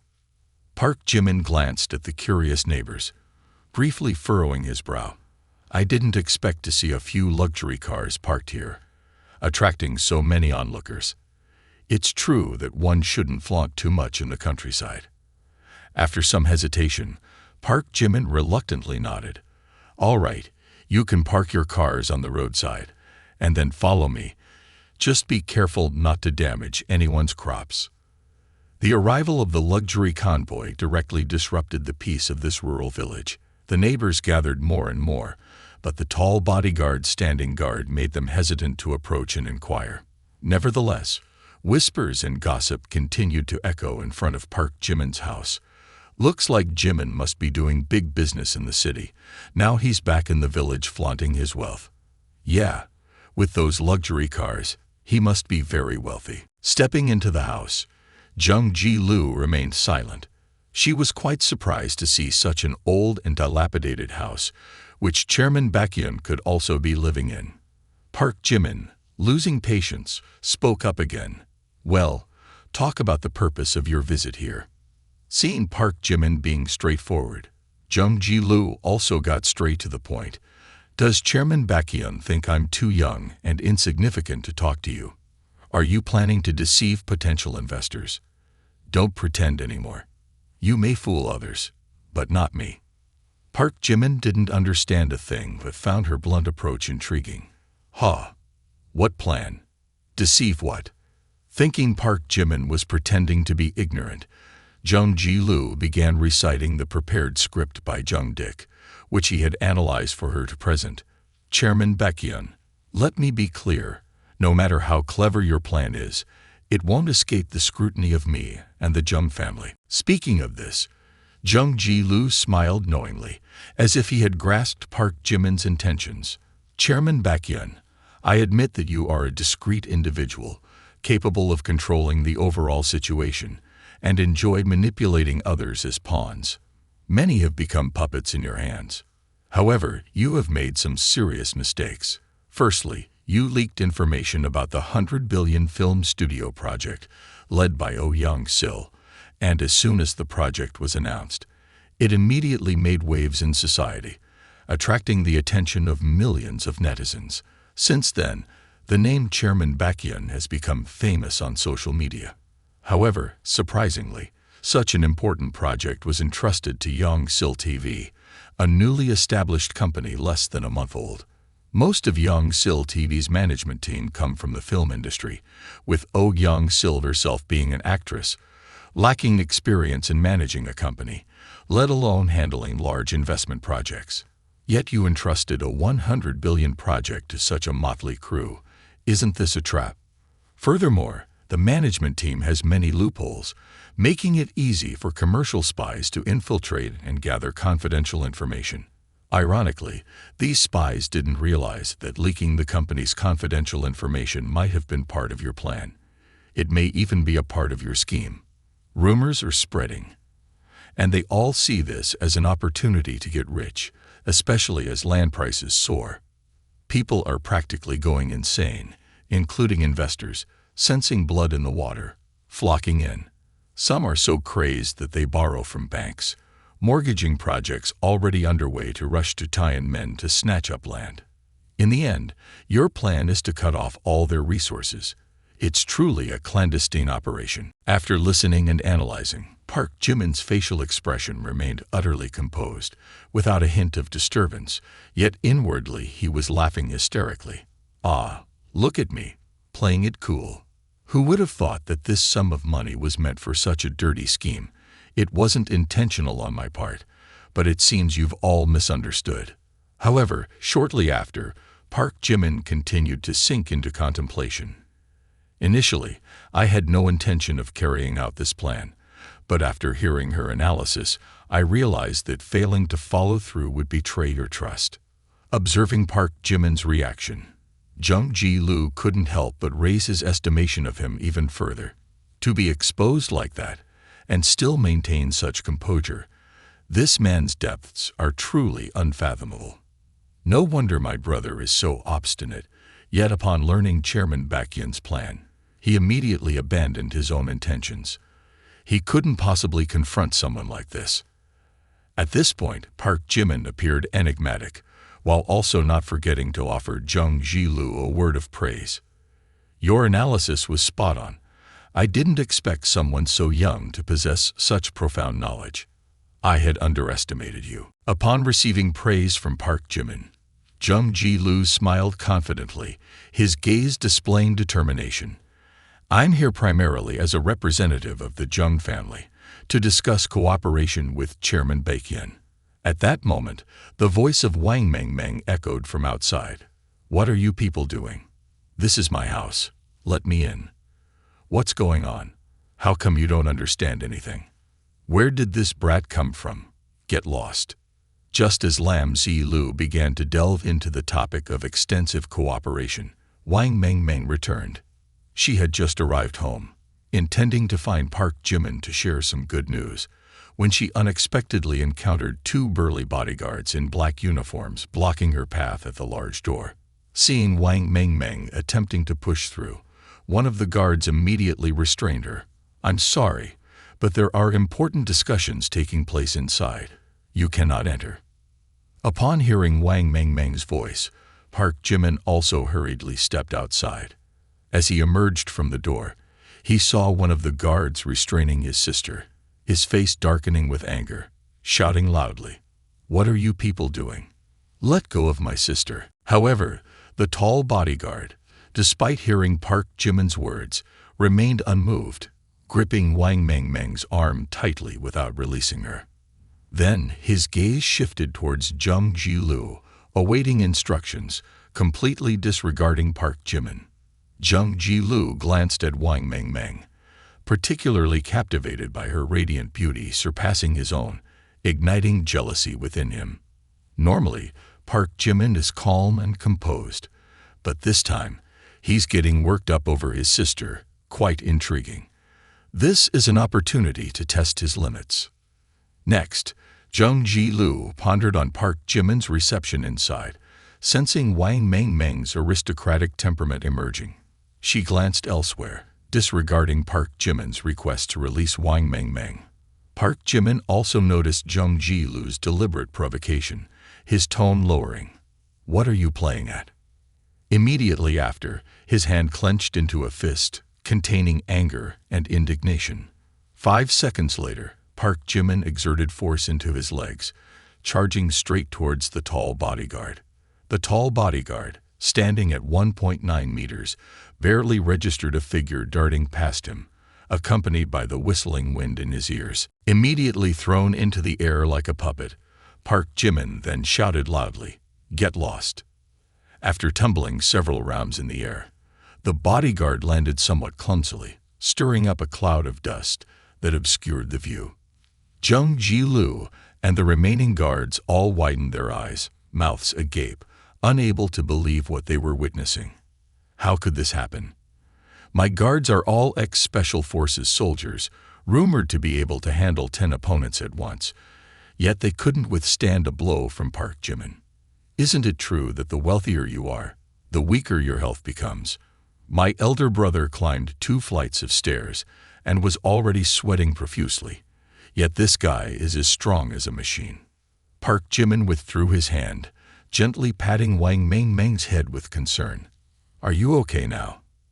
At this moment, Jung Ji-lu couldn't explain the strange emotions welling up inside her, finding Park Jimin increasingly captivating. His jet-black eyes exuded intelligence and sharpness, possessing an irresistible allure. The more I look, the more entranced I become.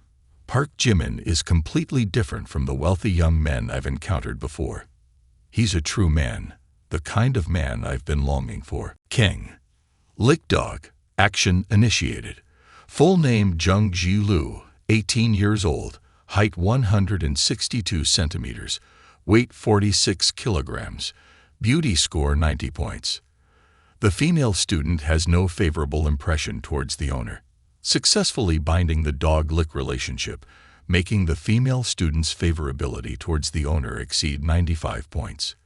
Then successfully reverse-rated, identity transformed. The other party will become the owner's dog lick. Reverse raid completed. Reward 10% of the dog lick's expenses in cash. Reward enhancement points 30 points. Reward skills. Proficient in drawing. Proficient in singing. Proficient in Go. As soon as the binding system was activated, Park Jimin also glanced at Jung Ji-lu, making him incredulous. This high school-looking girl is already 18 years old. Luckily, the system didn't bind me with a minor. After considering for a while, Park Jimin felt he could still accept it. Then he led Wang Mengmeng in front of Jung Ji-lu, his voice full of anger. "Is this your cooperative attitude? In my territory, you don't give me any face, or do you think I dare not touch the Jung family?" Wang Mengmeng asked curiously. "Oh, who are they?" "She's Jung Ji-lu, here to discuss business with you, but it doesn't seem to be going well." Jung Ji-lu, naturally arrogant, now feeling slighted by Park Jimin's comments, couldn't help but feel angry. Wang Mengmeng looked at Jung Ji-lu and assessed for a moment. She looks even younger than me, yet she's already starting a business. Quite impressive. The atmosphere suddenly became awkward. Jung Ji-lu hesitantly said, "Well, it's my fault. These bodyguards are my brothers coming to find me. They never listen to me. Are you satisfied?" Park Jimin said solemnly, "I can't say I'm satisfied. If there's a next time, our cooperation will be considered finished." Park Jimin was about to lecture her further, But Wang Meng quickly intervened. "Big brother, why so fierce? You scared the other girl." "Hi, I'm Wang Meng."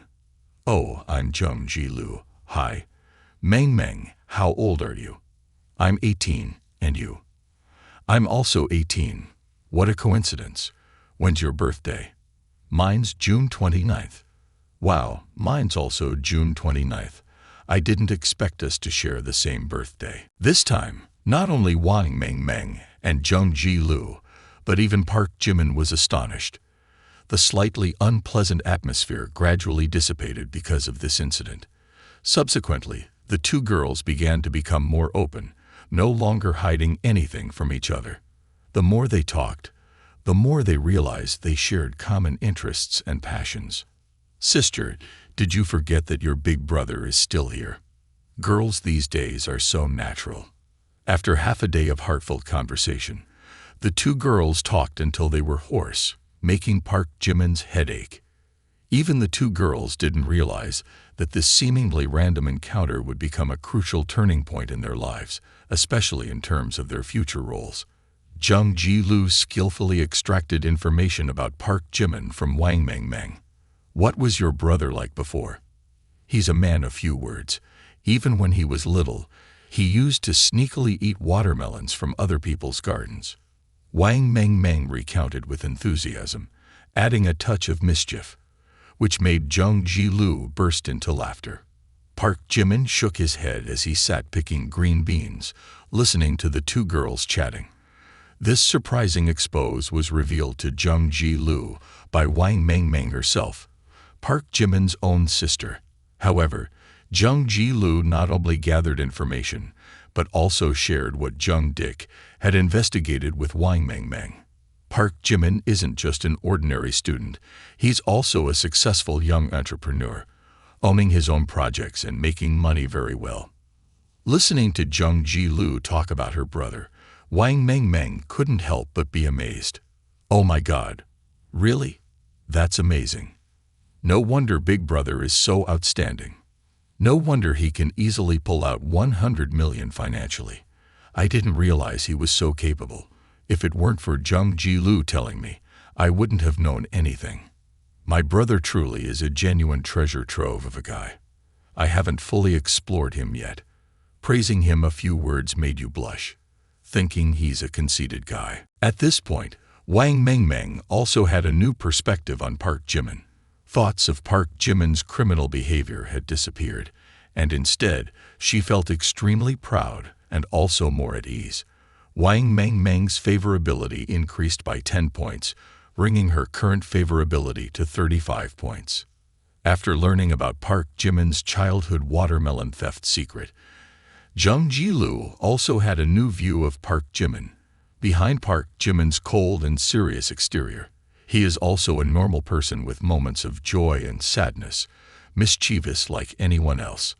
The relationship between Park Jimin and Wang Meng is truly good, especially considering his possession of billions worth of assets, yet Park Jimin chooses to live a secluded life in the mountains. His insight and vision, I fear, have reached the realm of a sage. And behind his humble appearance lies a cunning and calculating Park Jimin. At first, I didn't fully understand Park Jimin's calculations. Park Jimin once spent 100 million on a female streamer in one night, and he spent 1 billion buying 3 cars for his 3 sisters. At the time, people thought he was a spendthrift, but through our conversations, I realized that Park Jimin is not as simple as rumors suggest. Moreover, Park Jimin not only possesses extraordinary intelligence, but also has strong combat abilities. How can there be such a perfect person in the world? I always feel he harbors many secrets. The more Jung Ji Lu thought, the faster her heart beat than usual. The more she thought, the more she felt that Park Jimin was no longer the lofty Chairman Baekhyun, but rather a young man with simple, admirable traits. Jung Ji Lu's favorability increased by 10 points, bringing her current favorability to 10 points. Darkness slowly enveloped the countryside, painting a completely different picture from the sparkling lights of the city. The night was as dark as velvet. casting its hue upon every street, every house, every corner of the garden, leaving only the sky above still bright with shimmering stars. Jung Ji-lu suddenly asked, "Park Jimin, can I stay at your place?" Park Jimin gracefully declined. "What? Stay over? It's not very comfortable. There are plenty of boarding houses outside. You can find a place to rest at your convenience. Besides, my house has mice." Jung Ji-lu coaxed. "Boarding houses in the countryside aren't very good. This village doesn't even have a 5-star inn. Everything is too dirty. I can't stay." Park Jimin remained resolute. "What's the problem? If you can't stay, you can always go home. And besides, you think I'm very close to you, don't you? When it comes to business, it's business. What does it have to do with me? Get lost. I won't see you off." This time coming here wasn't just to discuss cooperation. Jung Ji-lu also wanted to investigate the true identity and background of Chairman Baekhyun.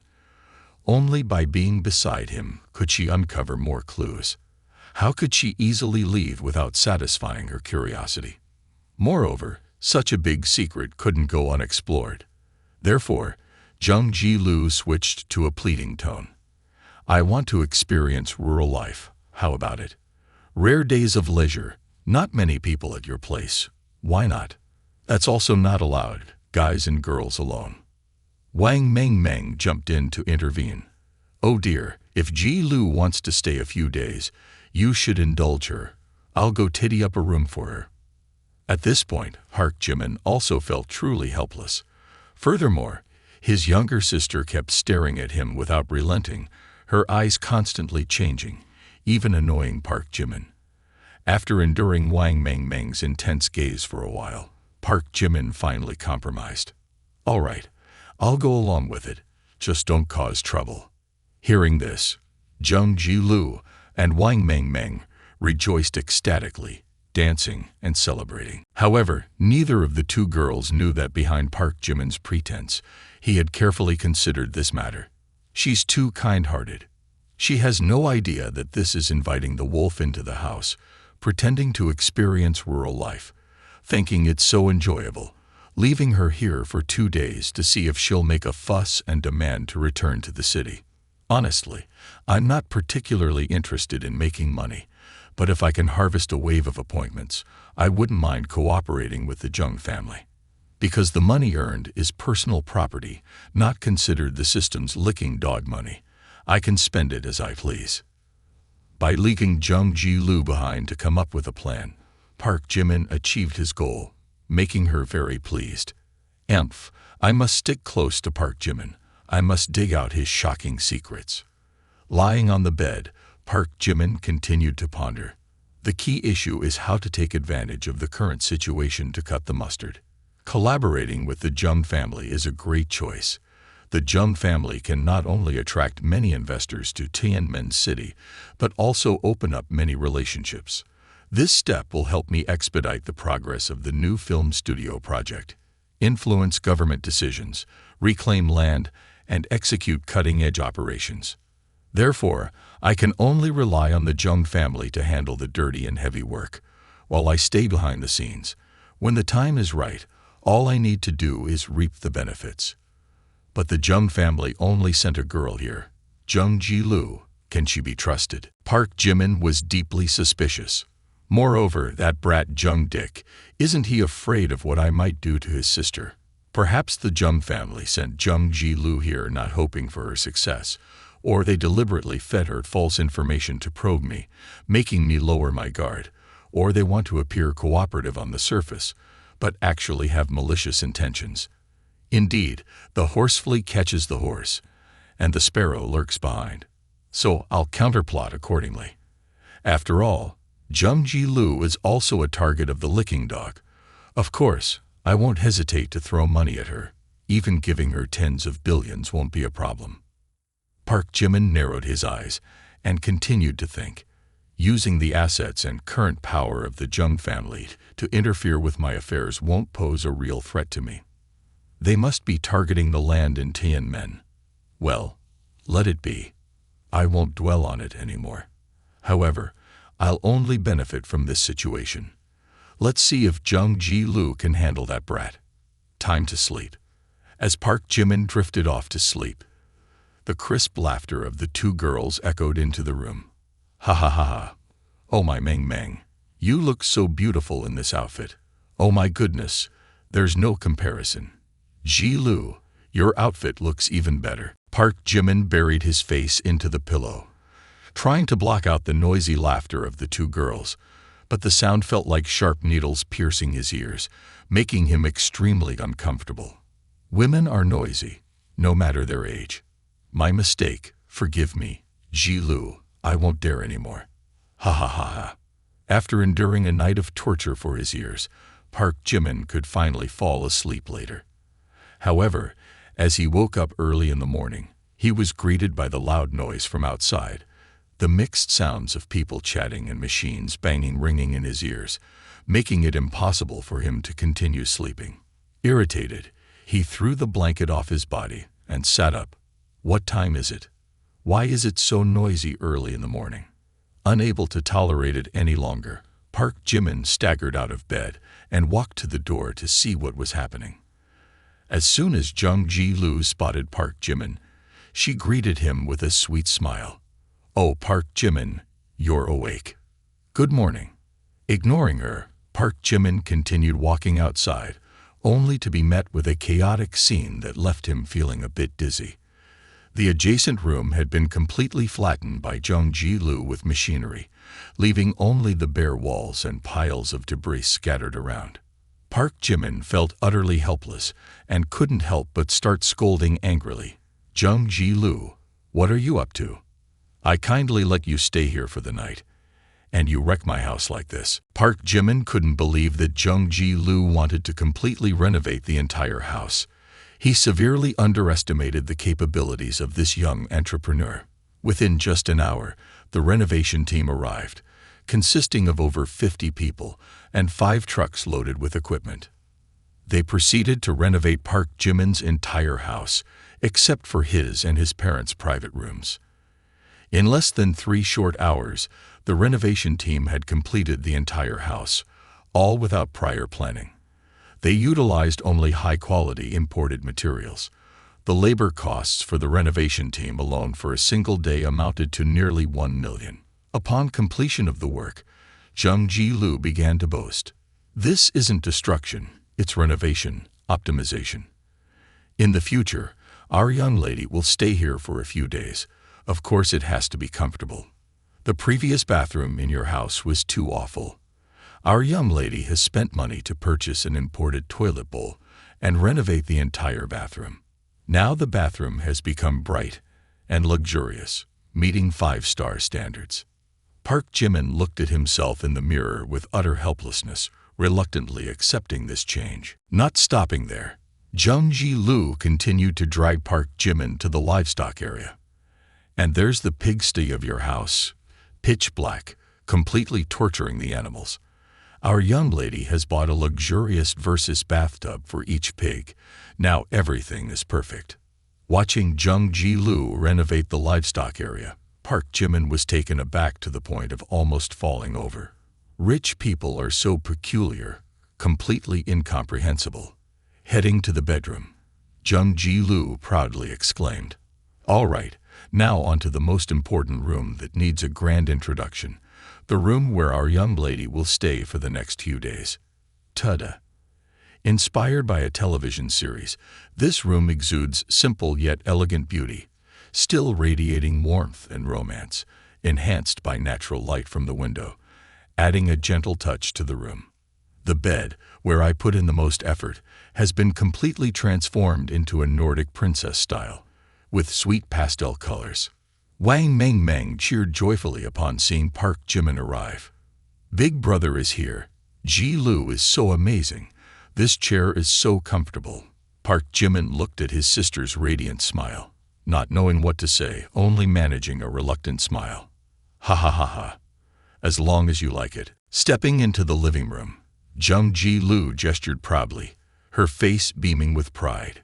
"Every detail in this room has been meticulously chosen by me, using the highest quality materials, ensuring they are completely free of formaldehyde. This not only adds to the elegance and sophistication of the living space, but also ensures absolute safety for health. To elevate the living experience, I plan to install an underfloor heating system, providing warmth and relaxation during the cold winter months. Additionally, a satellite phone system will be equipped to facilitate easy communication, regardless of geographical or weather conditions. At this moment, Park Jimin had no words left. Everything in the house had been completely changed, so unfamiliar that he felt lost. Indeed, the young miss, wherever she stays, demands intricacy. I'm not stingy either, but I didn't think Jai Lu could be so extravagant with money, especially when she's only staying here for a few days. When my parents come home, they won't even recognize the house. I'm not coming home to rest. I'm coming home to be a servant. Look at this. Ji Lu is truly remarkable, absolutely, incredibly talented. At the very moment, Jung Ji Lu was enthusiastically introducing the house to Park Jimin. Completely unaware, a bodyguard was quietly monitoring them. He quickly dialed his phone to contact Jung Dik, the heir of the Jung family, to report on the situation.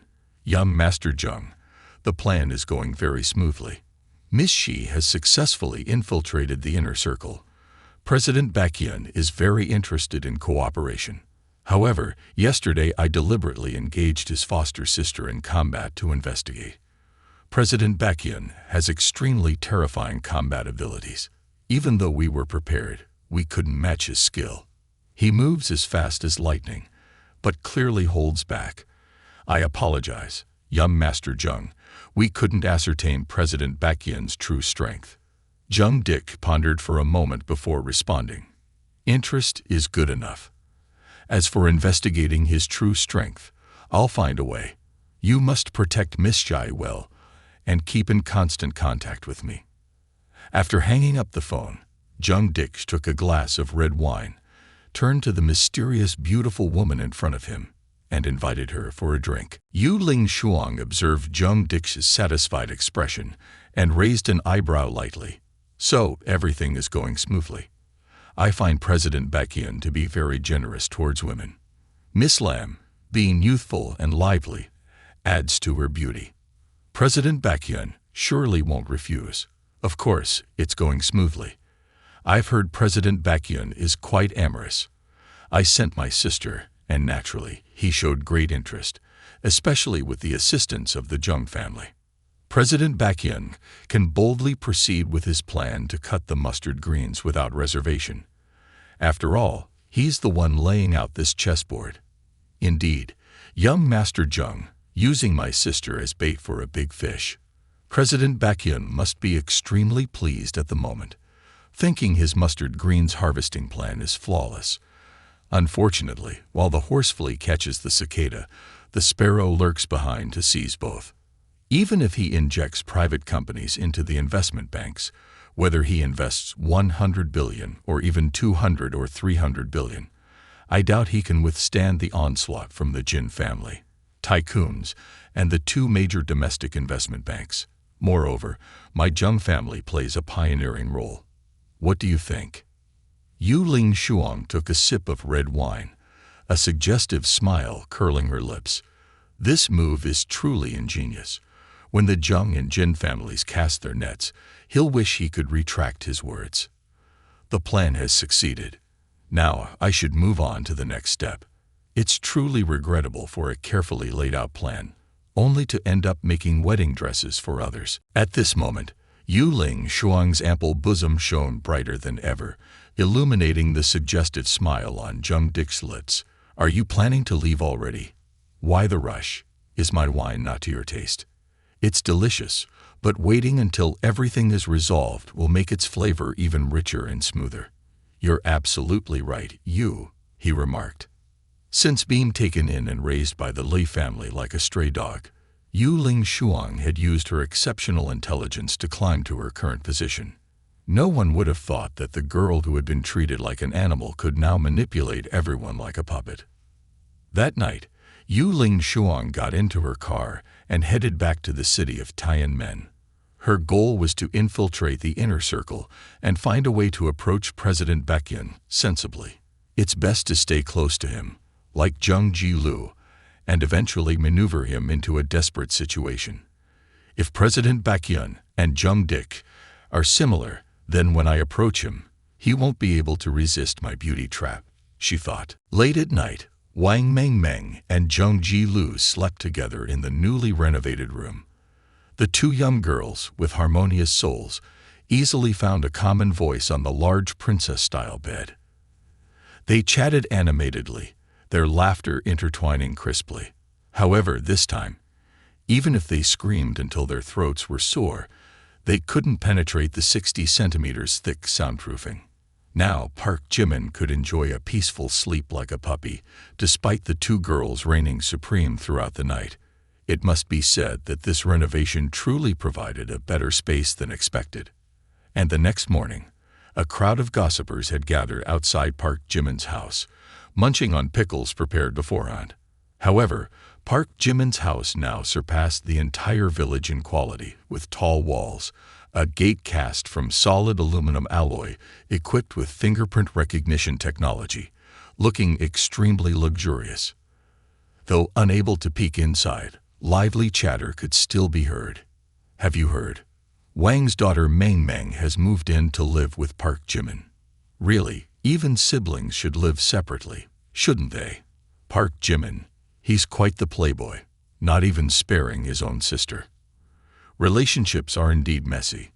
Did you see the car parked in front of his house? A Bentley, too posh. He used to hang out with that beautiful rich girl, had a whole bunch of bodyguards trailing him before. Now she's moved in with him too. Zhang Xiaozhong, upon hearing this, felt both jealous and resentful. Well, besides his handsome face, what does Park Jimin have that I don't? Why does everything good seem to come to him? At this moment, Park Jimin stepped out from the house. Despite seeing him emerge, some couldn't resist speaking ill. From childhood to now, he's just a leech, only knows how to rely on women. Isn't he essentially a gigolo? Quite the talent, huh? Zhang Xiaozhong hurriedly approached to greet him. Hey Park Jimin, wanna go downtown with me tonight? Park Jimin turned back to ask. Downtown? Where to? Excitedly, Zhang Xiaozhong suggested. Oh, it's a junior high school reunion. It's been so many years since we've had a chance to meet again. Tianmen City has been bustling lately. Heard there are many classmates wanting to visit the Tsinching area across the river. Tonight, we'll go for drinks, and tomorrow we'll take a stroll around the real estate area. See if we can find some investment opportunities to make a fortune. Heard Young Sil is over there too. Who knows, we might even bump into a celebrity. Zhang Xiaozhong's suggestion didn't pique Park Jimin's interest at all. Student reunions are usually just for showing off. I hope Zhang Xiaozhong won't give me that chance. Lately, I've been showing off too much, feeling a bit tired. But the most urgent matter now is to deal with the project involving Young Sil. Might as well pay her a visit. After some consideration, Park Jimin nodded in agreement. All right, let's go. What time tonight? 6 p.m. I'll come pick you up directly. It'll take about 6:30 p.m. to get to Xinching on the other side. Not later than 7 p.m. That's fine. I'll be free around then. Then, without further ado, Park Jimin dragged Jung Ji-lu outside. As they walked further away, within moments, they arrived at a cornfield. Inside the cornfield, Jung Ji-lu looked around but didn't see anyone, which made her a bit anxious. It's so deserted here. Is Park Jimin planning something inappropriate in the cornfield? If he really tries anything, I might be assaulted. Then, Jung Ji-lu, fearful, asked, Park Jimin, why did you bring me here? Park Jimin chuckled mockingly. Ha ha ha ha. You're in my territory now. Even if you scream your head off, no one will come to your aid. Hee hee, now you're finally scared. Too late. Jung Ji-lu blanched and cried out like a child. What do you want to do? Don't scare me. Park Jimin suddenly paused, feeling something was off, then tossed her a basket and said, Here, take this basket, and go pick 20 corn cobs. Thinking she was about to be assaulted by Park Jimin, Jung Ji-Lu was taken aback when he instructed her to pick corn, leaving her speechless. What? Pick corn? Previously, when eating corn, Jung Ji-Lu thought it was dug up from the ground, not realizing it grew on stalks. This new sensation felt like discovering a new continent. Afterwards, Jung Ji-Lu showed no negative reaction at all. On the contrary, she seemed to enjoy herself. So this is corn. It grows on stalks, not dug up from the ground. Haha. Park Jimin thought Jung Ji-Lu would cry over this task, so he secretly smirked. Hee. Let her taste how hard farm work is. She'll be eager to return to the city. After picking the corn, Jung Ji-Lu was exhausted, sweaty, but her face radiated indescribable joy. Seeing Jung Ji-Lu's enthusiasm, Park Jimin decided to take her to dig sweet potatoes. Jung Ji-Lu eagerly began digging, the soft soil making it easy. Before long, the sweet potatoes were harvested, and Jung Ji-Lu's happiness only increased upon seeing the results. Park Jimin then led her to the riverbank to fish, but Jung Ji-Lu showed even more interest, starting to play around in the water. A morning full of joyful experiences had come to an end, but its lingering echoes still resonated cheerfully within Jung Ji-Lu. Park Jimin, turns out life in the countryside is this fun. I'm so happy. From now on, I want to stay here. I don't want to go to school anymore. I don't want to go back to the city. Park Jimin froze upon hearing this. Failure. The plan failed. After a tiring morning, she doesn't feel tired at all. Instead, she wants me to go farming with her every day. It's outrageous. So many rural folks strive all their lives, wanting to step into a wealthy life, yet she, living a carefree life every day, wants to farm. Suddenly, cries for help echoed from afar. Help me! Help me! On a small road near a cornfield, a group of strangers appeared. Running ahead was a graceful young woman, her youthfulness evident in her demeanor, her countenance pure and serene. In pursuit behind her were 5 to 6 fierce-looking men. She ran towards Park Jimin as if seeking assistance. Save me! Yu Ling Shuang pretended to desperately flee, simultaneously pleading for help in fear. Suddenly, she changed direction and ran towards Park Jimin, but when the distance between her and Park Jimin was certain, she deliberately stumbled. Oops! The ruffians behind also caught up, their leader Kang with an angry expression. Hey, you little troublemaker, why stop running? Let's see how far you can run. Kang, this girl's a catch. A bit muddy, but I reckon she's still a virgin. Surrounded by cornfields like this, no one around, ha ha ha ha. Another one chimed in. Good point, not a bad idea. Listening to his younger gang member's words, the gang leader Kang smirked cruelly. He roughly grabbed Yu Ling Shuang's hair, pulling her head up forcefully, saying, Finally caught you, little sister. You're quite fast. Ha. Ah. Let me go. Don't cry. Behave and come with us obediently, or else you'll regret it. Yu Ling Shuang, originally graceful and beautiful, now looked pitifully abused by the rogue. This sight was unbearable for Jung Ji-Lu as well. Before Park Jimin could speak up, she stood up angrily, one hand firmly on the table, the other pointing angrily as she scolded. Release that girl. This is outrageous, absolutely unacceptable. You trash. How dare you treat a girl like this? You lowlifes, daring to bully a weak girl in broad daylight. Let her go. Park Jimin looked at Jung Ji-Lu in admiration, unable to help but exclaim, This girl is really bold. She didn't bring any bodyguards today, yet she still dares to rush in like this. However, upon scrutinizing Yu Ling Shuang's face, Park Jimin couldn't help but be astonished. Her beauty was diverse and captivating, along with an aura emanating from her that sparked a hint of suspicion in his mind. A woman so beautiful, why would she be pursued by a gang of ruffians? Moreover, she even deliberately let me encounter this. What is happening?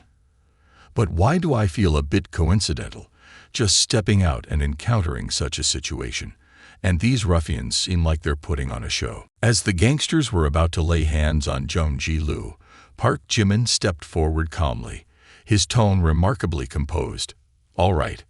Have you guys had enough fun? Show some respect and leave." The gang leader Kang glared at Park Jimin, his face full of hostility. "Respect you? Who the hell are you, damn it? Daring to act tough here? Do you even know what death looks like?" The thug's performance was too exaggerated, making everything seem fake. Park Jimin, seeing through the charade, decisively intervened. Within just a minute, all 6 thugs were lying on the ground, writhing in pain, tears almost streaming down their faces, their agonizing moans echoing across the cornfield, sending shivers down the spine. Yu Ling Shuang could only curse inwardly at the scene. Just a drama. Why did this kid have to be so brutal? Jung Ji-lu looked at Park Jimin with admiration. "Park Jimin, you're amazing. I couldn't even see your moves clearly. And yet you've already subdued them all." Although it was just a performance, Jung Ji-lu was unaware. Park Jimin's demeanor at this moment was flawless, beyond reproach. In the moment when the thugs were about to harass her, Park Jimin appeared like a hero, rescuing the beauty. Since meeting him, this was the first time Jung Ji-lu felt the strong masculine aura emanating from Park Jimin, which made her heart flutter uncontrollably. Jung Ji-lu's favorable impression, +10, double kill, triple kill, wata kill, venta kill, current favorable impression, +60 points. Park Jimin approached Yu Ling Shuang and asked, "Hey comrade, are you okay?" Yu Ling Shuang's initial fear quickly disappeared, replaced by a natural and sincere demeanor. She looked at Park Jimin with sparkling eyes full of gratitude and spoke with heartfelt emotion. "Thank you. My name is Yu Ling Shuang. I will definitely repay you in the future." Yu Ling Shuang's eloquent eyes, coupled with her shy demeanor, were enough to melt the heart of any man. Park Jimin was no exception. He was deeply shaken. Damn, those seductive eyes. I'm hooked. Activate the dog-licking action. Name Yu Ling Shuang. Age 23. Height 168 centimeters. Weight 48 kilograms. Beauty score 93 points. Female student's favorable impression towards the host -80 points. Forging a tight bond with the host, surpassing 95 points in favorability, then successfully launching a reverse ambush, transforming into the host's dog licker. Reverse ambush successful. Reward 10% of dog licking fee. Reward +50 points for reinforcement. Reward for mastering stealth disguise. Business management proficiency. Proficient combat. Morse code mastery. Hacking proficiency. Tea art proficiency. Cooking proficiency. Wine tasting proficiency. Stock market proficiency. Painting proficiency. Piano playing proficiency. English proficiency. Fashion design mastery. As soon as the system finished its announcement, Park Jimin was utterly perplexed. Who is this person, and why are they proficient in so many skills? The crucial thing is, despite me saving her, her favorability towards me is -80 points. Could I have done something wrong, or is her character just too peculiar? I can't understand it. There's no precedent for this. Did I kill her mother? With such low favorability, she probably sees me as an enemy. Even Park Min-young didn't dislike me this much before, pretending to be moved to tears. At first, I wasn't sure if she was acting, and her performance was too perfect. It was impossible to distinguish between truth and falsehood. But favorability can't be faked. She definitely has an issue. Jung Ji-lu looked at Yu Ling Shuang with concern and asked, "Little sister, are you okay? Why do they want to chase after you?" Yu Ling Shuang hesitated as if there was something difficult to say. Finally, gritting her teeth, she replied softly, Because I owe them a lot of money." Yu Ling Shuang began to portray a storytelling role, then fabricated an incident. "Since I was young, I have lived in a single-parent family. My father went to prison early on, and my mother passed away a year ago, diagnosed with a serious illness, which further plunged our already struggling family into hardship. In order to treat my mother, I had to sell our house and even take out high-interest loans. Despite a year of struggle, my mother didn't make it, leaving me alone with no support. I carry an overwhelming debt burden with exorbitant interest rates and no ability to repay. The creditors want to force me into prostitution to pay off the debt, but I refuse to accept such a grim fate. I would rather die than allow myself to be disgraced. In the end, I decided to flee. Although the script seemed somewhat cliché, through Yu Ling Shuang's narration, it became incredibly sincere and moving, coupled with her deeply emotional tone, which moved Zheng Ji-lu to tears. "Oh, poor sister, how much debt do you owe? I will help you repay it. I am Zheng family's young miss." Yu Ling Shuang shook her head, biting her lip, her eyes radiating determination. "Thank you, little sister. I can earn money on my own. Just need a little time." Zheng Ji-lu looked at Yu Ling Shuang with an indescribable sadness, evoking her sympathy. "Oh my, you're truly resilient, like a lotus flower rising from the mud." Park Jimin remained unchanged amidst life's myriad changes. Even as Yu Ling Shuang silently observed, she could only see his face devoid of any ripples, with a hint of mockery even flickering in his heart. "Damn, this cheap TV drama plot. How boring is this? It's so contrived. Only someone as naive as Zheng Ji-lu would believe it." Despite thinking so, Park Jimin had no intention of exposing Yu Ling Shuang's intentions. As they walked, Zheng Ji-lu continued to inquire, while Yu Ling Shuang adhered closely to the storyline. Park Jimin had long seen the dark intentions hidden beneath Yu Ling Shuang's exterior, so as he listened to her tale, the corners of his lips occasionally curved up. "My life has always been dull," and her deliberate approach to me, staging a heroic drama of rescuing the beauty, truly makes for an interesting experience. Beneath her sweet exterior lies a gaze full of hostility, on guard. Clearly, she's wary of me, which piques my interest. It's as if Yu Ling Shuang has been manipulated by someone. What purpose does she have in approaching me? Especially with her skills, indicating she's an assassin. Could this be a dangerous plot? A daring thought suddenly sparked in Park Jimin's mind. Yu Ling Shuang hasn't posed any threat to me whatsoever. In fact, I could even keep her around as a plaything, stirring up this dull life. Providing her with some misleading information for a counterattack is also a good idea. It's best to lure out the mastermind behind her. That's right. No matter how good Yu Ling Shuang's acting is, if her favorability is low, I, Park Jimin, will never trust her. With this in mind, Park Jimin tried to suppress his excited emotions. "All right, Zheng Ji-lu, you take Miss Yu back home to tend to her wounds, and while you're at it, give her a bath." Zheng Ji-lu became extremely enthusiastic upon hearing this. "Exactly. You sister's clothes are all dirty. She needs a bath and a change of clothes. I was just telling her, take a look at yourself. You look like a coal miner now, no longer resembling a young lady of the Zheng family." After Zheng Ji-lu spoke, Park Jimin turned back to Yu Ling Shuang with a bright smile. "Miss Yu, if you don't mind, I have a company where you could work." Park Jimin's words secretly delighted Yu Ling Shuang.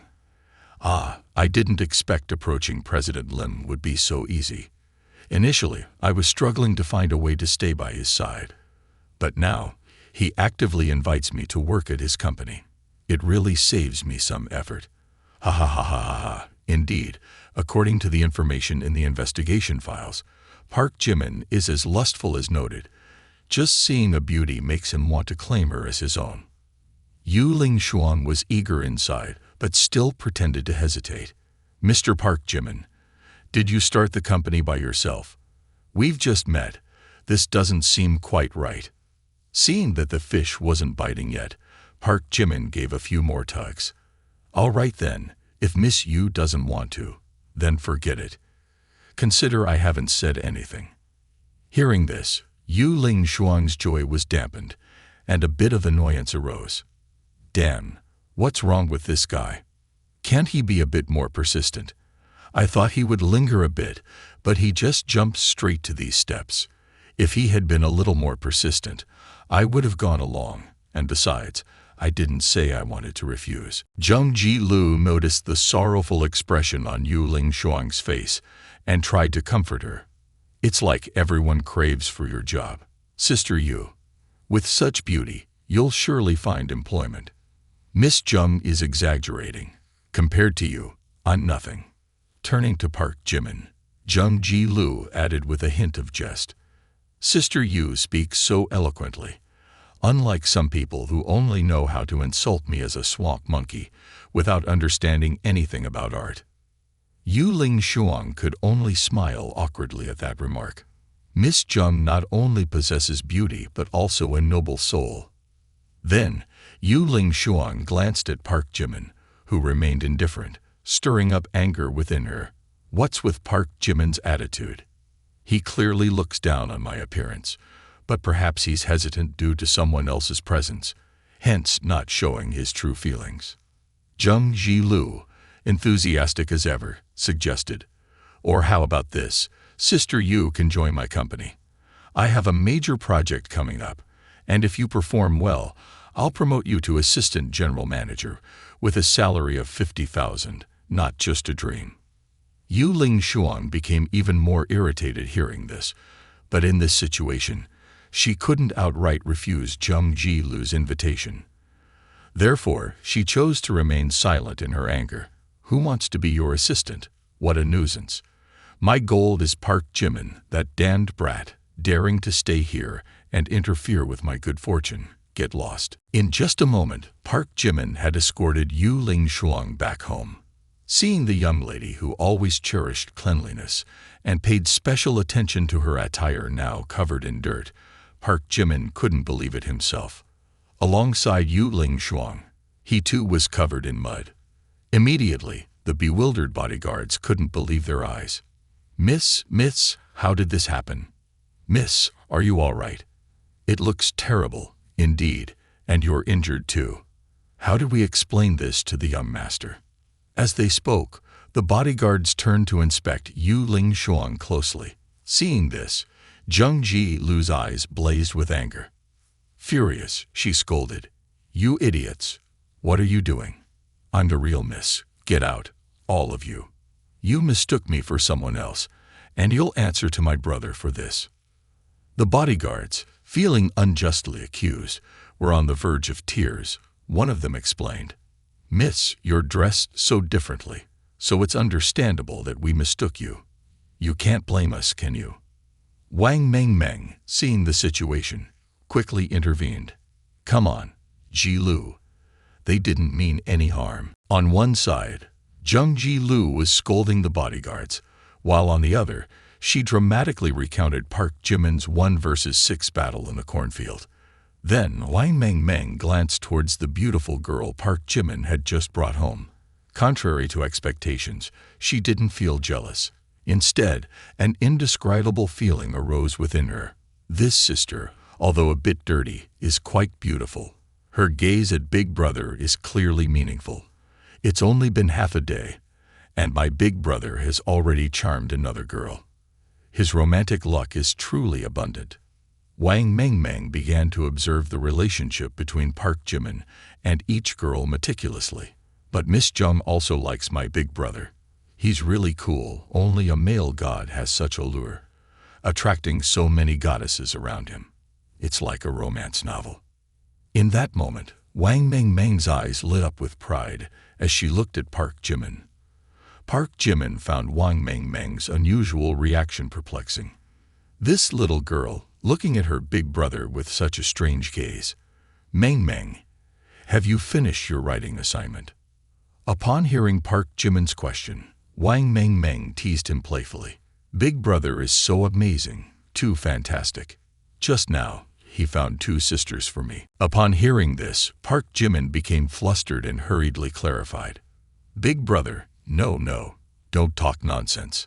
As predicted by Wang Mengmeng, both girls reacted strongly, their embarrassment evident on their faces, impossible to hide. Jung Ji-lu exclaimed, What sister-in-law? Meng, don't talk nonsense. The young miss, don't want that. Yu Ling Shuang bowed her head shyly, and also quickly explained, Good little sister, my brother and sister just met for the first time. I misunderstood. Seeing the awkwardness on their faces, Wang Meng felt extremely amused. Hey, still pretending with me. There will be a lively scene in this house later. The atmosphere suddenly became very awkward, and the bodyguards quickly brought a medical kit for Zheng Jilu. Zheng Jilu took the medical kit and suggested, Sister Yu, you were injured before. Let the young miss apply the medicine for you. It's not good for me to do it. I can handle it myself. What are you afraid of, sister? The young miss is very professional. All right. Then be gentle. I'm afraid it will hurt. Zheng Jilu opened the medical kit, suppressing her mischievous expression, replaced by professionalism. With just a piece of cotton soaked in hydrogen peroxide, her slender hand gently applied it to Yu Ling Shuang's wound. Although her movements were confidently executed, Zheng Jilu's technique was peculiar. However, Yu Ling Shuang was quite the opposite of her. In less than 5 seconds, Yu Ling Shuang cried out in pain. It hurts so much. Hearing this, Zheng Jilu panicked even more. I'm sorry. I was not careful and applied too much pressure. Afterward, Zheng Jilu was more cautious, but she kept pushing harder onto the wound. This time, Yu Ling Shuang began to scream even louder. It hurts so much. Seeing Yu Ling Shuang panting heavily due to the unexpectedly strong and professional treatment, Zheng Jilu became even more flustered. Unfortunately, the bottle of hydrogen peroxide accidentally spilled all over Yu Ling Shuang's wound. I'm sorry. I applied too much force by accident. Yu Ling Shuang, in pain, sobbed. No, it's okay. You didn't mean to. The flip side of pain was ignited fury. You little demon from the Zheng family. I won't spare you. Go die. Go die. Just die. At this moment, Park Jimin could no longer stand idly by. He reached out and gently took Zheng Jilu's hand to stop her. Let me handle this. Zheng Jilu hesitated for a moment, but eventually allowed Park Jimin to take over. I'm sorry, she's never done this before. She hurt you. I apologize. Let me help you disinfect the wound. As he spoke, Park Jimin gently applied medication to the wound, his movements displaying ample professionalism. Not only that, he took the opportunity to steal a glance for a moment. Yu Ling Shuang looked at Park Jimin. You're so gentle. Thank you. Mr. Park, I didn't expect you to handle the wound so professionally. Truly impressive. Yu Ling Shuang's goodwill rating -5. Current goodwill rating, -85 points. Park Jimin looked at her with a touched expression, seemingly at a loss for how to react. If it weren't for her goodwill rating towards me, which stands at -85 points, I might have thought she genuinely appreciated my help. A heart as deep as a bottomless lake, a face serene hiding deep emotions, a delicate flower with hidden thorns, thoughts concealed beyond reveal, unable to display, a passionate kiss dripping with tears. Formidable, truly formidable. Park Jimin meticulously reconsidered once again. Her acting is truly outstanding. Fortunately, I have a reminder system to keep my spirits optimistic. Otherwise, I might assume she is grateful and admiring me. But ultimately, I must wonder what she desires. With such acting skills, the self-respect of an ordinary man would be stirred. Then, falling into her trap and being spun around by her. Among the women I've encountered, perhaps only Kim Jenny can be compared to her in acting. She is a formidable opponent and must be dealt with carefully. Meanwhile, Yu Ling Shuang, towards Park Jimin, a man full of masculine grime, had a new perception. This President Lim is only handsome and well-endowed. Sadly, he is a cunning wolf in sheep's clothing. According to Kang Cha-won's health examination results, Park Jimin's mother, it shows she is incapable of reproduction. Thus, it can be inferred that Wang Meng clearly has no blood relationship. Currently, all conclusions are still premature, and President Lim's identity holds too many mysteries. But contemplating this, Yu Ling Xuang felt Park Jimin was a hypocrite. Clearly, he knew that Wang Meng wasn't his biological sister, yet he didn't inform her. In fact, he deliberately exploited their sibling relationship to live together and gradually execute his plan. That must be the case. Even if we overlook the hostile relationship between me and him, purely in terms of character, Park Jimin is a cunning wolf in sheep's clothing. Wang Meng is as innocent as a blank sheet of paper, regarding him as her real brother. Yet he dared to deceive her and waited for the right moment to take advantage of her. Truly, he is a despicable creature, making everyone disgusted. When the opportunity arises in the future, I must certainly expose his true face. Moreover, he even took advantage of my injury to gaze at my body. Indeed, opportunism knows no bounds. Sooner or later, I will make him regret his actions thoroughly. Yu Ling Xuang smirked inwardly. Park Jimin's reaction was also within her expectations. I don't know if Park Jimin suspects anything about my identity, but behaving like a beaten thug is truly beyond shocking.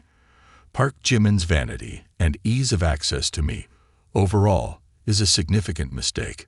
A while later, Park Jimin finished disinfecting Yu Ling Xuang's wound. The bandage is done. Let's go shower and change clothes.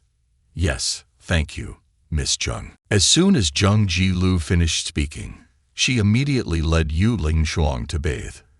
After half an hour, when Zheng Jilu had finished bathing and changed into new clothes, the bodyguards were mesmerized by her beauty. Oh, she's absolutely stunning. Truly remarkable. This beauty rendered Yu Ling Xuang completely renewed. In her khaki pants and white shirt, she shone brilliantly with her inherent beauty, smooth white skin, sparkling gem-like eyes, and elegant, dignified face.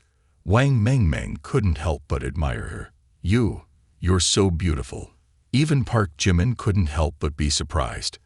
The contrast before and after bathing was so significant that he couldn't take his eyes off her. Although I know they're both beautiful, it's only upon closer inspection that you realize they're unbelievably beautiful.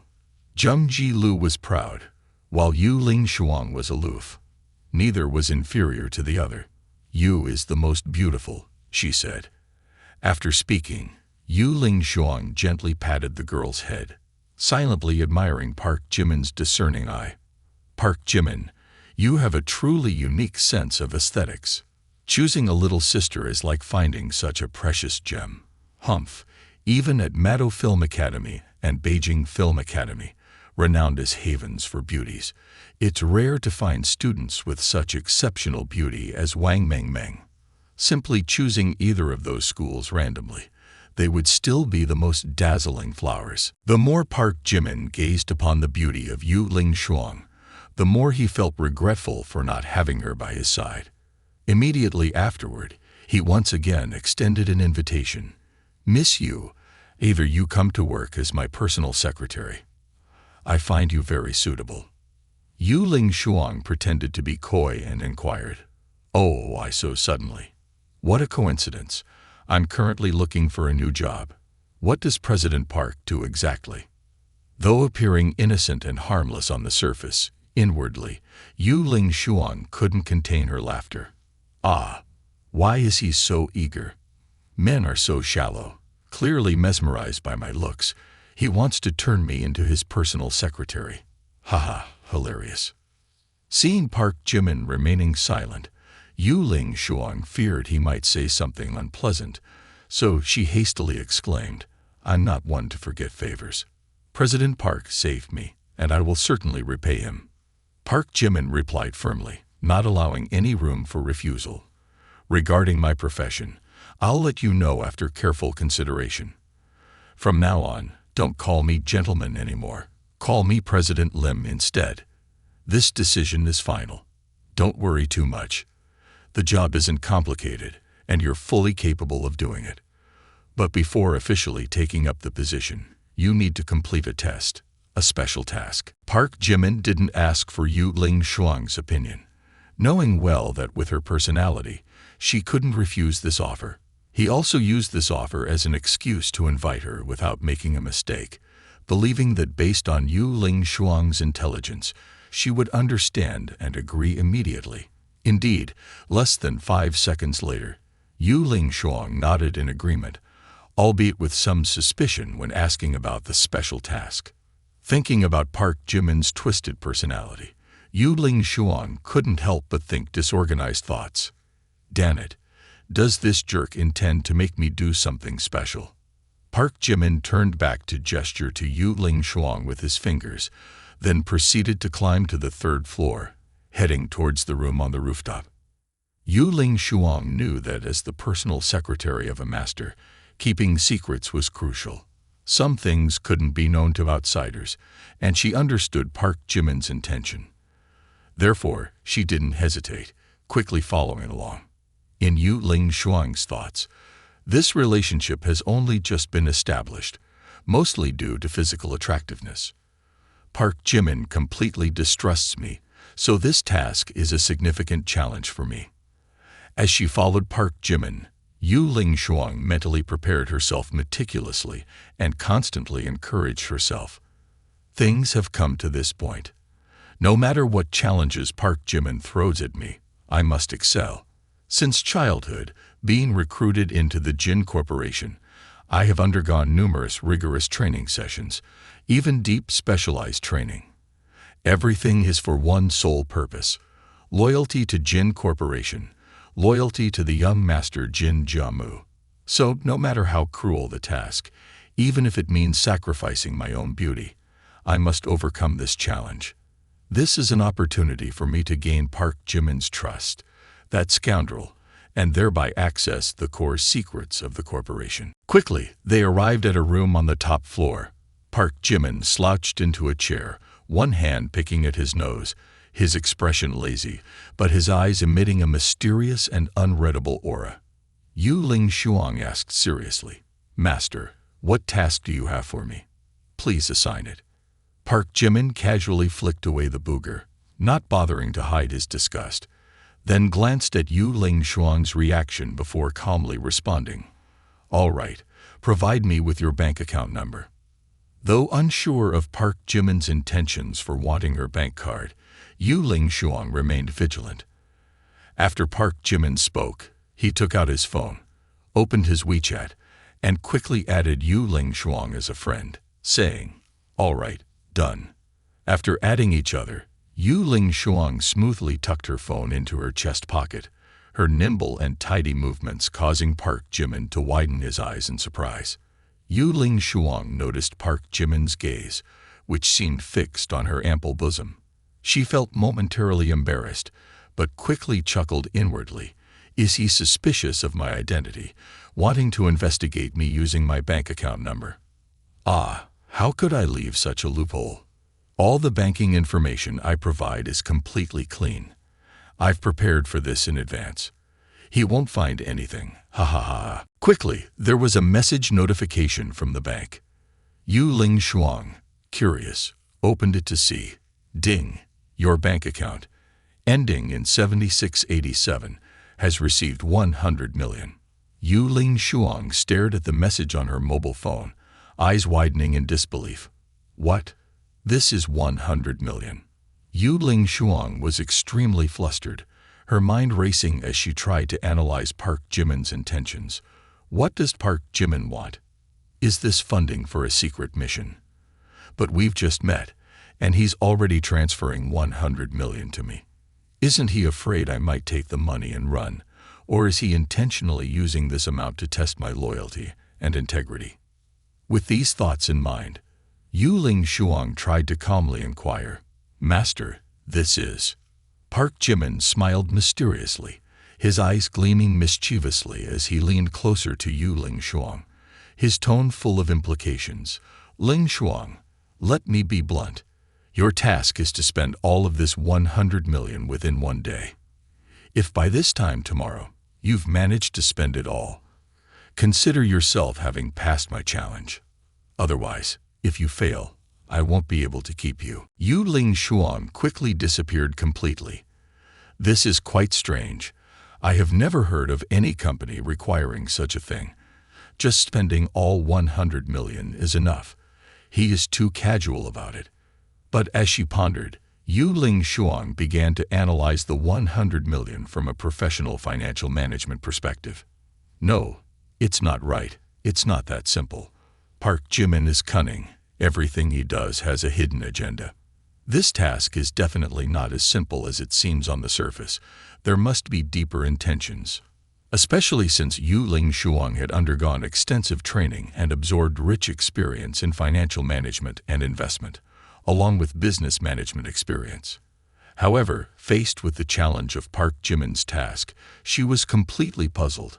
What does he really intend? Is the purpose not to make money, but to waste it? Does he want to see if I will spend recklessly? It can't be that simple. No employer allows employees to spend 100 million freely. Only someone sick would do that. But Chairman Lim isn't sick. He's very intelligent. So, is this a trap or a challenge?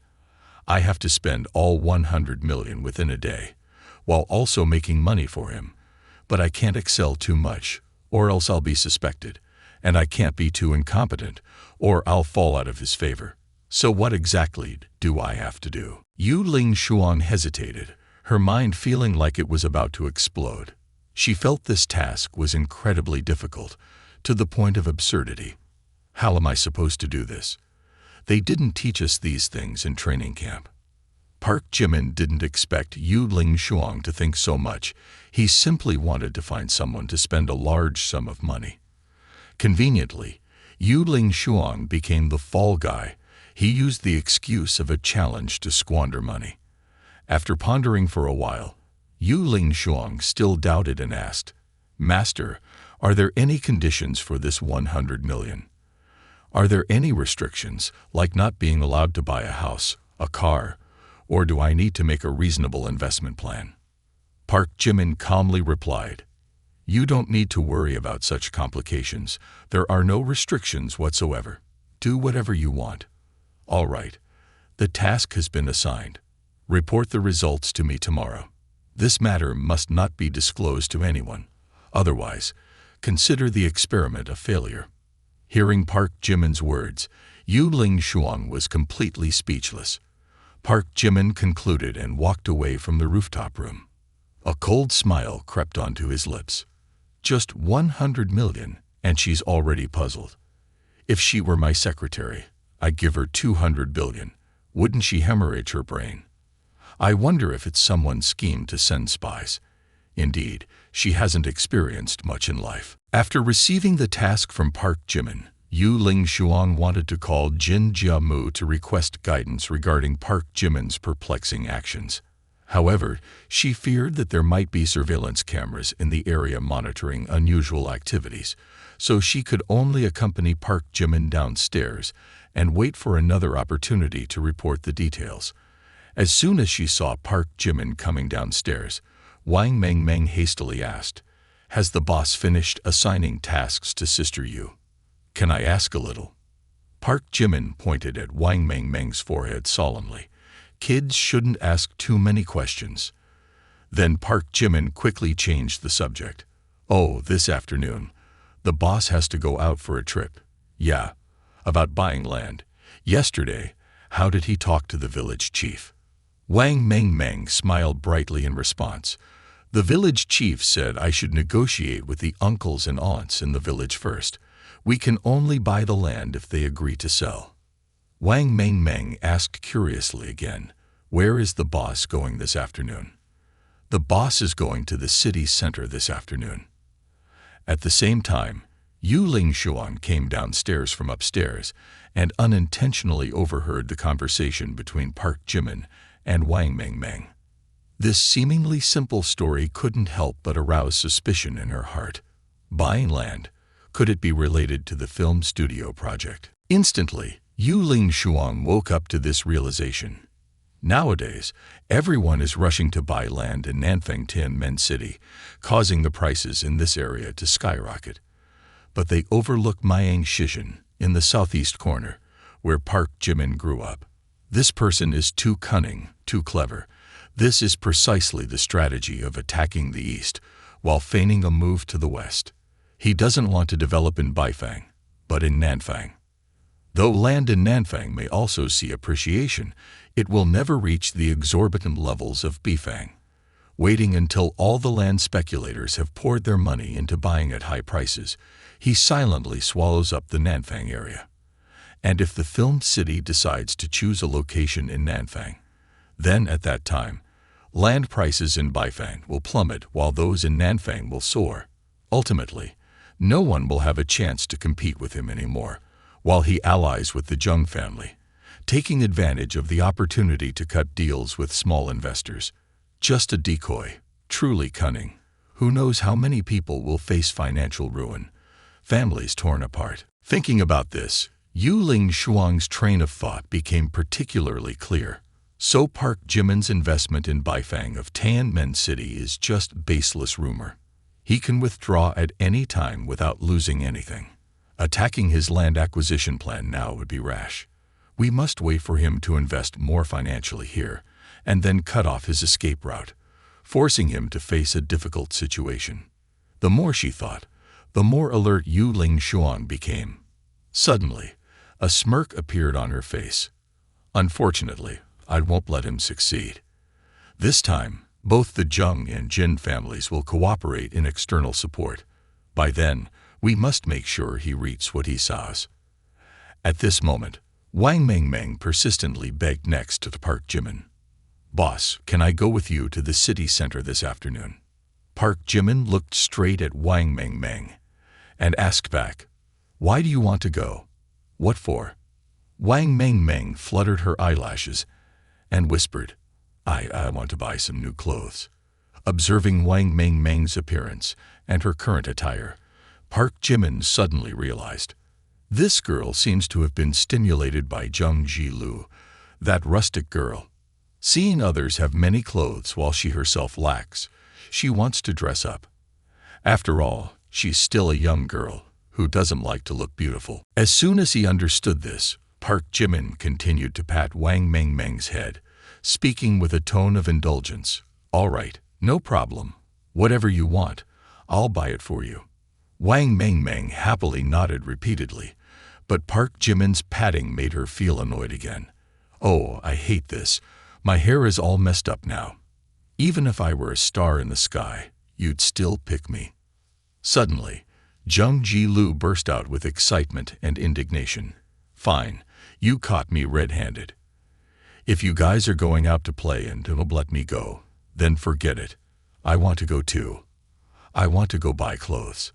The more she talked about shopping, the more agitated Zheng Jilu became, her voice filled with indignation. In situations like this, you should have called me earlier. Is this how you treat a comrade in arms? Furthermore, I've never been to Tianmen City, so I also want to go see. I'm a responsible person, but you didn't invite me. Were you planning to call a taxi? Park Jimin pondered silently, nodding in agreement to himself. This rustic girl can come along too. At least she has a car. We won't need to call an extra taxi, saving some transportation money. Later, Park Jimin rubbed his chin again, looking towards Yu Ling Shuang. And there's Yu Ling Shuang too. She can come along. She has a big role. Seeing Park Jimin's gaze, Yu Ling Shuang couldn't help but shiver momentarily. What's with that look, Park Jimin? So creepy, but it just so happens that Park Jimin asked me to spend all 100 million, so spending this money sooner is better. A while later, all four of them set off for the city center. Upon arriving at the Tianmen City shopping center, Zheng Jilu dashed off like a wild horse, completely letting loose. She dragged Wang Mengmeng along, urging her, Mengmeng, don't be scared. Run faster, it's just shopping. Follow me. Wang Mengmeng was equally excited, feeling like she had taken a tonic. Okay, it's my first time here. I love it. All right, I'll show you around this area. Park Jimin turned back and saw Yu Ling Shuang still sitting in the car, so he said, Hey you, get out of the car. Let's go. Yu Ling Shuang was currently calculating with the 100 million. Upon hearing Park Jimin's suggestion, she asked back, "Oh, what am I going for?" Park Jimin chuckled calmly and said, "Come here and carry our stuff. Otherwise, what else are you here for? Why are you still sitting there? You're my secretary now. Got it? Serve me." Hearing this, Yu Ling Shuang was so angry that the pen in her hand was unconsciously snapped in half. Tianmen City, though a small city, is not lacking in famous brands. Park Jimin, accompanied by three beauties, just stepped into the shopping center, immediately attracting all eyes. Each of the three ladies possessed their own unique beauty, illuminating wherever they went. The passing crowd, with heads turning, reached a 100% gaze rate. Park Jimin, exuding ample confidence, flashed a sunny smile. "Meng Meng, don't hesitate with your big brother. Just say what you like." The first destination was a clothing store, and the shopping frenzy officially began. The most distressing moment for Wang Meng Meng was the decision-making process while shopping. She stood before countless choices, left, right, front, back, all incredibly appealing. This dress was beautiful, that one was cute, leaving her unsure which one to choose. At this moment, Park Jimin showcased his irresistible charm, expressing it flawlessly. "I think these outfits are very beautiful." After saying that, Park Jimin stepped forward to the staff, winking mischievously. "My two little sisters just picked out those outfits. Take all of them in every color. Bundle them up. I'll swipe the card." Park Jimin's words startled the staff, causing them to jump and break out in a cold sweat. Buying clothes this time, they probably won't need any for 3 years. Next, the four of them moved on to the handbag store, where Wang Meng Meng was delighted with each choice. "This bag looks nice." After saying this, Park Jimin skipped the selection process entirely and went straight to the cashier. "All the handbags in the store. Take 2 of each color, 1 to carry and 1 to admire at home. I'll swipe the card." The way he swiped the card, both casual and handsome, left the girl swooning in admiration. "Buy everything. Swipe the card. Hurry up. Finalize all orders. Swipe the card. Shop to your heart's content. The card will take care of everything. Okay, let's go all out. Swipe the card." Wang Meng Meng pointed to items, and Park Jimin promptly paid for them. His shopping speed measured in seconds, truly overwhelming her. Just as Park Jimin was about to swipe the card again, Meng Meng hastily intervened. "That's enough, boss. We've bought too much today. You must be planning to buy me enough clothes for a year, 1 outfit for every day." Park Jimin waved his hand dismissively, seeming indifferent. "Too much. Why do I still feel empty-handed then?" Hearing this, Wang Meng Meng was also at a loss with his older brother, so she pointed accusingly at Yu Ling Shuang, who was panting for breath, with a tone full of reproach. "Of course you feel empty-handed. All the stuff is with Sister Yu. You really don't know how to cherish what you have, not even sparing a horse to such an extent." Park Jimin leaned close to Yu Ling Shuang, intentionally quirking his lips and inquiring, "Are you really tired, Secretary Yu?" At this moment, Yu Ling Shuang tried to send out a distress signal, but all she could do was shake her head with a forced smile. "Hi, not tired. I can still handle it." Park Jimin assumed the demeanor of a master, his tone devoid of any sympathy. "Even if you're tired, work still needs to be done. If you don't do it, someone else will. The company isn't a charity organization. You have to prove your worth." Pressured by Park Jimin to this extent, Yu Ling Shuang could only swallow back her anger and tears, silently cursing. "Listen to this. This is what humans say." Suddenly, Park Jimin had a thought. "Oh right, I need to buy a house here later, so there's a place to stay every time I come to the city center. After all, I'm also someone with a secretary. Can't do everything on my own. Being a master requires the demeanor of one." After some thought, Park Jimin turned to Yu Ling Shuang and delegated. "Having so much stuff like this is quite troublesome. Secretary Yu, Later you'll go to the city center to buy an apartment. Purchase it under Meng Meng's name. For storing clothes, absolutely not under my name. Yu Ling Shuang heard this with genuine bitterness. Treating Mr. Hanny like a servant, Park Jimin is despicable. I must kill him.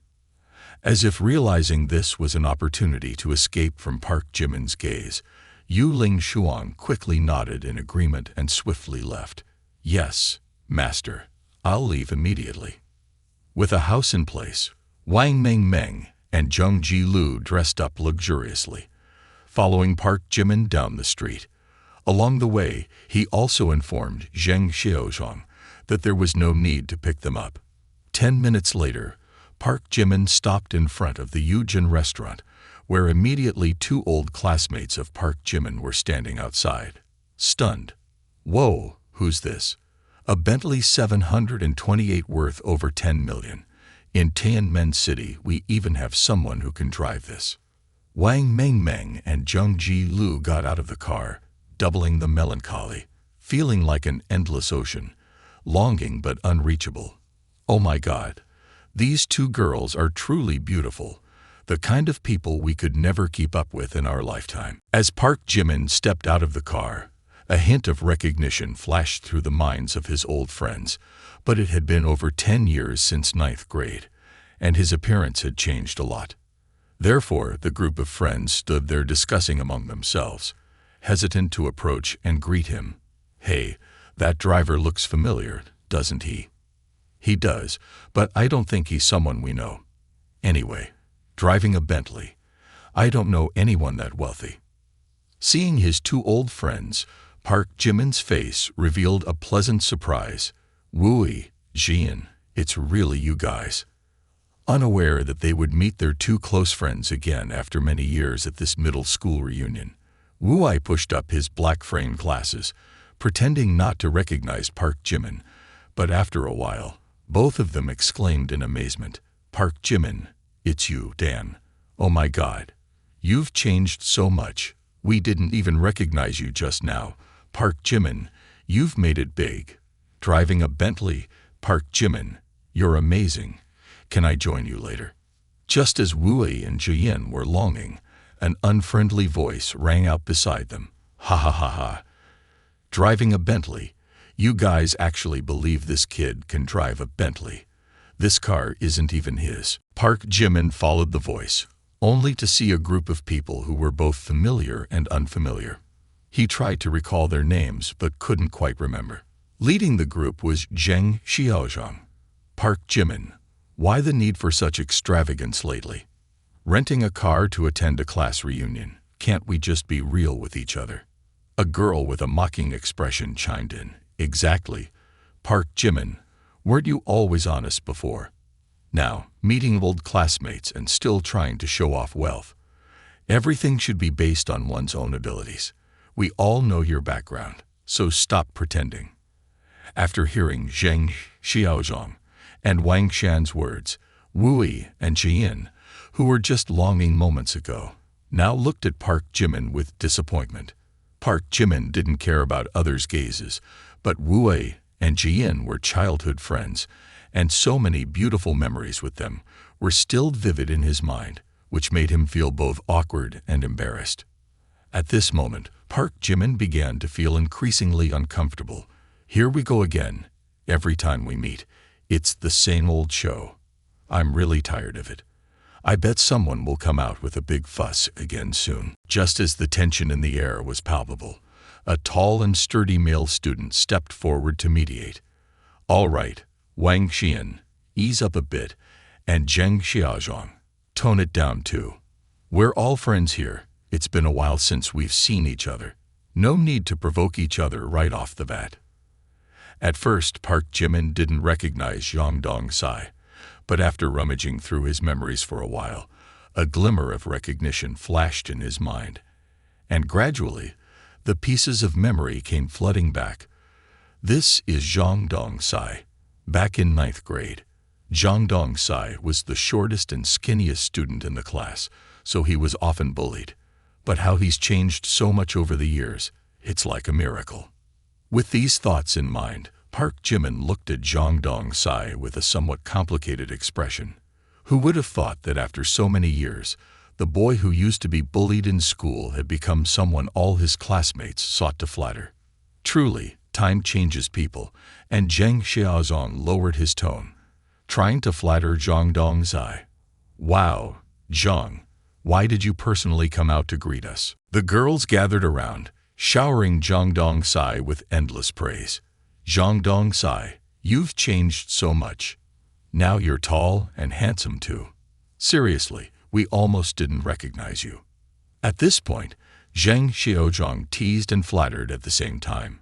Not only tall and handsome, but even more than that, Zhang's father was promoted to become the district party secretary a few years ago. Remember back when Zhang was just a class monitor? Now he's a district official and an outstanding student at Fushan University in Mado. People used to misunderstand him. Zheng Xiaozong's eloquence made Jong Dong-sai very pleased. He stood tall, beaming with satisfaction. Xiaozong, don't exaggerate. We're all old classmates. There's no need to dwell on the past. My father always taught me to be modest and restrained when interacting with others. Suddenly, his gaze shifted to Park Jimin, then settled on the faces of Wang Mengmeng and Zheng Jilu, his expression filled with curiosity. Back in 9th grade, there weren't many standout beauties among the girls. The most eye-catching were Qin Lanlan and Liang Jing. But compared to these two young ladies, the difference is huge. Jong Dong-sai smiled gently, exuding a confident and graceful demeanor as he turned towards Wang Mengmeng and Zheng Jilu, asking, "Oh, these two young ladies look unfamiliar.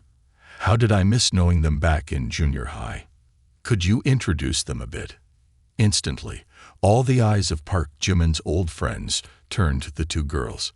Wang Mengmeng, who used to dress modestly, concealing her inherent beauty, today adorned herself in fashionable attire with subtle makeup, showcasing her pure beauty that mesmerized onlookers. Park Jimin proudly pointed to his sister, introducing her with great pride. "Oh, this is my sister, Wang Mengmeng, and this is her friend, Zheng Jilu. I brought them here for lunch today. Hope it's not a bother." Park Jimin's introduction made Zheng Jilu feel extremely irritated and uncomfortable. "I am Zheng Jilu from the Zheng family. Since when do I have to lower myself to the level of going out for lunch?" Upon learning that Wang Mengmeng was Park Jimin's sister, Jong Dong-sai's eyes lit up, and his attitude towards Park Jimin became more enthusiastic. Why would it be a bother? Welcome, welcome. Not only was he warm towards Park Jimin, but Zheng Xiaozong, Wu Yi, and Jian were also the same. Exactly, exactly. Let's enjoy together. It's not early anymore. Let's go to a private room. No need to stand outside. Walking behind the two beautiful young ladies, Zhang Dong-sai felt his body heat up, his heart beating faster, blood surging, almost spurting out of his nose. He began to fantasize. I've never seen two fantastic girls like this in Tianmen City, appearing at the same time. I wonder whom to choose, or should I choose both? Such a dilemma. Park Jimin glanced at Zhang Dong-sai, who was eyeing Wang Mengmeng with longing, feeling a hint of disdain inside. Hemph, this guy also wants to become my brother-in-law, huh? Rich dad, so the kid thinks he's the best, without even checking if he's worthy or not. Such delusions. As the food quickly arrived, the initially unfamiliar atmosphere gradually became warm and congenial as laughter filled the air. At Zhang Dong-sai's table, he stood out the most, continuously praising the future development of Tianmen City. His topics were all high-level, reflecting a broad and far-reaching vision. People enthusiastically discussed the city's development, Chairman Lim's 100 billion investment. After a while, Zhang Dong-sai turned to Park Jimin and inquired, "Park Jimin, what are your plans after graduation?" Park Jimin was eating enthusiastically, pondering for a moment upon hearing the question, then calmly shared his thoughts. "Graduation, huh? Seems like I've never really thought about that." But deep down, Park Jimin felt life was as lonely as snow. Such happiness, enduring it alone like this. Everyone is busy seeking employment, while I live each day carefree, not needing to work, yet having endless money to spend, sleeping whenever I want. Life feels mundane, and there's a bunch of girls chasing after me. Honestly, I'm getting tired of this monotonous routine day after day. With a sigh, Park Jimin continued, graduation, huh? Honestly, I haven't thought about it. I can't work. In this life, I can't work. Perhaps I'll travel and explore the world outside. Upon hearing this, Jang Dong-sai smirked, then looked at Park Jimin with a suggestion. Why are you so sluggish? Youth is the time to strive. If you want to travel, do you have money? Or how about coming to work at my company? I'll pay you 5,000 a month. Jang Dong-sai's words were meant to boast about his established career. But to Jung Ji-lu's ears, Jang Dong-sai's words felt like a mockery. She took a sip of water and promptly spat it out, remarking, here's the chairman of Lim Corporation, yet this kid wants to offer 5,000 a month to lure people to work for his company. Seeing her reaction, a bit exaggerated, Jung Ji-lu quickly tried to cover up. Haha. Sorry, I choked on my drink. Haha. Afterward, Jung Ji-lu continued to laugh lightly, silently thinking, this kid, not only does he not know that Chairman Lim is present here, but he also offers 5,000 a month, boasting about his newly established company. This boy is quite audacious. Upon hearing Jang Dong-sai's offer, Park Jimin tactfully declined. Dong-sai, I appreciate your good intentions, but I still don't want to work. Jang Dong-si nodded with a smile. All right. Everyone has their own direction. Can't force it. His words were only meant to boast about his career. So when Park Jimin declined, although he didn't show any sign of it outwardly, deep inside, he felt extremely disdainful. Mud diluted with water won't stick to the wall. What kind of person are you? You're already overthinking it. If it weren't for your beautiful sister, I wouldn't even bother introducing a job to you. Wang Xian, surprised and curious, asked, what's going on? Dong-sai, you've started a company. What kind of company is it? Jang Dong-sai appeared extremely modest, saying, it's nothing much, just a small business. I started a construction company. Anyway, I studied architecture and construction engineering, and even in my first year of university, I did some external work. As I got more involved in this field, I decisively founded the company. Currently, we have over 10 employees, and we're operating steadily. Alongside him, Zhang Xiaozhang chimed in. Zhang's company is not small at all. This time, the illustrious Chairman Lim wants to invest in a film studio, so Zhang has a great opportunity. Indeed, Zhang Xiaozhang was worth his weight in gold. Without Jang Dong-sai needing to suggest anything, there were others helping him shine bright. That's right. If Chairman Lim wants to develop a film city, he'll definitely need an architectural design company. This time, if we can collaborate on the Film City project, it will surely be a significant breakthrough, a rare opportunity. So I will definitely spare no effort to bid for the Tianmen City Film Studio project. This is a chance to become famous after just one battle. Hearing that, Qin Lan Lan, the former campus beauty queen, suddenly became extremely excited. The illustrious Chairman Lim, who has donated hundreds of millions on Shark livestream platforms, recently investing in various fields, is truly a wealthy tycoon. Dong-sai, do you know this person? Seeing everyone looking at him with admiration, Jang Dong-sai also enthusiastically boasted, haha, I've met him once. Upon hearing this, the group of old classmates immediately started praising him endlessly. Dong-sai is truly remarkable. Despite being a party secretary's son, he still strives like this. He even started his own company while still in college. Such a talented youth. Everyone has met the illustrious Chairman Lim. Compared to us, they're on a different level. Their family is wealthy yet humble and courteous, with boundless generosity. While the old friends were happily chatting, Some insensitive guy belched loudly, leaving the others feeling annoyed and powerless. The son of the county leader, but he's not content just waiting for his inheritance. Look at him, that's the difference. The thing people fear most is being compared. And some are truly like muddy swamps, unable to compare with talented and hardworking individuals. At this moment, Zhang Dongsai's face was filled with confidence and satisfaction.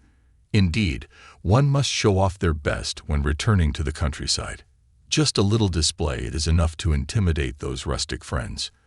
And as for this guy, Park Jimin, he just eats and waits to die every day. Fresh out of university, even a 5,000 salary is not low. Many people only get 3,000. He truly doesn't know how to consider his options.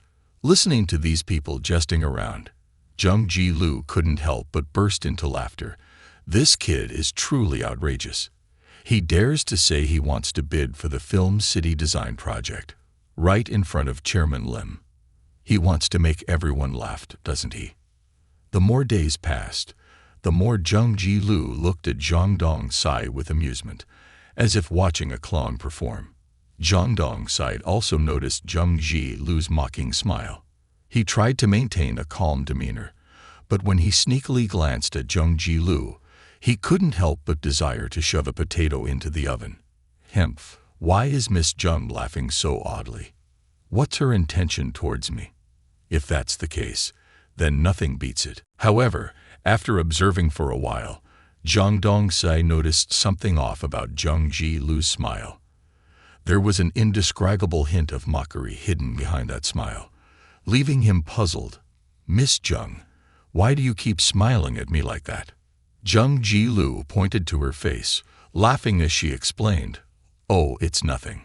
Just suddenly remembered something funny." Then she burst into laughter again, casting a meaningful glance at Park Jimin. Park Jimin remained absorbed in his spare ribs, completely indifferent to Zhang Dongsai's antics. It's truly amusing, being shamelessly deceitful in front of Chairman Lim. Park Jimin typically associated with high society tycoons. He might not be interested in this setting, but perhaps he didn't want to cause a scene. For me, if a man I'm interested in isn't the type to be laughed at like a wild dog, what's so intimidating about the son of a party secretary? Thinking this, Jung Ji-lu took out her mobile phone, calmly starting to text.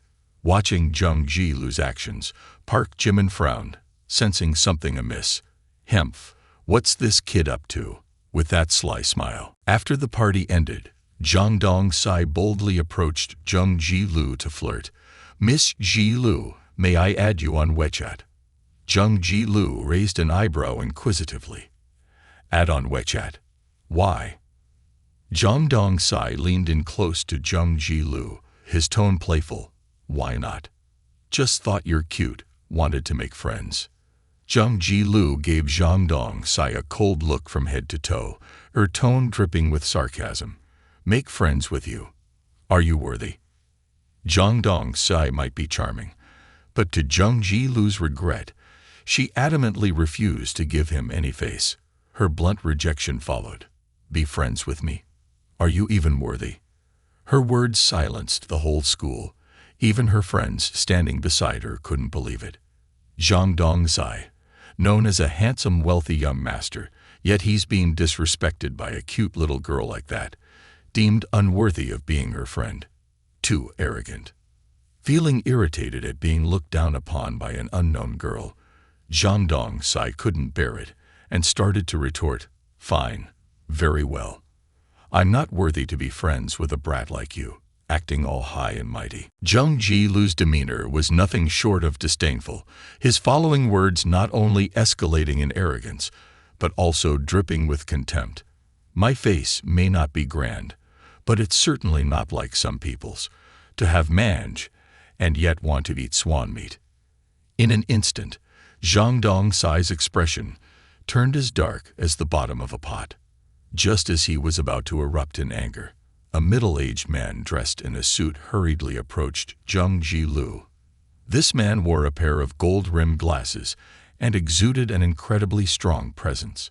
Wherever he went, all the staff of the Eugen Hotel hurriedly bowed respectfully. Greetings, CEO. Greetings, CEO. Greetings, CEO. Zhang Dongsai's expression suddenly eased as he couldn't help but speculate about the man's appearance. Is it him, Fan Shisi, the CEO of Eugen? Last time my father spent money here, he didn't even bother to show his face. What is he doing here? Fan Shisi, originally exuding an air of arrogance, suddenly became extremely deferential upon approaching Zheng Jilu. Second miss, I didn't expect you to personally come to the Tianmen City branch. Why didn't you inform us beforehand so we could welcome you properly? I will arrange the most luxurious room for you. In the face of his respectful demeanor, Zheng Jilu waved dismissively. No worries, I'm just strolling around casually. Who would have thought I'd end up at my own doorstep? If you're busy, go on. Don't disturb my leisure. Zheng Jilu's arrogant gesture left Zhang Dongsai feeling dizzy, his mind reeling. My own doorstep. Not just him, even his old classmates were astonished and gaping. Damn, Eugen is a nationwide chain, with at least 500 branches, total assets exceeding 10 billion. Moreover, it's said that the person behind the Eugen conglomerate is the Zheng family in the capital city of Hanqing. If this isn't a coincidence, wait a minute. Zheng Jilu is also surnamed Zheng, and moreover, according to the legend of the Zheng family, the second young miss is about 18 years old. Just now, that CEO even called her the second young miss. At this point, the expressions of those around turned even more varied.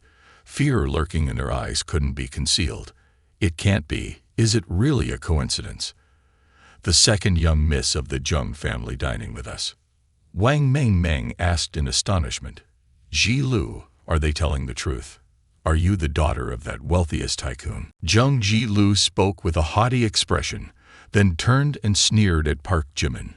Imph, I originally wanted to be normal and blend in with everyone, but instead, all I got was coldness and distance.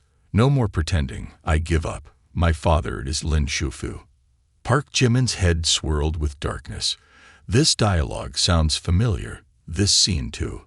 How did this middle school reunion turn into this rich kid stage? Is this rich kid trying to steal the spotlight from the main character? Zheng Jilu's words silenced the entire school. Zhang Dongsai took 2 steps back, his face filled with disbelief, his expression fluctuating between green and red, a mix of anger and embarrassment. Is this real, or am I dreaming? I just had dinner with the daughter of the Zheng family, from the capital in Hanqing. And now she's boasting in front of classmates. But they don't even bother to expose me. I'm humiliated to my core. If there were a crack in the ground right now, I'd crawl into it. At that moment, Zheng Jilu turned to Park Jimin, who was approaching, and grabbed his arm. Enough said. Let's just go home. Park Jimin. It's disgusting. To have mange, and yet want to eat swan meat. We should look at ourselves in the mirror before judging others. Finishing his statement, Zheng Jilu leaned his head on Park Jimin's left arm, displaying an extreme intimacy. This remark reached Zhang Dongsai's ears, almost causing him to faint, his entire body feeling drained, nearly collapsing to the ground in despair. Unbearable. Why couldn't it be me? Where exactly am I lacking? Park Jimin's old classmates also looked at him with disdain.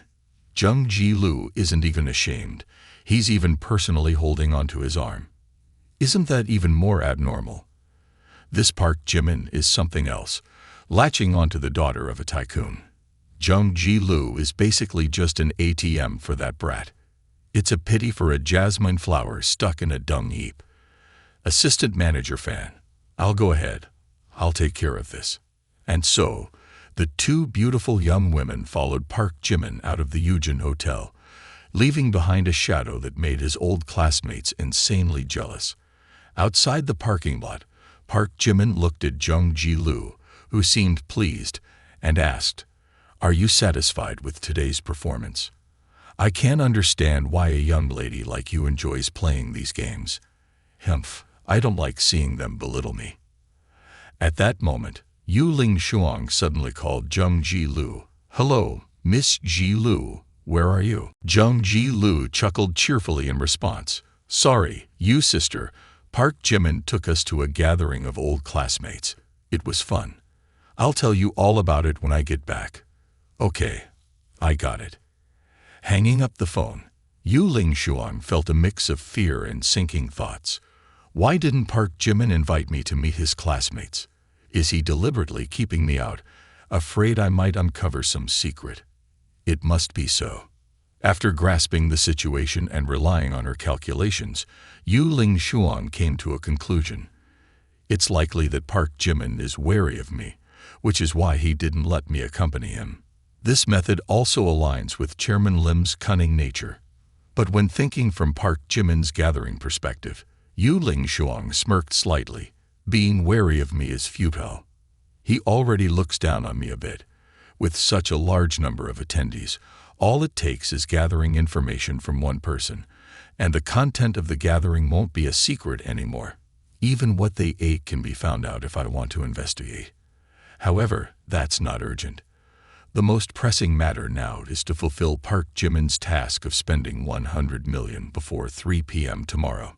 Spending 100 million isn't that hard. If there's no limit, spending this amount will be a piece of cake. Just a matter of moments. Yu Ling Shuang wandered around the city center, carefully observing her surroundings, making sure no one was following her before taking out her phone and calling Jin Jiamu for instructions. Does Park Jimin have any ulterior motives for leaving me alone? Could he be secretly sending someone to monitor my every move? With Chairman Lim's immense power, I can't afford to be careless. As darkness descended, tinted orange by the dazzling lights of a luxurious mansion, this was Jin Jiamu's private villa, the young master standing at the pinnacle of power in Mado. He was enjoying a moment of relaxation, nestled in the tender embrace of two beautiful girls. He reclined in the bathtub, closing his eyes to savor the gentle touch of the hands massaging his neck and shoulders, the faint scent of essential oils wafting through the air, the taste of wealth lingering. Just then, the phone rang. "Young master, I have approached Chairman Lim, but he's quite peculiar. He assigned me a task, but I don't understand his intentions." "What task?" Yu Ling Shuang voiced her suspicions. "Park Jimin gave me 100 million and asked me to spend it all within a day." After listening, Jin Jiamu immediately felt uplifted. "Is that so? He gave you 100 million and expects you to spend it all within a day. This is good news. It shows that he is testing your capabilities. This is a test for you. You don't need to worry. I'll assign someone to support you fully here, ensuring you quickly spend this 100 million. Only when you pass the challenge can you access his secrets. You're doing great. Keep it up." Having just encouraged her with those words, Jin Jiamu then spoke with a serious tone. "If this is the first challenge, then show him your investment abilities. It's crucial to thoroughly investigate the relationship between Park Jimin and the Park family." "Understood, sir. I will continue to make efforts." As Jin Jiamu finished the call with Yu Ling Shuang, at that moment, Young Sil was overwhelmed as the director, the issues becoming increasingly serious day by day. Everything falling on her shoulders, leading Young Sil to unavoidable mistakes. Furthermore, all internal decisions were leaked outside in less than a day. Under immense pressure, Young Sil felt useless, not knowing whom to trust, thus deciding to call Park Jimin. The mobile phone of Park Jimin rang, illuminating the screen. He saw Young Sil calling, quite clever. Just as Park Jimin was about to call Young Sil to inquire about the situation, she called first. Upon answering the phone, Park Jimin heard loud sobs from the other end of the line. Concerned, he asked, "Hey Young Sil, what's wrong?" Young Sil's voice choked, almost breaking down in tears. Sob Park Jimin, "I messed up again. I'm so stupid. I only sleep for 4 hours a day. But the more I try to solve the problems, the more they pile up. I really don't know what to do anymore." Hearing this, Park Jimin felt exhausted too, hastily comforting her. Yeah, take it slow. Whatever it is, whatever problems you can't solve, just tell me. Oh Young-sil spoke wearily. Park Jimin, it's all my fault. The land prices have tripled compared to our initial estimates, exceeding our affordability. I never expected this. The city government is also delaying. It seems they want to wait for land prices to rise even higher. Moreover, after news of the film city location in Tianmen City spread, the situation has become even worse. I really don't know what to do. Park Jimin spoke calmly. If the land prices triple, it's fine, not a big deal. But this issue isn't difficult to solve either. We can just change the location for building the film studio. Isn't that okay? Oh Young-sil asked anxiously. Is this feasible? Moreover, for such an important project, can it be easily changed without any consequences? Park Jimin replied nonchalantly. What consequences could there be? If the city leaders want to blame us, we'll just straightforwardly say it's because the land prices are too high, so the filmed city will choose another city. Besides, we're in business, not in the blame game. If someone is speculating on land, don't blame us for being ruthless. Change the location. Just make that decision. Currently, land prices have reached the level of a second-tier city, but by the end of the call with Park Jimin at 9 p.m., a significant turning point occurred. Oh Young-sil once again spoke out on TikTok, Weibo, and other social media platforms. Oh Young-sil once again held a press conference, stating that due to unforeseen circumstances, the chosen location for building the film studio had changed. Indeed, this event had been anticipated by Yu Ling-shuang, and finally, it became reality. The next morning, this news spread vigorously, causing a sudden uproar on social media. In less than an hour, land prices began to plummet. Previously, when prices were at 20,000 per square meter, no one wanted to sell their houses, but now prices had dropped to below 10,000, even lower. Oh Young-sil immediately faced countless criticisms and curses from the online community.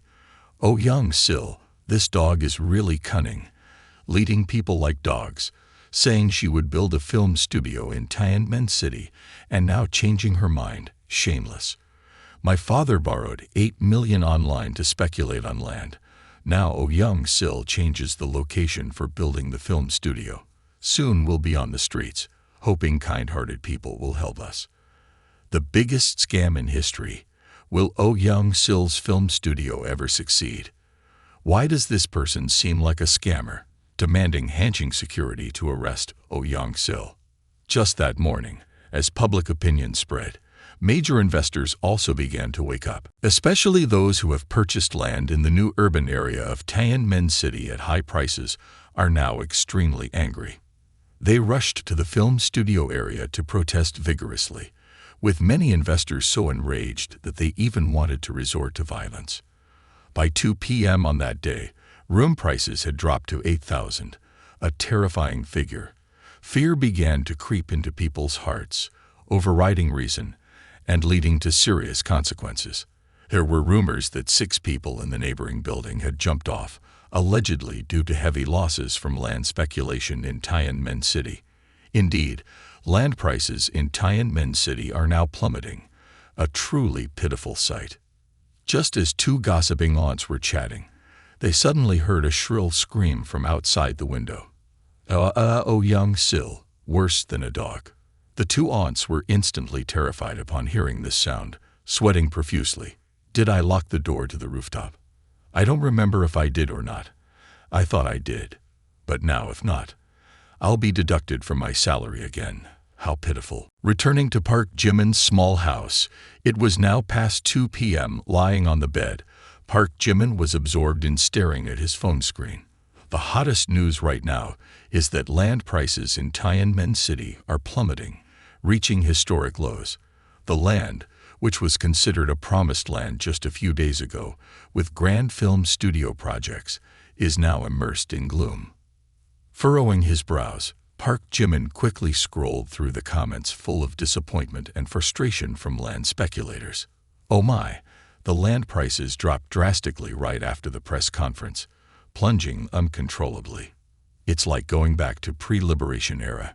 If the Film City project isn't built in Tiananmen City, there would be no reason for property prices to soar like this. This is truly a bubble, just waiting to burst upon touch. However, the real losses will only befall upon those hoarding speculators.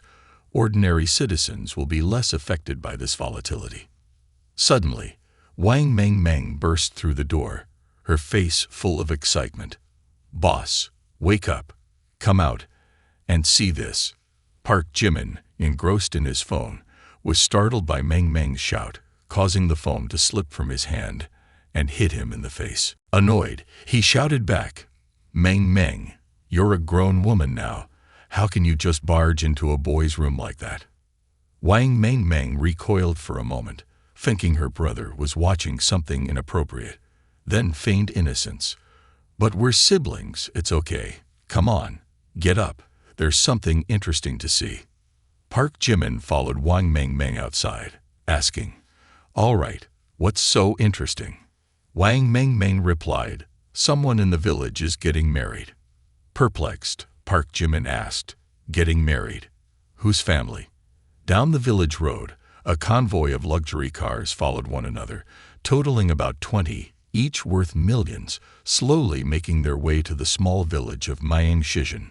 Villagers on both sides of the road curiously gathered to watch. Wang Meng pointed to the first car, saying, "Look, so many cars, there must be a wedding." At this point, Wang Meng felt something was amiss. Strange, isn't it? Wedding cars without decorations, or the word happiness. Why are these cars heading towards our house? Just as Wang Meng was curious, Yu Ling Shuang stepped out of the car. "Oh my, what's going on here? Is that Sister Yu? What is Sister Yu doing?" In front of Park Jimin's house, villagers also gathered to watch out of curiosity. What's happening at Park Jimin's house? A few days ago, there were construction teams here. And now so many cars are coming again. Who knows what's going on? That Park Jimin guy better not have messed with the underworld. Park Jimin stepped out, feeling stunned at the scene. Yu Ling Shuang confidently approached Park Jimin, with 2 staff members behind her carrying a large bag. "Sir, I have completed the task you assigned to me. Here are 10 Mercedes-Benz and 10 BMWs. Additionally, I have recruited 36 staff members, including a personal lawyer, a personal doctor, a butler, a nanny, professional chefs, accountants, financial analysts, stock analysts, and comic editors. We are ready to serve you anytime. Here are the deeds to 100 houses. The funds you entrusted to me have been spent." As soon as Park Jimin saw the large bag on the ground being opened, filled with bright red deeds, his mind immediately went into a whirlwind, utterly stunned. Damn, this girl actually bought 100 houses for real. Despite the brief turmoil in his heart, Park Jimin quickly regained his composure. Amidst life's myriad changes, his expression remained unchanged. Park Jimin then looked at Yu Ling Shuang with a cold gaze and asked, "Whose names are these houses under?" Yu Ling Shuang reported confidently, "Master, I have successfully acquired a real estate company named Phi Tian. Currently, these 100 houses are all under the company's name. Just sign this document, and all of Phi Tian's assets will belong to the master." Park Jimin took the document, pretending to casually glance through it while secretly pondering. Although she's a spy, her effectiveness is unbelievably high. In just one short day, she has acquired a real estate company, bought 100 luxury apartments, along with 20 supercars. She also conveniently handed over to me a team of professional staff, but no one knows if this team is in her control or not. Park Jimin retrieved the documents and turned to enter the house, ascending the stairs towards the room on the 3rd-floor terrace, saying, "Let's put aside the matter of those documents for now. Come up here with me for a moment. We need to talk privately. There are too many people around here." Yu Ling Shuang nodded, her brows furrowed with suspicion. Following Mr. Jin's instructions, I demonstrated my true abilities. However, his cold demeanor makes me feel uneasy. Something doesn't feel right. Could it be that my display of strength was too much, causing Chairman Lim to be suspicious? Damn it, I should have been more careful. But Mr. Jin has brought in too many helpers, and they're all too eager. Following Park Jimin upstairs, Yu Ling Shuang felt restless, constantly devising countermeasures.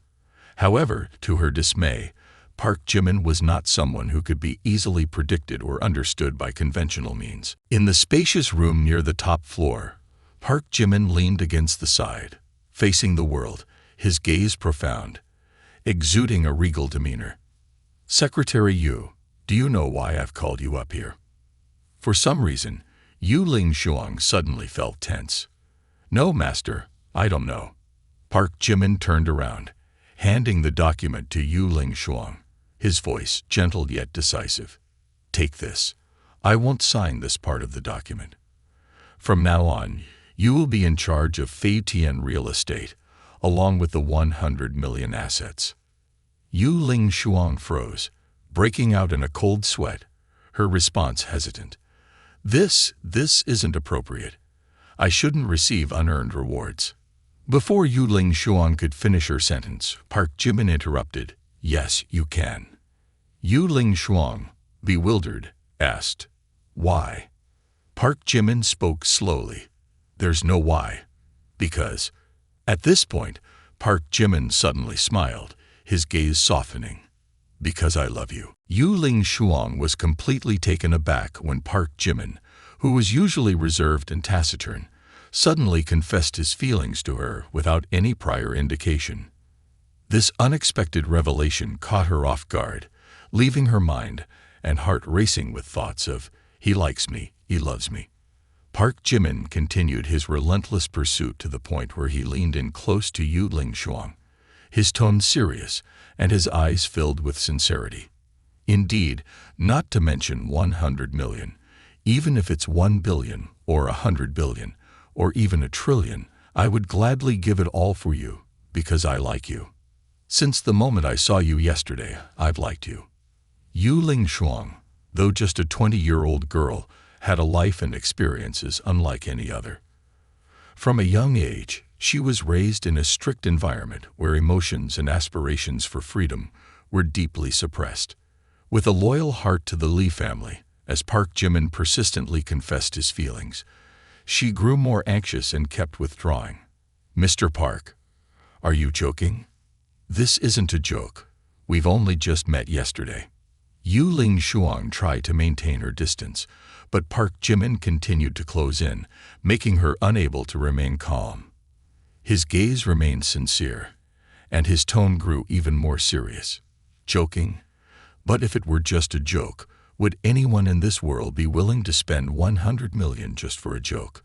If there were no feelings involved, could anyone dare to give away such a huge sum?" Yu Ling Shuang found herself backed against the wall, flustered under Park Jimin's gaze. She wanted to say something, but the words choked in her throat. But, before she could react, Park Jimin pressed her against the wall, firmly locking her hands.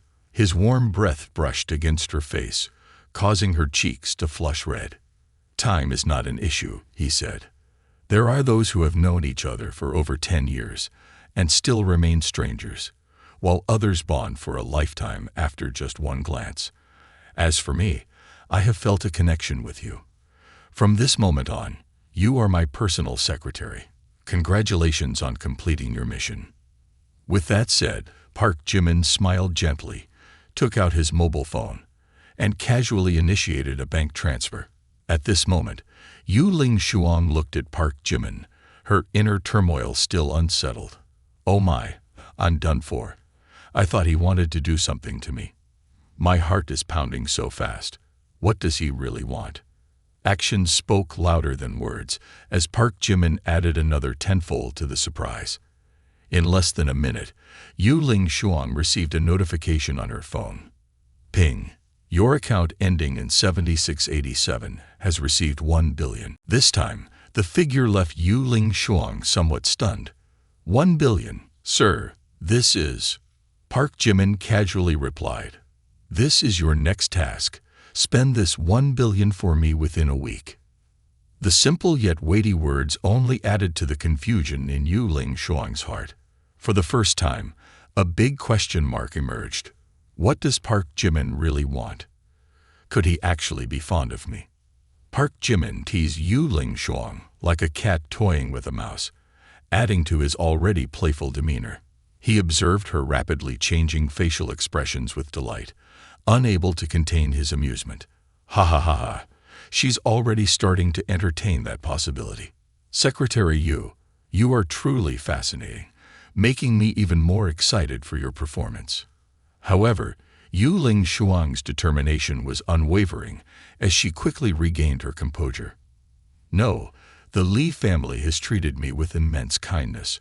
How could I betray the young master? Even with 1 billion, I will never be bought.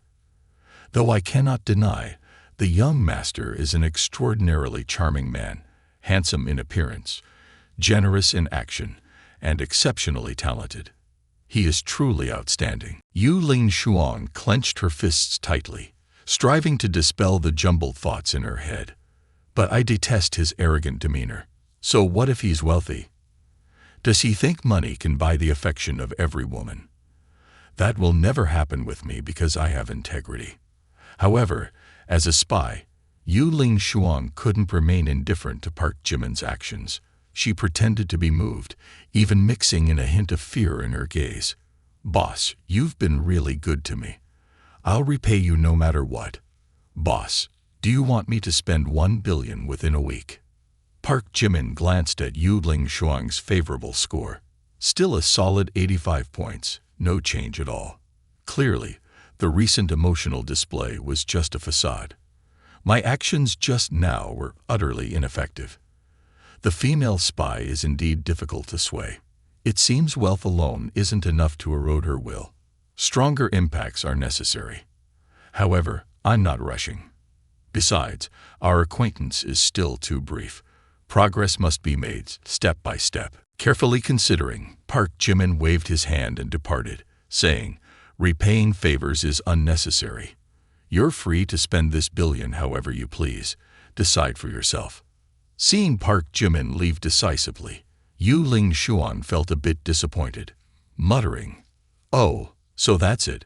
No follow-up. How boring." Just as he descended the stairs, the familiar ringtone of his phone echoed. Thanks to my persistence, thanks to my abandonment of bad habits, Park Jimin opened his phone to find Yang Bai calling. It's her. Since the conflict with Park Jimin, Yang Bai, he had shown anger and disregarded her feelings. This had caused her mood to plummet in recent days. As Park Jimin answered the call, Yang Bai couldn't contain her emotions, immediately asking straightforwardly, "Park Jimin, where are you? I want to meet you, can I?"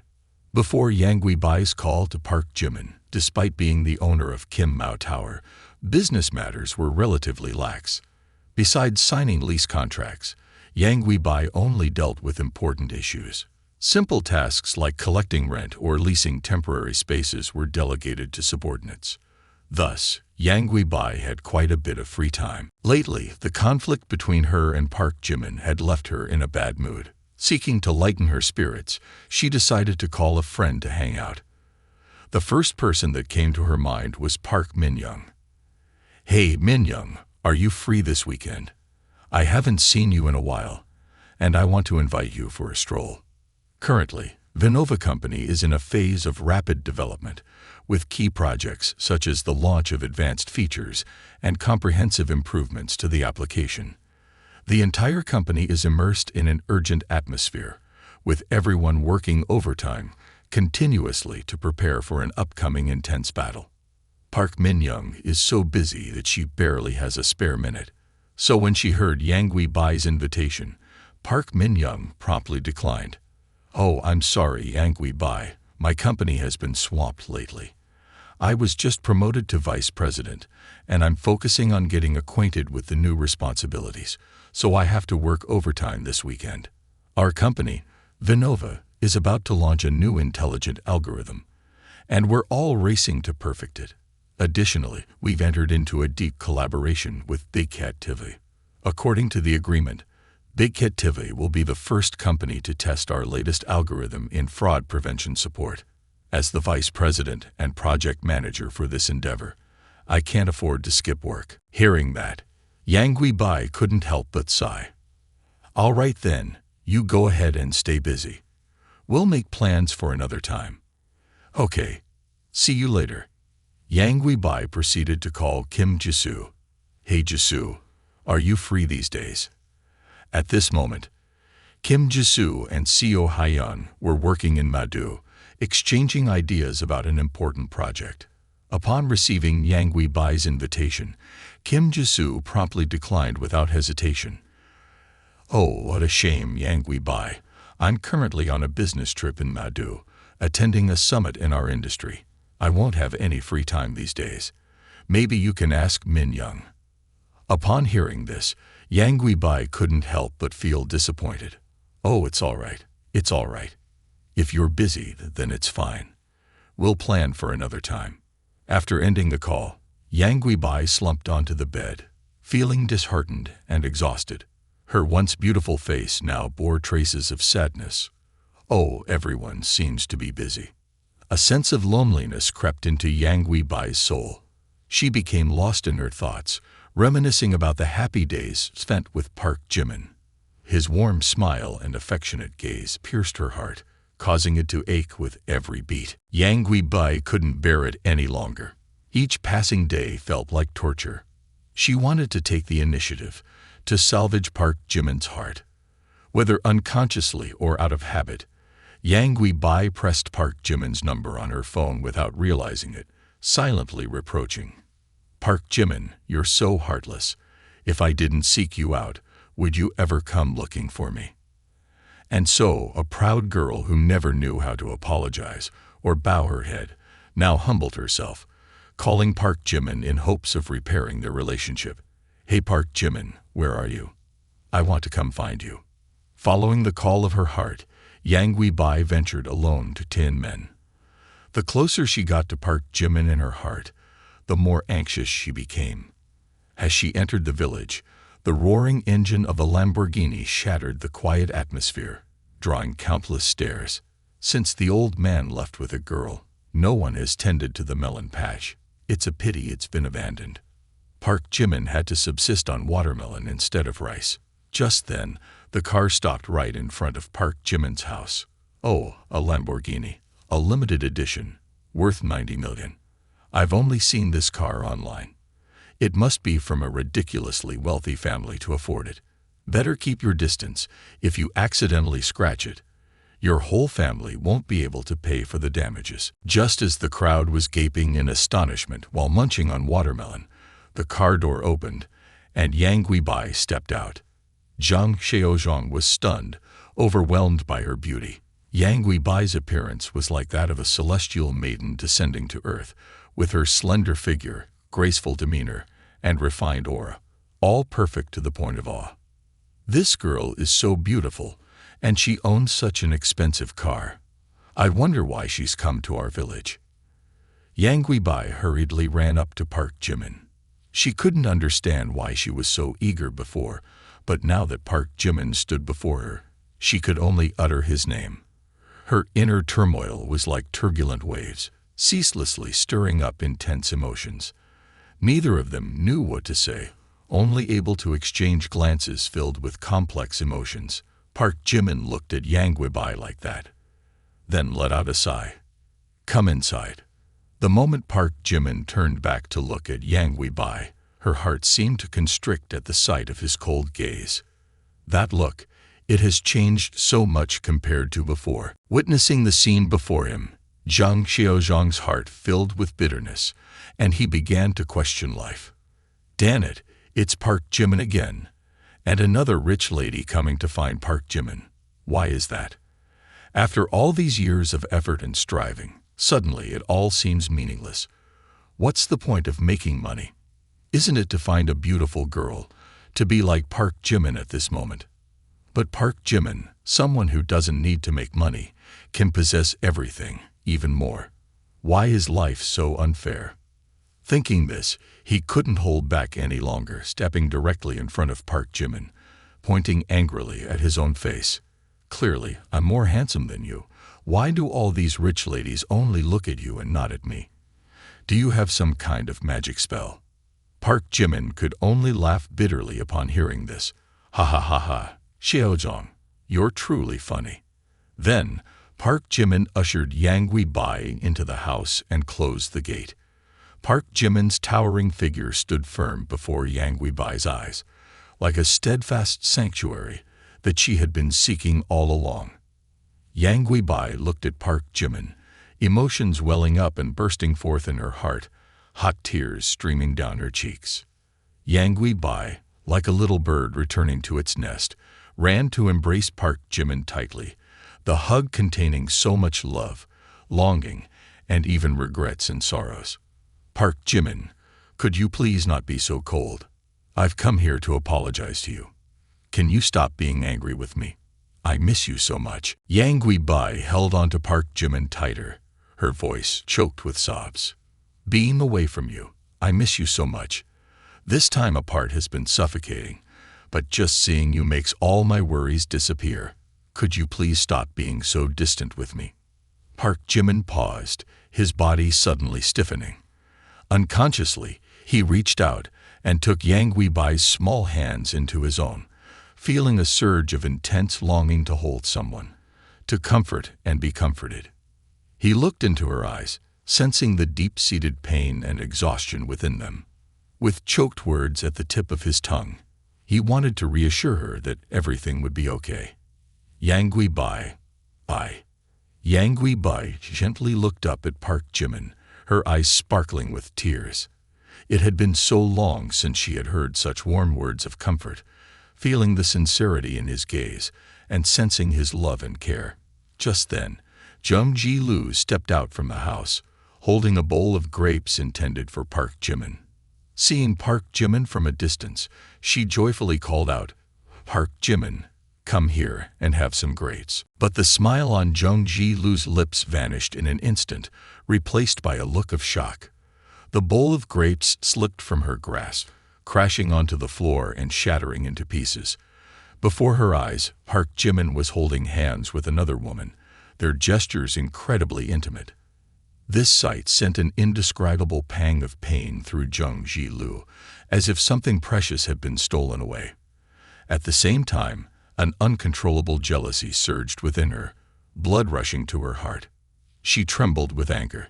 You, all of you, are too much, too much. At this moment, Yang Guibai's gaze also froze upon seeing the person opposite her. Although some time had passed, the impression of Jung Ji-lu at the car exhibition that day remained vivid. Yang Guibai looked at Jung Ji-lu in surprise and asked, Miss Jung, why are you here?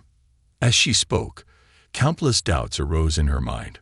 Why is the second daughter of the Jung family appearing in Park Jimin's house? What is happening here? The sound of the bowl shattering echoed, and Wang Mengmeng hurriedly rushed out of the room, anxiously asking, What's going on? Zhu Lu, are you okay? 3 seconds later, Yu Ling Shuang also stepped out from the house. At this moment, Wang Mengmeng saw another beautiful woman beside Park Jimin, and she was slightly stunned. Then, with a mixture of curiosity and hesitation, she asked, Hey, big brother, who is this elder sister? What's going on? Why do we have another beautiful woman beside us? Upon hearing these words, Yang Guibai suddenly took 3 steps back, stunned and unable to believe. I shed tears every day, feeling unhappy every day. I thought that when returning home, Park Jimin would be like me, longing painfully every day, every hour, every minute. As a result, he enjoys a comfortable life at home, while I drown in tears every day. Everything is shattered. Park Jimin not only hid pearls in the house, but also hid 3 more, each with its own beauty, a pure one, a lively one, and an admirable one. Furthermore, they are all people I don't know. Perhaps one doesn't appreciate what they have. Park Jimin cleared his throat, trying to break the awkward silence. Yang Guibai, Let me introduce you." Then, calmly and without any hesitation, Park Jimin introduced everyone. "This is Jung Ji-lu, the second daughter of the Jung family. You might have met her before." Pointing towards Wang Mengmeng, Park Jimin continued the introductions. "And this is my biological sister, Wang Mengmeng. She is my half-sister from another father." Then he gestured towards Yu Ling Shuang. "And this is Yu Ling Shuang, my secretary whom I hired." The atmosphere suddenly became quiet. Both Wang Mengmeng and Yu Ling Shuang looked at Yang Guibai with curiosity. Park Jimin cleared his throat again and extended his hand towards Yang Guibai to introduce her to Jung Ji-lu, Wang Mengmeng, and Yu Ling Shuang. "And this is Yang Guibai, my high school friend, a talented student from Seoul National University." As soon as the words were uttered, the atmosphere became suffocatingly tense. The girls' gazes emanated strong hostility, the smell of gunpowder thickening in the air, especially between Yang Guibai and Jung Ji-lu. These two are like water and fire, never meant to mix. Jung Ji-lu was extremely displeased with Yang Guibai. "Hemph, this girl not only added my brother on WeChat, but also captivated him to the point of obsession. Just to be in contact with her, my brother has been relentlessly cooperating with the Yang family in business, even willingly sacrificing profits." On this matter, the Yang family did not refuse the goodwill of the Jung family. But why did she return to seduce Park Jimin? What is her ultimate intention? Does she want to simultaneously court two wealthy and handsome men? Surely she's a wicked woman. I absolutely cannot let my brother fall into her hands. Yang Guibai looked at Jung Ji-lu with unfriendly eyes. In her heart, she also thought, just because of this kid's brother, both Park Jimin and I have misunderstood each other. Now she's here meddling. I just want to see Park Jimin and leave. But it seems I have to stay here for a while. Thinking of this, Yang Guibai's eyes flashed with a sinister gleam. If she's considering stealing Park Jimin from me, fine. But she doesn't know I'll be here, ready to strike her a fatal blow. Later, Yang Guibai pretended to stumble into Park Jimin's arms. "Oh, my head feels dizzy, Park Jimin.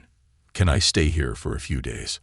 I've been feeling a bit anxious lately, and I could really use some relaxation." Park Jimin didn't object at all. A thought crossed his mind. This woman truly knows how to seize an opportunity. After all, raising one sheep is like raising a whole flock. Besides, this kid has been quite restless lately. Yang Guibai might be able to handle her. I also want to see what will happen when these two rich girls stay together. Park Jimin looked at Yang Guibai, then nodded enthusiastically. "Yang Guibai, my house is your house. Stay as long as you want. Let me help you with your luggage." After saying that, Yang Guibai tossed her long hair lightly. Dragging her suitcase into the house, she intentionally swayed her hips provocatively in front of Jung Ji-lu, whose face darkened with anger.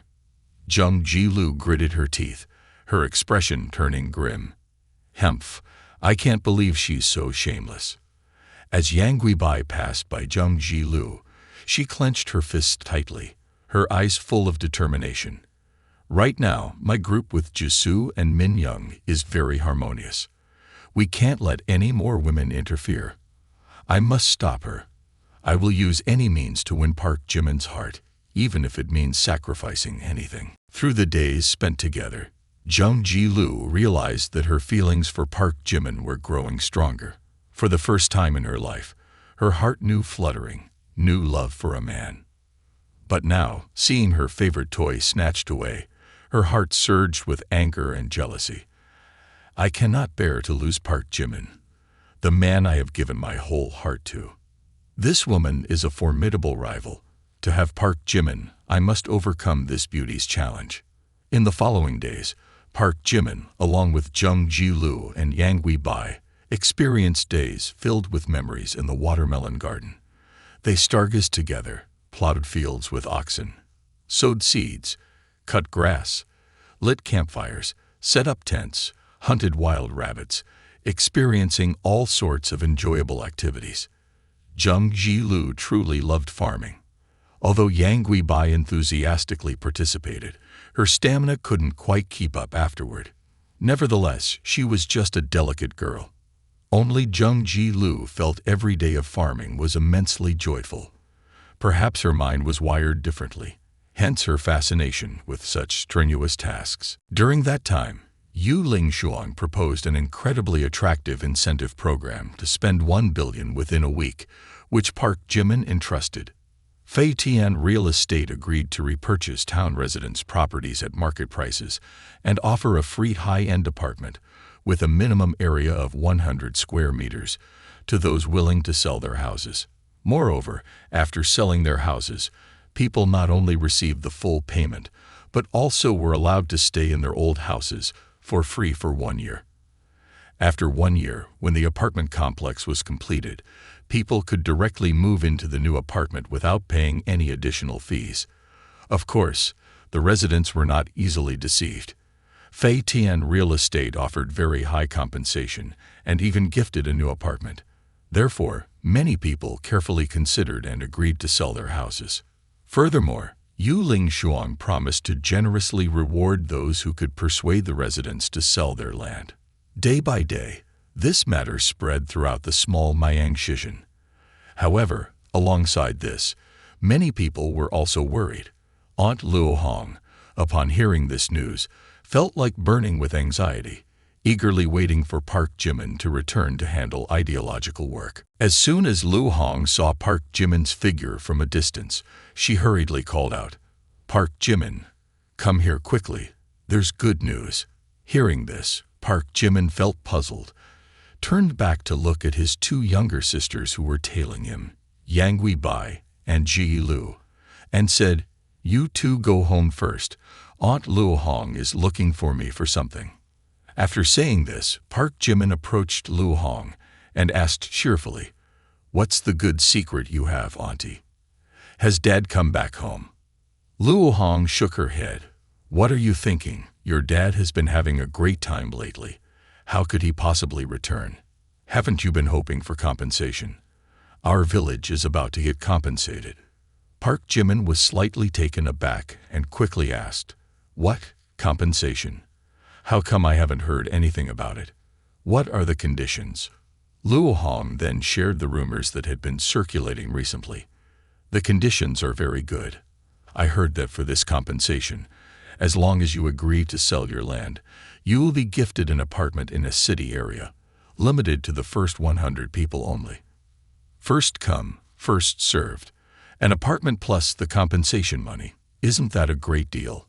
After the land is developed, all revenue from the operation of the utilities on that land, you will still get a share of the money. This really is a once-in-a-millennium opportunity if you want to change your life, reach the pinnacle of living.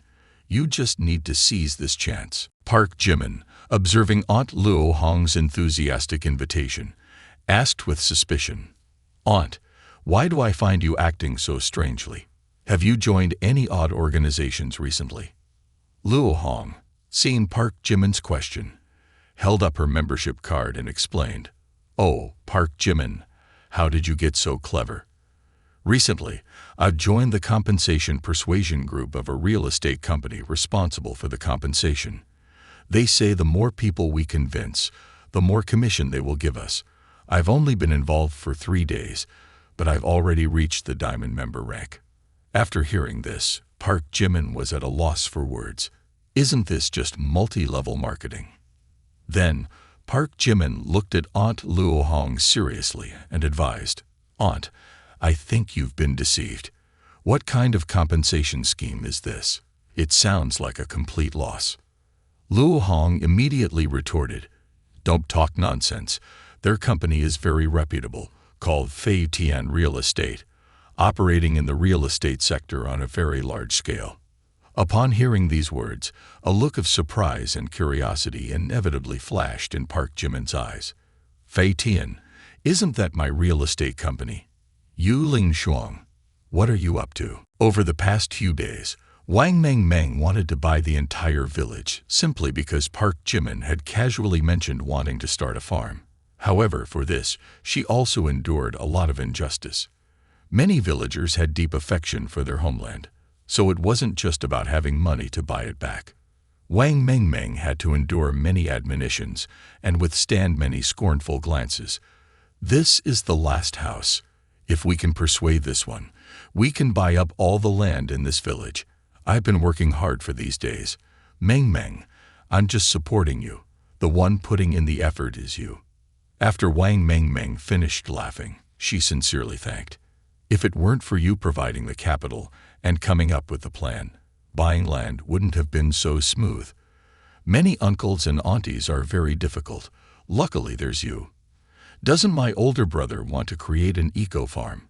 This time, it will surely bring him a big surprise.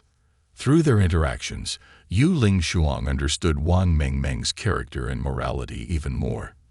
This girl, with her simple soul devoid of any scheming, is remarkably sincere. Her mind is only filled with thoughts of Park Jimin, and that scoundrel Park Jimin only ever exploits her. No, I can't stand by and watch an innocent girl fall into Park Jimin's hands. Yu Ling Shuang couldn't bear it any longer and decided to clarify the situation. Taking a deep breath, her tone became serious. Mengmeng, have you ever considered what if Park Jimin isn't your biological brother? Wang Mengmeng, noticing Yu Ling Shuang's concerned demeanor, asked, You, please don't joke with me. How could my brother not be my brother? Yu Ling Shuang shook her head, her expression grave. I didn't want to meddle in your and Park Jimin's affairs, but you're too naive. I think it's necessary to let you know the truth about everything. Here's some documentation. Take a look for yourself.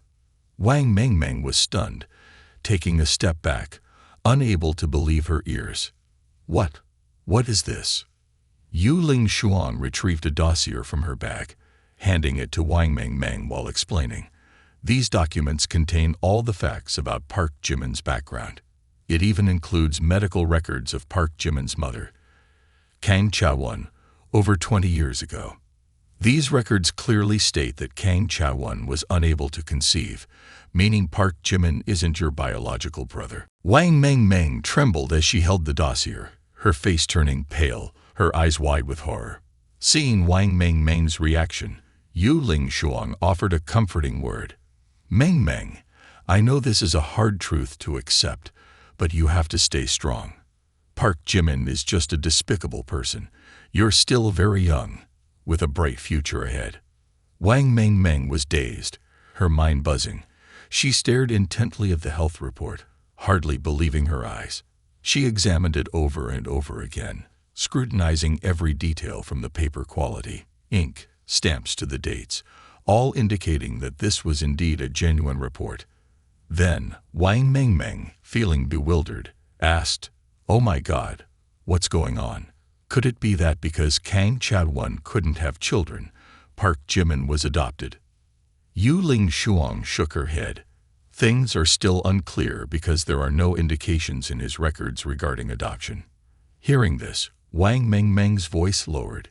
So, whether my father is his biological father or not, both I and my brother have no blood relation to Park Jimin, right? Even as Yu Ling Shuang nodded in affirmation, Wang Mengmeng still found it hard to accept that Park Jimin wasn't biologically related to her.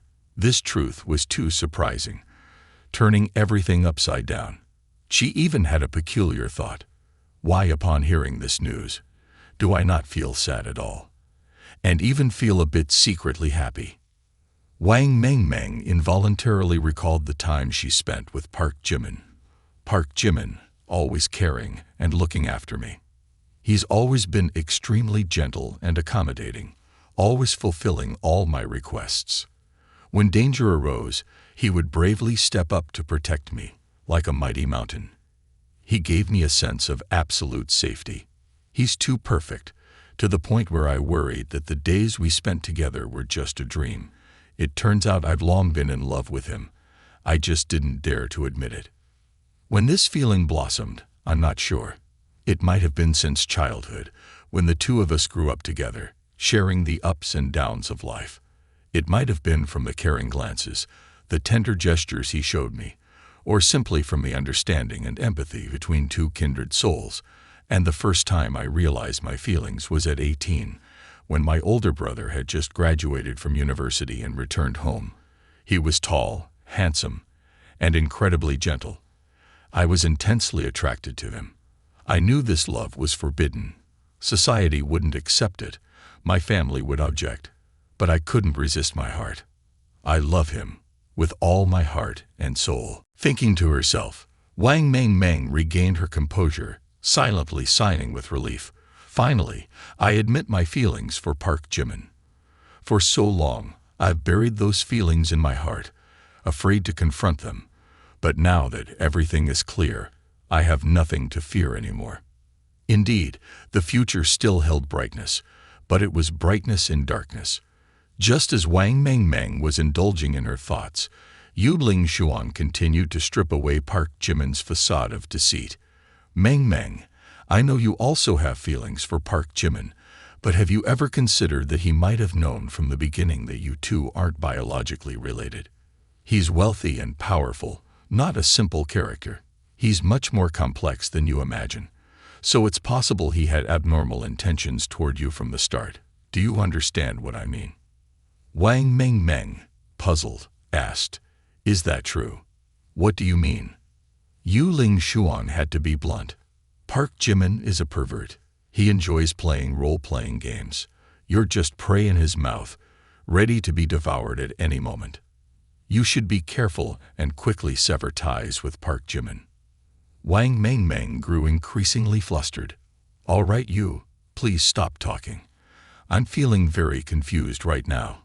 Let's go home. Yu Ling Xuan also only wanted to strike while the iron was hot, but seeing Wang Meng's mood like that, she didn't know what to say for the best. After taking a few steps, Wang Meng felt her heart beating fast, joy mixed with worry. I never expected that Sister Yu would pierce through this layer of window paper. I was originally afraid that after the truth was exposed, Park Jimin would be very distressed. But if he knew from the beginning, then it can be explained that Park Jimin also loves me. Turns out I'm not the only one infatuated with myself. But he is really flirtatious. There are always many girls around him. Both Yang Guibai and Zhi Lu love him. Both are outstanding. One is the second young lady of the Zheng family. The other is the noble young lady of the Kuikyo family. Compared to them, I feel like nothing at all. I'm just a country girl. How can I compare with those noble young ladies? I'm just an unacknowledged wild child, the result of a clandestine relationship. Such a despicable existence. How can I deserve a talented older brother like him? Wang Meng's heart became sensitive and insecure. Her mood suddenly plummeted. Her eyes reddened. Then, Wang Meng turned to Yu Ling Xuan. Her voice choked. Sister Yu, I beg you not to speak of this. I only have one older brother. He is my only family. I don't want to lose him after everything falls apart. Seeing Wang Meng in pain, Yu Ling Xuan's hatred towards Park Jimin grew even stronger. Oh, how pitiful. He doesn't know how much Wang Meng has suffered. The poor girl already has an unfortunate background, making people look down on her, being pointed at by others. Yet he still wants to toy with her feelings. This Park Jimin is truly despicable, worthless. Yu Ling Xuan's goodwill score towards Park Jimin -5. Current goodwill score -90 points. At the same time, Park Jimin was directing Zheng Zhilu to cook. Suddenly, Yu Ling Xuan's goodwill score towards him decreased by 5 points. Park Jimin felt utterly helpless and confused. What? It decreased again. Goodness, what did I do? And the goodwill score decreased even more. Can anyone explain this to me? It's so frustrating. Zheng Zhilu looked at Park Jimin's dejected expression and asked, Park Jimin, what are you looking at? Park Jimin hastily brushed it off. Nothing. Let's quickly start the fire. As Zheng Zhilu lit the fire, he curiously inquired, It's troublesome. Park Jimin, why don't you install a gas stove or an electric stove instead of using such an old-fashioned wood stove? Moreover, why not use an electric rice cooker to cook rice? Park Jimin smiled as he explained, What do you know? Rice cooked with wood is the best. Cooking rice with an electric rice cooker lacks soul. Do you understand? Jung Ji-Lu nodded in admiration. City folks really don't know anything. Park Jimin is indeed impressive. I will learn from you. After instructing Jung Ji-Lu, Park Jimin turned to Yang Gui-bai. Yang Gui-bai, go wash the vegetables. Yang Gui-bai happily complied. Okay. At this moment, Park Jimin also noticed Wang Mengmeng's gloomy expression. He immediately showed concern. Mengmeng, why the long face? Go wash your hands. Today I'll personally cook you a delicious meal. Do you know how to cook? Well, I just learned recently. Cooking might be the only skill I excel at without much effort. When it comes to cooking skills, Park Jimin doesn't need any enhancement system. He's already a master in this field. Coupled with Kang Cha-won, a renowned chef in the region with exquisite skills, Park Jimin began learning cooking at the tender age of 10, receiving meticulous guidance from his mother. Gradually, he mastered the secrets of cooking and even surpassed his mother's culinary prowess. However, he had few opportunities to showcase his talent. Next, Park Jimin started cutting vegetables and fruits. Observing his knife skills, everyone recognized his mastery and finesse. It wasn't just for show. Park Jimin genuinely possessed talent. Moreover, with the system's reinforcement of his physical fitness and agility, Park Jimin's cutting speed was astonishing. Handling those vegetables and fruits was effortless for him. His movements were not only aesthetically pleasing, but also transformed ordinary cooking utensils into magical tools. Then, Park Jimin selected freshly laid chicken eggs. He began pouring oil, adding salt, whisking the eggs, controlling the heat. Watching Park Jimin confidently shake the pan, even a 3-Michelin-starred chef would have to acknowledge his skill. Quickly, the tantalizing aroma of the dish stimulated everyone's taste buds. The eggs and rice were cooked to perfection, blending together to create a visually appealing golden hue. Even the undercover bodyguard was surprised at the sight. Park Jimin is an artist and an athlete, but I didn't expect his cooking skills to be at such a pinnacle. No, I should say it's transcendent. This isn't just cooking, it's the art of mastering fire. This is truly remarkable. Jung Ji-Lu, observing Park Jimin's intense pan-shaking technique, also felt a bit amazed. Park Jimin, why such intensity after all? It's just a simple fried rice with eggs. After 15 minutes, a simple fried rice dish was ready. Park Jimin served the fried rice along with a plate of potatoes. Here, shredded potatoes and traditional fried rice. Meng, give it a try. Wang Meng, looking at the dish, couldn't understand why, but just the sight and smell made her mouth water involuntarily. Clearly not very hungry, yet she felt a strong urge to eat. Wow, it smells amazing. Why does the fried rice have such a shiny golden color? And each grain looks plump and round like pearls. Wang Meng accepted the portion of rice handed to her by Park Jimin.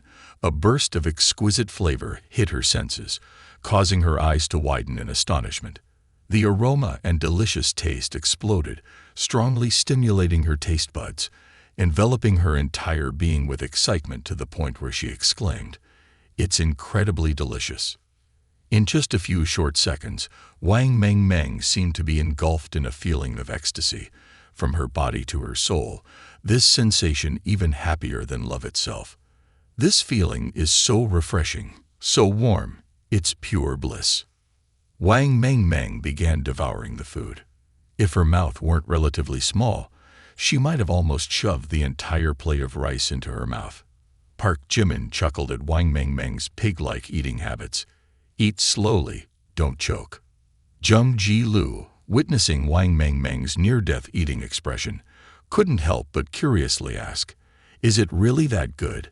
Do we need to call an ambulance?" Wang Meng didn't respond. She continued eating like a hungry tiger. Seeing this, everyone couldn't resist anymore and scooped up a bite to try. Immediately, the eyes of the girls widened just like Wang Meng's. A rich flavor spread throughout their mouths, enveloping their entire beings. Then, All four of them continuously praised Park Jimin's cooking skills. This fried rice is seasoned just right, not too salty or bland. It's delicious, incredibly delicious. How could there be something so delicious? Save me, save me. It's too delicious. It's heavenly. Oh my, what kind of fried rice is this? How can there be fried rice so delicious in this world? Just one serving of fried rice, and it's tastier than any food I've ever eaten in my life. Park Jimin, you're amazing. You cook better than my family's chef. Park Jimin, you're so talented, so delicious. This is the best fried rice with eggs I've ever had. Boss, how did you do it? I can't believe it. Suddenly, the scene became chaotic. Normally, these beautiful girls were very reserved when eating, but now they were eating like starving wolves. At this moment, Park Jimin was the vast ocean. Park Jimin was their entire sky. Their eyes looked at him with increasing admiration, not wanting to leave his side. Wang Meng's goodwill score increased by 10. Her current goodwill score is 65 points. Jung Ji-Lu's goodwill score increased by 10. His current goodwill score is 90 points. Yu Ling Shuang's goodwill score increased by 20. Her current goodwill score is negative 70 points. The owner's cooking skills have been praised by the target. Congratulations to the owner for unlocking mastery level in cooking skills. Current skill level reached level 10. Since the owner independently created the skill for the first time and received high praise from the target, the system rewards 10 enhancement points. These enhancement points can only be used to improve cooking skills. Enhancement points automatically increase. Each enhancement point increases cooking experience by 55. Congratulations to the owner for receiving 65 supplementary cooking experience points for Park. Jimin was completely surprised, never expecting that. I could unlock a skill on my own and receive rewards from the system. Just reaching level 10 and receiving endless praise. Now I've leveled up to level 60. I guess you guys have to call me Dad now. Even more surprising is that with just a simple fried rice and shredded potatoes, I could skyrocket the goodwill of 3 girls. If Yangui Bai didn't increase, it's probably because she already reached 99 points, not passionate enough to reach 100 points of goodwill. Even the hardest to please, undercover Yu Ling Shuang, increased by 20 goodwill points. Indeed, flavors can conquer all. The heavens would spare a meal, but Park Jimin seemed to enjoy going against the grain. He then tapped Yu Ling Shuang on the shoulder and said, "Secretary Yu, stop eating for a moment. Come here, I need to talk to you." Yu Ling Shuang, reluctantly pausing her meal, asked, "Right now?" Seeing her somewhat regretful expression, Park Jimin's tone turned impatient. "What's wrong? Do I have to schedule an appointment with you? Are you the boss or am I?" Hearing this, Yu Ling Shuang could only force a bitter smile. "Boss, calm down. I didn't mean that. I'll come right away." Following Park Jimin, Yu Ling Shuang tried to suppress her anger, muttering to herself, calm down. Who does he think he is? Making people feel uneasy, even when eating. Just wait. One day I'll hang him from a lamppost." On the rooftop, under the radiant sunset sky, Park Jimin leaned against the railing, his gaze drifting towards the horizon. Beside him, Yu Ling Shuang stood upright, her eyes attentively following Park Jimin's every move with intense focus. Park Jimin glanced at Yu Ling Shuang, a subtle smile playing on his lips. "Secretary Yu, your business seems to be booming lately. How's the spending going?" Yu Ling Shuang was fully prepared, handing Park Jimin a thick dossier. "Sir, here's a detailed financial report regarding my land purchases and other expenditures. The entire 1 billion you allocated has been fully utilized. As of now, Fei Tian Real Estate Group has acquired 2,000 apartments and 10,000 acres of land. Additionally, the company has undertaken further recruitment.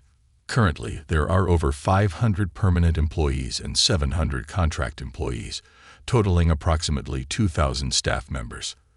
Of course, there are some expenses not yet accounted for in this report, which I will finalize at the earliest convenience. As she finished speaking, Yu Ling Shuang smirked, her eyes gleaming mischievously. He must be quite surprised, huh? Probably didn't expect the 1 billion to be spent so quickly. Fei Tian Real Estate is still rapidly recruiting employees. Currently, the staff count is nearing 3,000. I barely even considered whether Fei Tian Real Estate can handle this massive workforce. I'm only concerned that the more employees we have, the greater the financial pressure on the company. Furthermore, I have many other projects I want to implement. If we continue the current policy of providing free housing, without any restrictions, I can quickly amass a large amount of land, and then the company's capital chain won't be able to bear it. That's why the aggressive expansion of Fei Tian Real Estate is like digging a big pit and waiting for him to jump in and burn money. If he doesn't continue to invest, the company will go bankrupt, and he'll lose everything. I'm curious to see how he'll handle this mess. Ha ha ha. Park Jimin pretended to scrutinize the financial report as if everything was in order. Damn it. I absolutely don't understand a thing. What the hell is this? After folding the report, Park Jimin glanced at Yu Ling Shuang, a hint of admiration in his eyes. Her work efficiency is remarkable, surpassing my expectations. Spending 1 billion in a week, she's truly a potential talent, albeit for burying money. I couldn't care less where she digs her hole or how she compensates for it.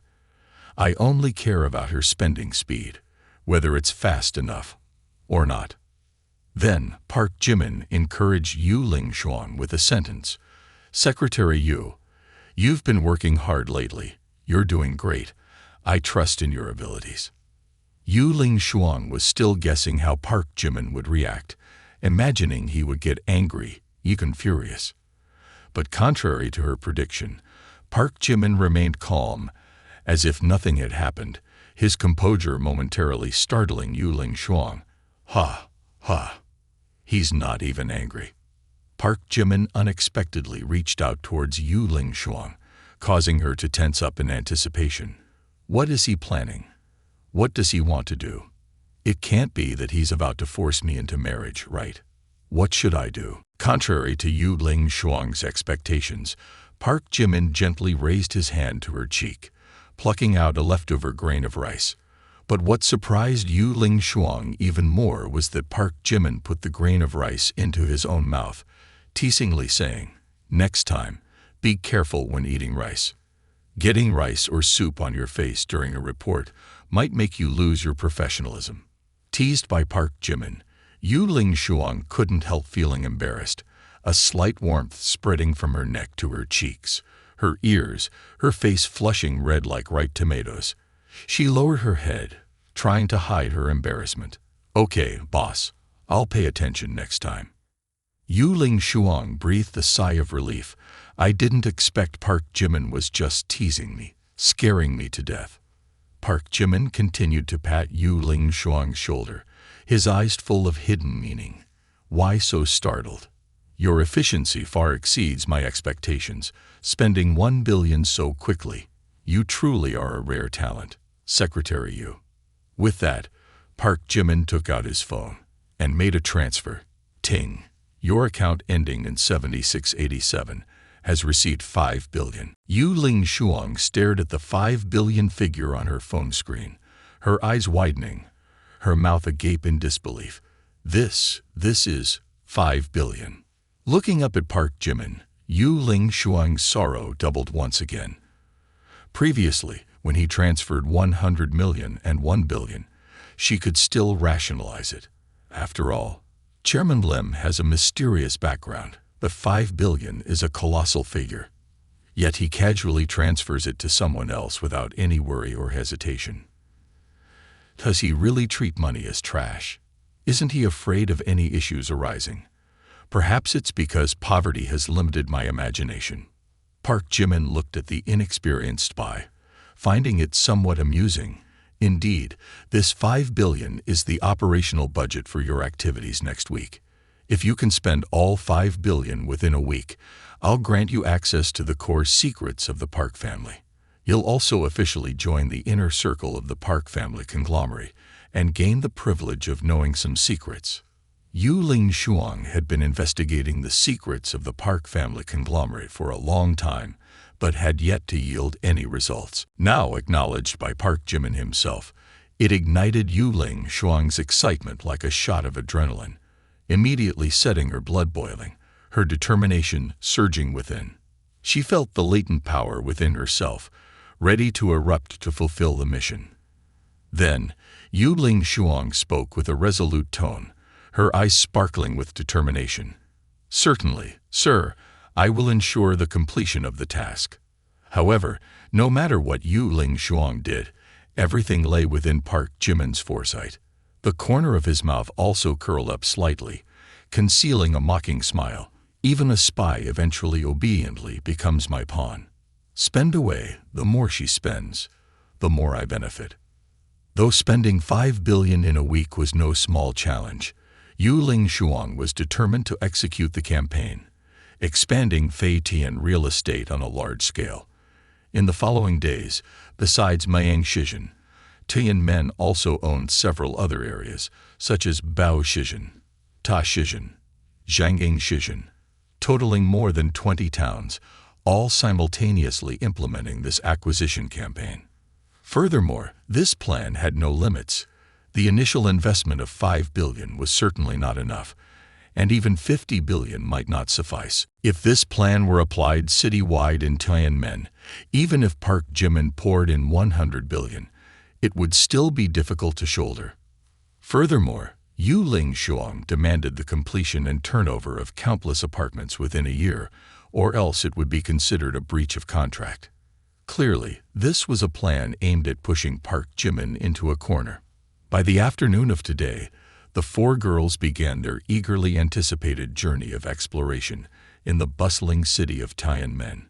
Determined to conquer every famous landmark and indulge in the finest cuisine here, they said to Park Jimin, "We're going shopping now. It's all girls, no room for you, goodbye." Busy for the past few days, Yu Ling Shuang had not had the chance to report to Jin Jiamu. The closer she got to the Park family tycoon, the more excited Yu Ling Shuang felt. Around 6 o'clock in the evening, Yu Ling Shuang began to present all the information and knowledge about Park Jimin that she had gathered. After meticulously detailing the current situation, Yu Ling Shuang promptly hit the enter key to send the email. A cold smirk appeared on Yu Ling Shuang's lips, indicating her confidence in this cunning plan. A perfect scheme to make Park Jimin sink deep into the economic quagmire. Does he dare to underestimate women? I will make him taste bitterness and never lift his head again. The email was dispatched and then forwarded to Jin Jiamu. "Young Master Jin, I have successfully approached Park Jimin and gained his trust. The key to unraveling the mystery of the Park family lies within Park Jimin himself. Soon enough, I will be able to access the core secrets of the Park family conglomerate. Everything is proceeding smoothly according to plan. The scattered acquisition of non-contiguous land parcels will pose significant obstacles to the development of the film city and impose a substantial financial burden on Park Jimin. Currently, I am using the 5 billion that Park Jimin provided to continue purchasing land in neighboring towns, maintaining this chaos. Park Jimin will need to invest even more money. Await favorable news from me." At the same time, Park Jimin was playing a game on his phone, effortlessly handling the flashy combat moves, leaving his opponents stranded at home, clinging to their bases. Somehow, Yu Ling Shuang's curses made Park Jimin's right ear itch uncomfortably. Park Jimin furrowed his brows slightly, reaching up to scratch his ear. "Why is my ear itching like this? Oh well, probably some girl thinking about me again." Such casual gesture distracted him, almost leading to his defeat by the opponent. But even then, victory for Park Jimin was as easy as pie. By 7 p.m., if Park Jimin wasn't being bothered by Zheng Jilu's nagging, he felt oddly empty. Park Jimin suddenly realized that he had grown accustomed to the presence of those girls, despite their constant bickering and teasing. Now the sounds that used to annoy him seemed distant and vague. Himph. They want to see me but then go off to play. Can't understand women. So frustrating. The feeling of loneliness crept into Park Jimin's mind, evoking thoughts about his current life. Now there's only me left in the house. It feels so cold. If only things were still the same. With my parents still here, I could still be a regular college student, relying on my parents, mooching off them, eating and drinking for free. As Park Jimin lamented his fate, a middle-aged woman with a weary expression, dragging a suitcase, stepped in, just returning home. Kang Chadwon was overwhelmed by the unfamiliar sight before her, a row of expensive luxury cars parked in front of the gate, representing various brands. Approaching the gate, she was even more astonished to see the lavish decoration of the living room and other rooms. All of this made her feel lost and estranged. Where is this? Why has it changed so much? Is this still my home? Why do I feel like this isn't my home? And all these expensive cars. It's obvious they cost a fortune. Could it be that Park Jian-hong, that beast, has sold the house to someone else? Kang Chadwon walked around the house, trying to find an explanation for this strange change. After hesitating for a while, she dragged her suitcase inside and called out loudly, "Is anyone home? Is anyone home? Come out and talk." Park Jimin heard the familiar sound and quickly sat up. What's that sound? Why does it sound so familiar? Then Park Jimin was stunned when he saw his mother. "Mom, you're back." In front of Park Jimin stood a woman who was neither beautiful nor ugly, but one could guess she had been attractive when she was young. Kang Chadwon had a serious expression, intending to confront the homeowner, but as soon as she saw her long-unseen son's face, she was also taken aback. "Park Jimin, you're home, so I can relax now. I was going to ask you about our home." Seeing his dearest relative, Park Jimin didn't let Kang Chadwon finish speaking before he hurriedly hugged her. So many changes had occurred in such a short time, flooding his heart with emotions, tumultuous and poignant, mixed with joy and regret. "Mom, I missed you so much." Kang Chadwon looked at her only foster son, her heart filled with complex emotions. From childhood to adulthood, she hadn't been particularly attentive to Park Jimin. She was always busy with work and the cares of life. But now, seeing the weakness and pain of her son, she realized that her love for him had always quietly flowed in her heart. She gently patted Park Jimin's back, her voice soft and warm. "You're grown up now, but still acting like a child. Hungry, huh? Mom will cook you some food." Park Jimin, while eating, expressed his concern. "Mom, I know all the terrible things that old man Park Jian-hong has done. Don't worry, I will definitely stand by you." Kang Chadwon's emotions were already stirred up, but upon hearing her son say that, her eyes softened a bit. "It's good that you understand. Let me tell you 1,000 times, don't become like that despicable Park Jian-hong, promiscuous and irresponsible. How could you ever be like that? I know you, ever since you were little. You've been obedient. Just talking to girls makes you blush." Just then, the noisy chatter burst in from outside the gate, and Jung Ji-lu happily skipped into the house. "Park Jimin, we're back." As they stepped inside, the four girls were taken aback to see a stranger woman. Likewise, Kang Chadwon was surprised to see the beautiful girls standing at the door, especially Jung Ji-lu, cute, lively, and without any hesitation calling Park Jimin big brother, which made her curious. "It's only been a few days since we left the house, and the kid has already brought a girl home." Afterward, Kang Chadwon, full of suspicion, asked, "Park Jimin, who is this?" Park Jimin awkwardly introduced, "Mom, let me introduce you. This is my friend, Jung Ji-lu." The relationship between Jung Ji-lu and Park Jimin was difficult to define, somewhere between friendship and love. Now hearing Park Jimin address the stranger woman in such a manner, she stiffened, her usually imposing demeanor now appearing extremely awkward and hesitant. Hello, auntie." Behind them, each person had their own thoughts. Yang Guibai was equally startled. Park Jimin's mother, This is unexpected.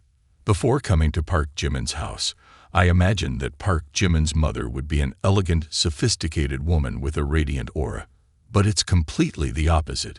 She's just like an ordinary woman, exuding a simple and rustic charm. Perhaps the wealthy truly are humble, approachable, and sincere like this. Yu Ling-xuan wasn't too surprised, as everything was within her predictions, while Wang Meng kept her head slightly lowered, standing hesitantly in a corner, her eyes revealing a mix of confusion and apprehension. After a few seconds of thought, Yang Guibai and Yu Ling-xuan took the initiative to introduce themselves. "Hello, Auntie.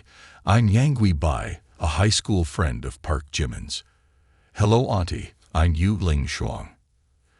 Kang Cha-won looked at the girls in front of her and felt puzzled. This kid is quite something. Bringing one girl home is enough, but he brought 4 at once, and they're all so beautiful. Besides Wang Meng, whom I recognize, I don't know the others.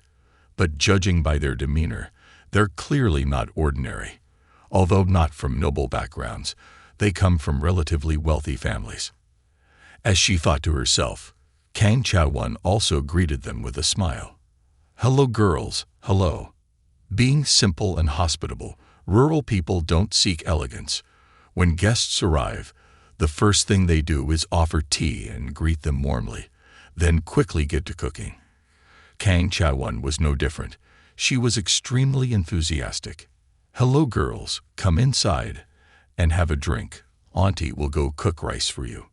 Jung Ji-lu was usually playful and whimsical, but in front of the older generation, she remained polite. Then she quickly stopped Kang Cha-won. "Auntie, don't worry, you should rest. I'll go to the kitchen and cook." Yang Guibai chimed in. "That's right, Auntie. You've just returned, so take a rest for a bit and let us handle it." With that, Yang Guibai turned and headed straight into the kitchen, followed by Wang Meng and Yu Ling-xuan, who also rushed in to help. Park Jimin looked at Yang Guibai in astonishment. What, she can cook too? Why didn't she do it before? These daughters-in-law each had their own skills, but in terms of professionalism, Yang Guibai still lagged behind Jung Ji-lu a bit. Previously, when Jung Ji-lu came back from outings, she just wanted to lie around. But now she became surprisingly industrious. When Jung Ji-lu took the initiative to mop the floor, even Kang Cha-won was taken aback. "Oh my, Ji-lu, why are you mopping the floor? You're a guest. But if you're going to act, you must act convincingly." Jung Ji-lu spoke as if it were true. "It's okay, Auntie. While you were away these few days, we all took turns doing the housework. I'm used to it." Park Jimin looked at Jung Ji-lu, exaggerating without shame, leaving him 3 parts speechless and 7 parts flabbergasted. "Jung Ji-lu, you're still a kid, and yet you're like this. Clearly the laziest in the house. The room's a mess. The house is filthy. And I do everything in the house." Though Park Jimin couldn't quite accept this harsh reality, his willingness to pitch in had left an impression on Kang Cha-won. She looked at Yang Guibai and Jung Ji-lu with great satisfaction. These girls, they're all worthy of this kid. Park Jimin may not be stunningly handsome. His family may be ordinary, with no outstanding talents or grand ambitions. But nowadays, girls are precious, and it's hard to find wives for rural boys. Compared to these girls, if Park Jimin manages to marry one, he'll have to be reborn several times. And yet, this kid still carries an air of nonchalance. The more Kang Cha-won thought, the more she couldn't hold back. So she said, "Park Jimin, look at Yang Guibai, she's definitely into you. You didn't notice, huh? Her eyes have been following you all this time. If she becomes my daughter-in-law, I'll be over the moon." Just as Kang Cha-won finished speaking, Yang Guibai brought out a plate of food. Hearing Kang Cha-won's high praise, she almost couldn't contain her emotions and felt extremely honored. "I thought that wealthy mothers are usually very demanding. I even prepared myself to be scrutinized. But I didn't expect Park Jimin's mother to speak so highly of me. I'm even more hopeful about my future with Park Jimin now. Yang Guibai's goodwill score just went up by 1. Just as Jung Ji-lu was passing by to take out the trash, Kang Cha-won added another comment. That little girl named Ji-lu is very lively and adorable. I really like her. Upon hearing Kang Cha-won's appraisal, Jung Ji-lu was ecstatic. Like Yang Guibai, she also had some expectations. If your mom has accepted me, then there won't be much conflict between the mother-in-law and daughter-in-law in the future. This is something to look forward to, isn't it? Jung Ji-lu's goodwill score just went up by 1. Park Jimin felt a bit overwhelmed. This is it. My life is over. Mom hates playboy men the most. I thought I was going to get a good scolding from her. While contemplating how his mother would react, Kang Cha-won looked at Park Jimin meaningfully. My son is really capable. I used to worry that you wouldn't find a wife in the future, but it seems like I worried for nothing. Park Jimin has grown up, and I'm very happy. Park Jimin was a bit speechless, suspecting whether his mother was being intentionally biased. Mom, this is too biased of you.